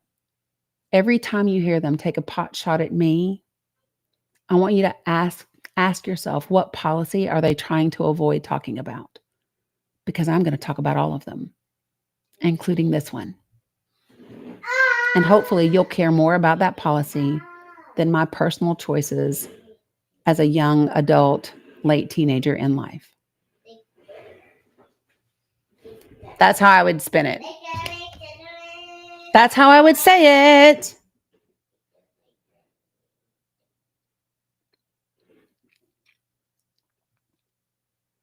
Nope, I don't want to talk religion and God. Wah. I don't want to talk religion and God. I simply want to talk about just the facts of it. And I will tell you, I'm doing these on the fly. I don't have these memorized or anything. But that would be my thing. Yeah, that's how I would do it. Okay. Next. Let me do the person who said they are an atheist. Okay, you ready? All right, so again, role playing. Yeah, Cam. It doesn't matter. So that's not for me to say, right? So listen, I'm not the reason that I'm doing this isn't to think about what everybody else might say. Nope. This is me getting ahead of whatever somebody is going to say. And I'm telling the public the thing that they think that public is going to say against me. Right. And I'm sharing it straight from that perspective. Now, if I'm out somewhere on the campaign trail and somebody wants to bring it up about religion, then I can address it at that time. And I'm still not going to address it by saying, only God can judge me. I'm still not going to do that because judgment would indicate that I possibly did something wrong. That's not what I'm going to do. So when somebody brings up God to me, about AB, I will tell you the way that I handle that. Okay. The first thing that I say to people is, well, I want to make sure that you and I, because I'm from the South. I was brought up neck deep in religion and Christianity. So I want to make sure that, you and I are talking about the same God that I was raised by. Right. And so this is what I do when somebody brings up God about AB. This is what I say. I'll say, well, let me ask you this. So when you talk about God, is God the giver of all life? Does all life come from God? What are they going to say? Answer my questions, you guys, as I say this. Does all life come from God? Is God the creator of all life?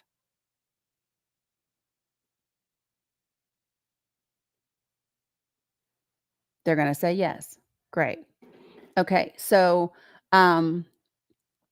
does God know everything? And remember, I'm talking to somebody who's bringing up religion to me. I'm bringing up somebody that's bringing up God to me in reference to AB. So my next question is, do you agree that God is all knowing? Right? Does God know our beginning from our end and what we're going to do before we do it? Is God all knowing? They're going to say yes. Mila, not so loud, please. Okay. Not last, but next. Is God all powerful? Is he all powerful? They say yes. Last, is God everywhere present? And they say yes. And then this is what I say. Okay. So based on what you just told me about God, right? Is that at the time God gives a woman life in her belly, right? He knows if she's going to have an AB or not. He is present in the clinic when she has it done. And he does not use his power to stop it. So my question to you is, why do you think you know better than God?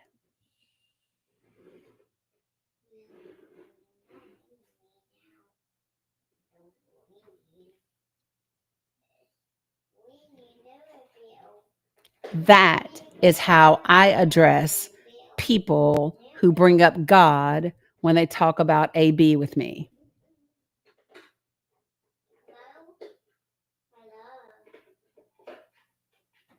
Because what am I doing in that? What I am doing is I'm getting them to agree with me that God is these things, right? And if that is true, that this is who God is, why do they somehow think they know better than what God knows? Yeah, I can borrow it all day. Okay. So that, my friends, is how I handle AB. All right. I'm trying to read my scribbles that I wrote down. Okay. So, all right. So somebody said that they are poor and they hired undocumented, thanks, Elizabeth. And they hired undocumented immigrants to work for them. So, so this is the way that I would handle that. All right. So, hold on. I need water.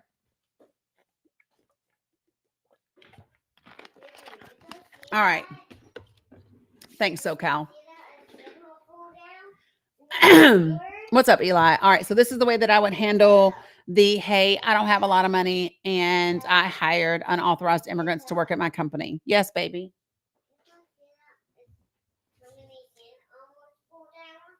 Yeah. Like that. Okay. This sandbox is almost full. Yeah. Okay. So there's actually, so do y'all really want to know something? So when I was back home in Tennessee in 2023, because my mom had gotten ill, so I moved back home to take care of her for a bit. Mila, not so loud, please. But I was escorting people into to the clinic in Bristol, Virginia. And there are some protesters out there that are just vile and they're not nice people at all. And and I had posted a video because one of the things that I would do sometimes is I would ignore them. Sometimes I would preach back in my preacher voice, and things like that. And so, anyway, you can find it online sometimes, but listen, okay, so let me do this one. Mila, not so loud, babe. Let me finish. Can you talk just a little quieter? All right, so here we go. I have a small business and I don't have a lot of money, and I've hired unauthorized, undocumented immigrants to work for my company. All right, so this is what I would say is that, all right, folks. So, Dani Cook here. As you know, I am running to be your representative in Congress. And you also know that politics is often treated like a dirty game, and who can find out and throw the most dirt on people. So what I believe is telling people up front what they need to know about me, right? So one of the things that you might hear my opponents say is that at one point in time, as a small business owner who didn't make a lot of money, who didn't come from wealth and, generational wealth and riches, that I hired unauthorized or undocumented immigrants to work for me. And that is true. And I'm quite proud of that, as a matter of fact. And you might think that that's an odd thing to say, that I would be proud of the fact that I hired unauthorized people to work for me. Well, let me just tell you this, right? I was meeting a need. In order for people to become documented, they need money. In order for me to grow my business and be able to pay a livable wage for everyone, I need people to work for me. So it was a meeting in the middle of the road, right? Where I was taking care of people who needed to eat, who needed a way to make ends meet, and I needed to continue to grow my business and take care of them the best that I could. What I can tell you I did not do was pay them less than what I could have. What I did not do was hire them instead of Americans because I could pay them less or because I thought they were less than. In fact, it's the exact opposite. I couldn't pay what I know people deserve to do work. Like, I believe that people deserve to get a livable wage when they work. And sometimes when you start a business, you can't always do that. So you do what you can in every way that you can. And so that's why my employees will tell you that they oftentimes felt like family, because might have, might bring them some food in the morning, might give them a bonus when I can, might, give them a ride back and forth to work, because, money is great and it's not the only way that you can pay, right? So because I couldn't pay what Americans absolutely demand to be, and listen, demand and deserve to be paid. I did what I could do at the time, and I did it with integrity. I did it with compassion. I did it with respect. And above all, I did it with humanity. And so why is that of benefit to you for me running in Congress? Well, it benefits you because you know that I actually care about paying you a livable wage and ensuring that we raise the federal minimum wage. It matters to you because you know that I care about immigration law, and I understand that we need to improve our processes and our avenues, and the cost that is associated with it.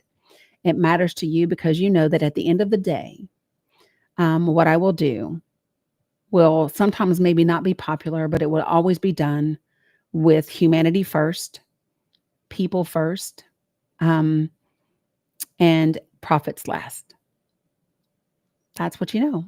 So listen, my opponent might say, she's horrible. She's this, she's that, America first, blah, blah, blah, blah, blah, whatever. Listen, I believe in America first, Americans first, not America corporations, not America government, but Americans and those who contribute to the lives of Americans, which is what undocumented immigrants do day after day after day. So hopefully, if you ever found yourself in the same position as those people, you could find an employer like me. That's what I would hope for you. And hopefully I'll earn your vote. And that would be my response to, I had a small business, didn't have a lot of money, and I hired unauthorized immigrants. Where's that one on this list?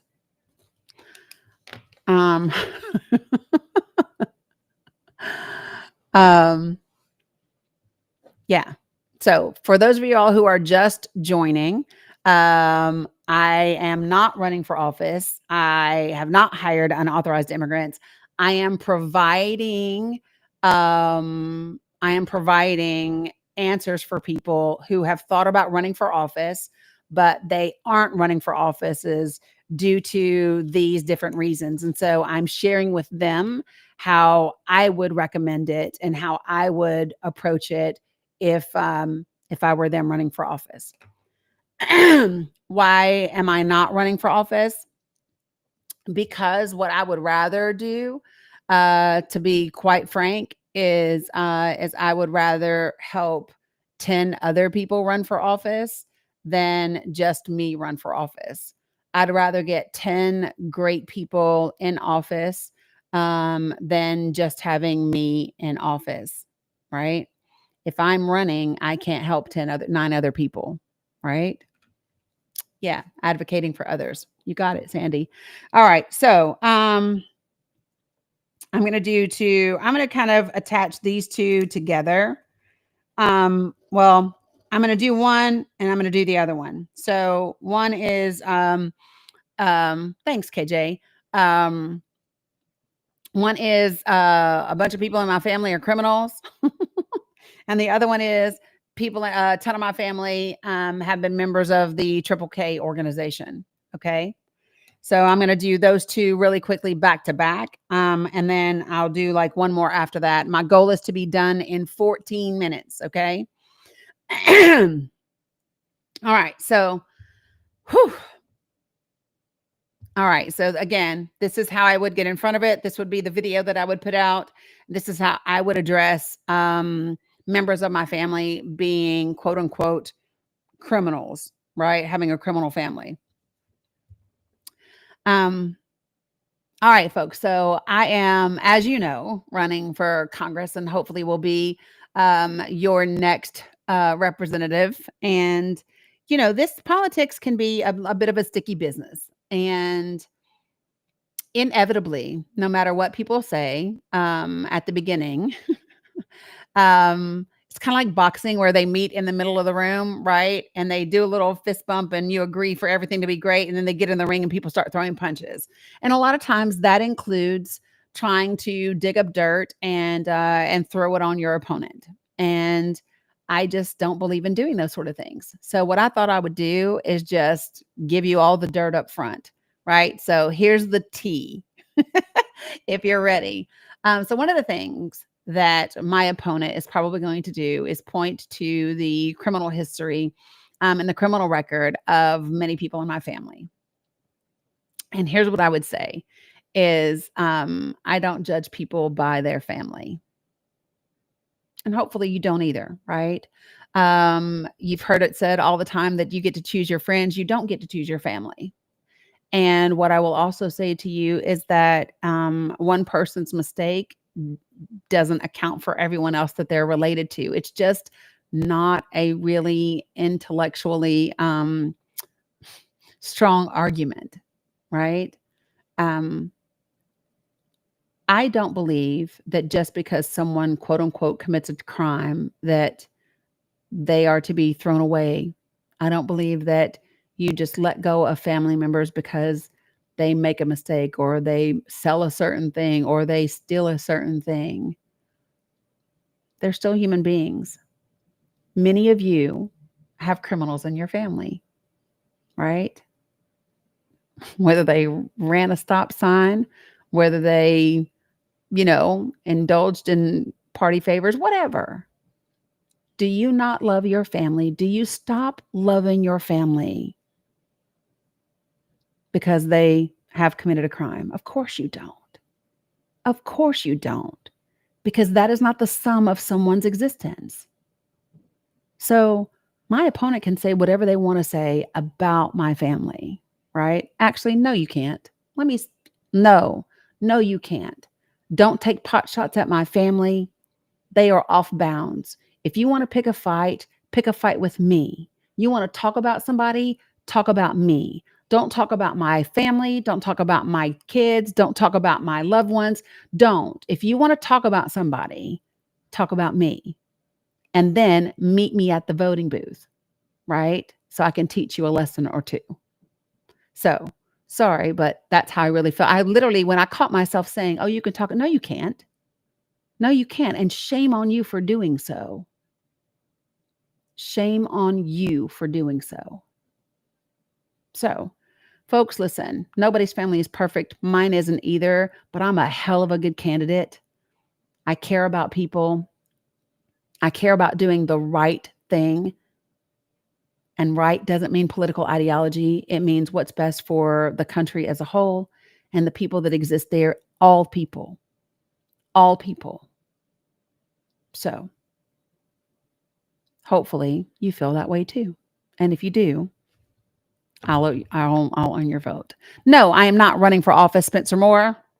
People are giving me different situations, and yes, Andy, and they are giving me different reasons why they haven't run for office or why they are hesitant to run for office. And so, what I'm doing is I'm giving them my take on that and how they may want to approach it. Thanks, Chels. All right. So the next one is I have family members who were members of the Triple K organization. Yep. Scenarios, role playing, that type of thing. All right. All right. So these responses will cause me to be a write-in candidate and win. No, no, they won't. But thank you. Okay. So the next one was somebody said, members of my family were members of the Triple K organization. Okay. So here we go. I love Jon Snow, by the way, and he's fine as hell too. Sorry, I digress. Just like that. Jon Snow. You do? Okay. Let's do it. Okay. Whoop. Be careful. Okay. You ready? No, you got to wait until I'm done. Because TikTok will get me. All right. So here we go. I know he's only 5'6", but girl, listen, I would just wear flats my whole life. Sorry, y'all. Okay. So here we go. You ready? Okay. Let me finish this. Okay. I'm almost done. All right. So here we go. Yes, Jen AG, 100%. All right. So, okay. So, all right. So folks, listen. What? Listen, I'm literally almost done. Okay. I got 2 things. Let me finish. Yeah. Not you asking me for hot dogs right now. I cannot. Good Lord. Right. Cheryl, I cannot with you. Okay. Sit down. Wait a minute. Did she literally just ask me for hot dogs, y'all? Okay. Anyway, she's a bottomless pit. Okay. So here we go. So I'm assuming that when we talk about my family's members of Triple K, I need to be a white candidate for this one, right? Thanks, Cindy. I need to be a YT candidate for this one. Yeah. Okay, got it. Yes, them sending hot dog gifts. Hilarious. All right, so here we go. All right, good morning, folks, or hello, folks, whatever, however I say it. So hey, folks. So I am Dani Cook, as you know, and I am running to be your next representative in Congress. And I'm extremely excited to do so. And at the same time, a little anxious, right? A little anxious. And the reason why is because I have seen politics become this very degraded, horrible space where there's no respect, very, very little respect, no compassion, and a lot of ugliness. And I particularly don't like to live that way.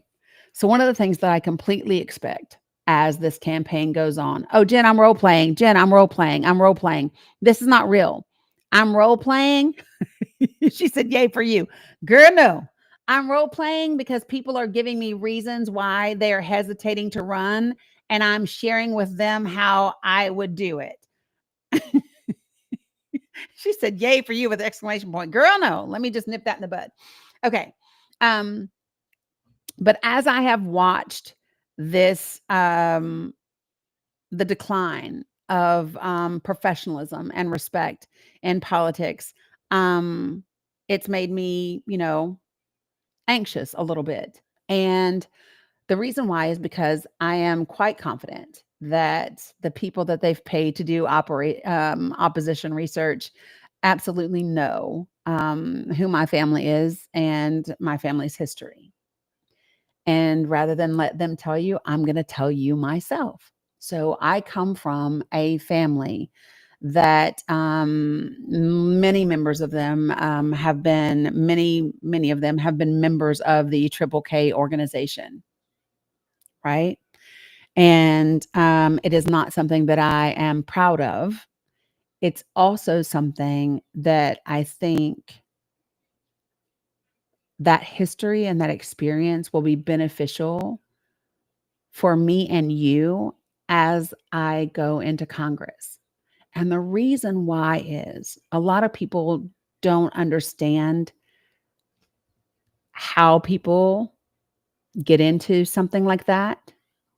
And they don't understand how people aren't feeling that way, right? We know that race has always been a divisive issue in this country. Coming from that world and being someone completely different makes me beneficial in this conversation. And here's what I mean by that.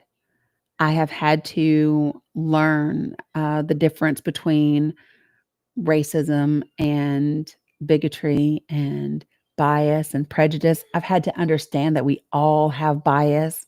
We all have a little prejudice, right?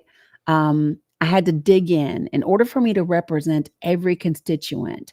I needed to understand how race has played a role in our systems, from our education system to our financial system to our judicial system, definitely, right? Our legal system. And so while at first somebody might go, oh God, her family, they've been members of the Triple K organization, so she doesn't like Black people. It's actually the opposite. I'm actually the candidate that you do want, because I'm the candidate that knows how to talk to those people. I'm the candidate that knows how to talk to white people. I'm the candidate that can explain what privilege really means.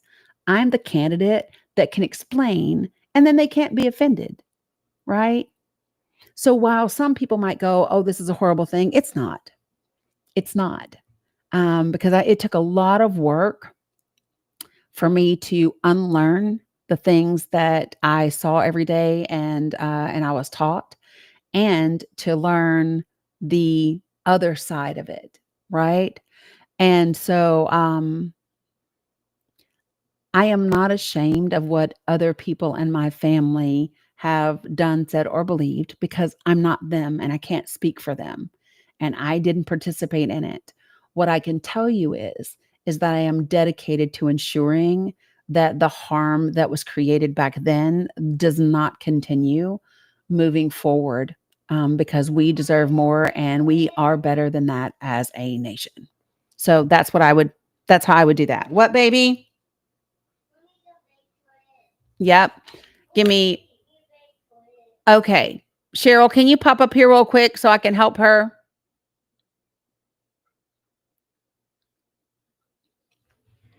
Be right back. Hey everyone, I know Dani's going to be popping out here soon, and she's given us some great examples here. Sorry if I sound like an echo. She caught me as I was walking into my bathroom to put away laundry in the closet, so it's echoey.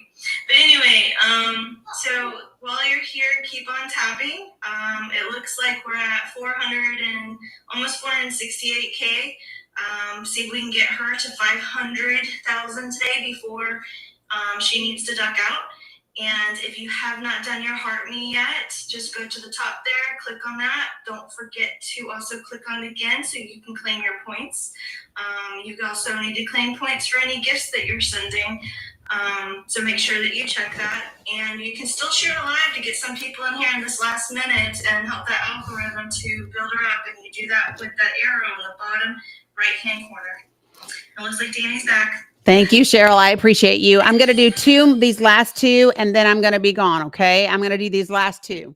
All right. So, so the first one is, a victim of MST. For those of y'all who do not know, that is military sexual trauma. And then the second one is people talk about not having campaign funds and not having money. Okay. So those are the two that I'm going to finish with, and we can do this again, when I'm live again. So here we go. So the first one I'm going to do is do the MST, whatever. Okay. For those of you guys who are just tuning in, let me tell you what this is. We are role playing. People have given me different scenarios about things that may be present in their lives that would keep them from running for office. I am sharing with them potential ways to overcome those things and how I would approach it and get out in front of it. Right. Yes, Camille, I want all of y'all to run for your elections, 100%. All 227 of you. Yes. All right. So here we go. You ready? Oh, I forgot that. Okay. All right. So here we go. All right, folks. So, let me do this. All right. So, hey, folks. So this is Dani Cook. I am running for Congress, as you know, and I wanted to take a minute to talk to you. This business of politics, right? This business of politics can be sometimes very ugly, and I am hoping that we begin to turn this around and keep it from being as nasty as it's gotten in the last 10 years or so. Since I know we're not there yet, and I know that there are folks out there that are really great at opposition research and really dedicated to making sure that they can dig up as much as they can about people that are running against them. I wanted to let you know about some things that may come up. Okay. And so, one of the things that might come up from them is they might tell you about my experience in the military. And they might tell you, yes, baby, I can. Hold on, y'all. She needs help. It'll take 1 second. Um, 1 sec. Oh, Octavius, it's not real. It's not real. Somebody explain that we're role playing. Okay.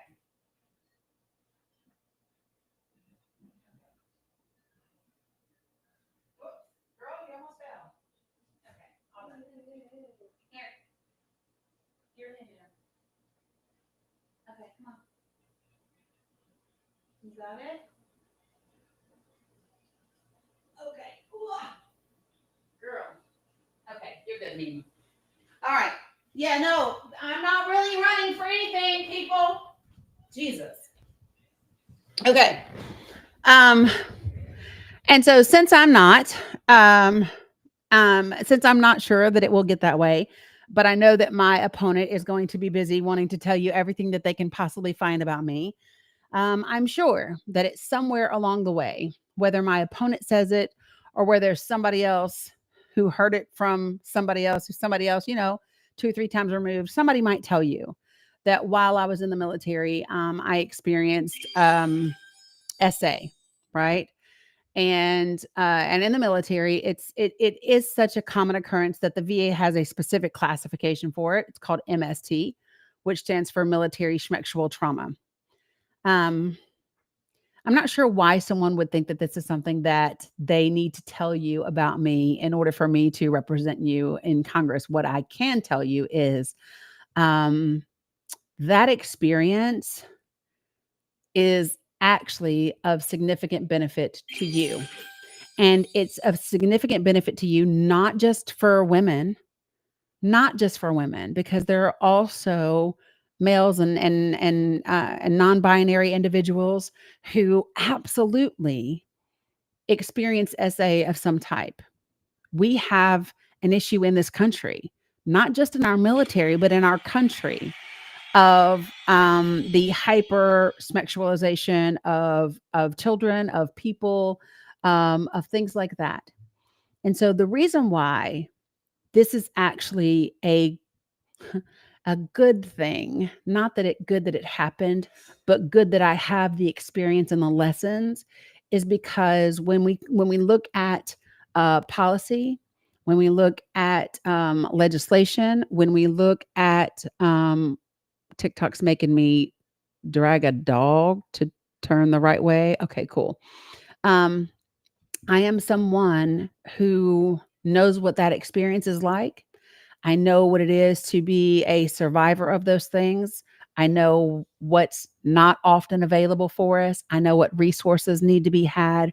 I know that people should be believed so that there is an adequate investigation, right? And that way people get justice. And it's 2 parts to that. It's not just believing that something happened. It's believing that something happened in order to have the appropriate investigation so that we work to get justice, right?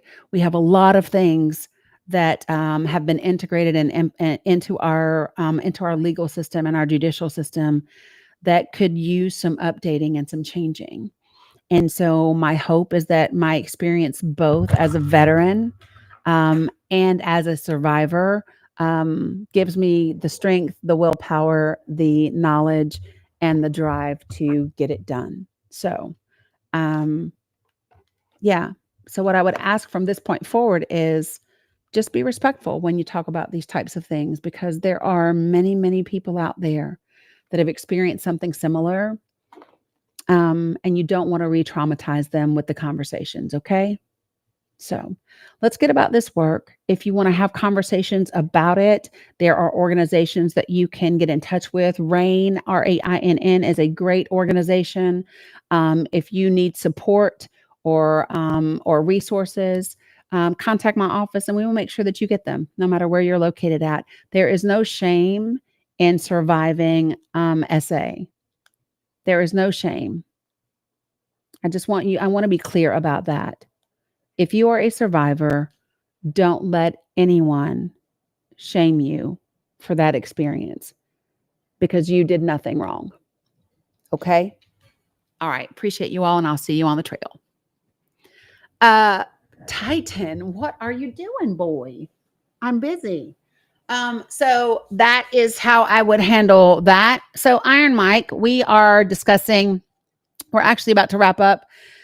There are people that have been considering running for office. They have not run for office due to a variety of different reasons. And so what people have done is they have given me a list of different scenarios. I am role playing in order to provide them an example of how I would address that if I were them and running for office. Okay. Yeah, you're very welcome, Cam. All right. The last one that I had is the no money campaign funding. Gotcha. You're running for president in 2028. Congratulations. Yep, sure can. Well, Stacy, you would think that they can't, but they can. Just being honest. You would think that they can't, but they can. All right, so here we go. Iron Mike, I don't know you. No, you can't count on my vote. Are you kidding me? No, I don't know you. All right, so here we go. Last one. This is the no money one. Okay. All right, folks. So I am running for office. A couple of things that you should know about me. I am not a lawyer. I am not a generational wealth trust fund kid. I am not a successful business owner that has millions of dollars already in the bank that can raise $3 or $4 million for whatever party. That's not me. I am like you, right? I'm an average, ordinary citizen. And this is the part that I like the least about politics, which is the money. And the reason why I like it the least is because I don't believe that money should be in politics to the degree that it is. I believe that we should be able to get rid of Citizens United. I believe that corporations should get, their money out of politics. I believe that dark money should get out of politics. And at the end of the day, I still know that you need money to run for office, right? You still need money to run for office. And what I don't like to do is beg people for money, especially not people that are making ends meet. You know what I mean? So here's the thing. You might not have money, but you can still support me. And if you have money, then you can support me financially. Okay. So here's what it looks like. There are things that I need to do in order to win this election. One is going to be reaching other voters, right? So if you don't have the funds to donate to my campaign, then volunteer to phone bank, volunteer to knock doors, right? Volunteer to write postcards, organize a town hall in your community and invite me so I can come, right? There are ways for you to contribute that aren't just monetary. Now, for those of you who do have the financial ability and you know who you are, then absolutely, if you agree with my policies, if you think that I'm good for Congress, if you think that I'm good for the American people, then absolutely, right? Absolutely contribute, right? The important thing is that no one way of support is more important than the other, right? So, guys, I'm not really running for office. So just know that. What I'm not going to do is text you 20 times a day or email you 30 times a week asking you for $5, $2, or whatever. I'm not. I'm going to tell you what I need. I'm going to be very transparent. I'm going to tell you what the goals are, what they are required, where the money's coming from, and where it's being spent. And hopefully that will be enough to both earn your vote and get the job done. So that's how I would handle no money or no campaign funding. That would be how I would handle it. Titan's on your lap. I see him. So, hopefully those helped out a little bit. For those of you guys who missed it, what we were just doing now is that there were people who have considered running for office that didn't for one reason or another. And so what they did was they gave me a bunch of different scenarios, and then I gave them how I would address that if I were their campaign manager, deputy campaign manager, or just flat out communications messaging consultant. That's what I would do, and that's how I would handle it. So hopefully for those of you guys that have thought about running for office, and that made sense, you will give it a go. Take a look and see what's happening in your local races, your school boards, your county commissions, your board of mayor and aldermen, all of those things. Take a look at Nance, you have one you want me to do? Is that what you're saying? Take a look at your state legislature. Folks, listen, your state legislatures are going to be very, very important in between now and 2028. So if you're in Virginia and New Jersey, remember that you all have statewide elections that are happening right now this year. And so you want to make sure that you are doing your part so that, Virginia has every single seat being opposed, which is incredible for their statewide elections. And so make sure that you are doing your part. Even if you do not live in Virginia or in New Jersey, you can still support those states. You can volunteer, you can phone bank, you can text bank, you can do all of those things, even if you're not in those states physically. So, yeah. Yep. And there is gerrymandering that is trying to happen in Texas.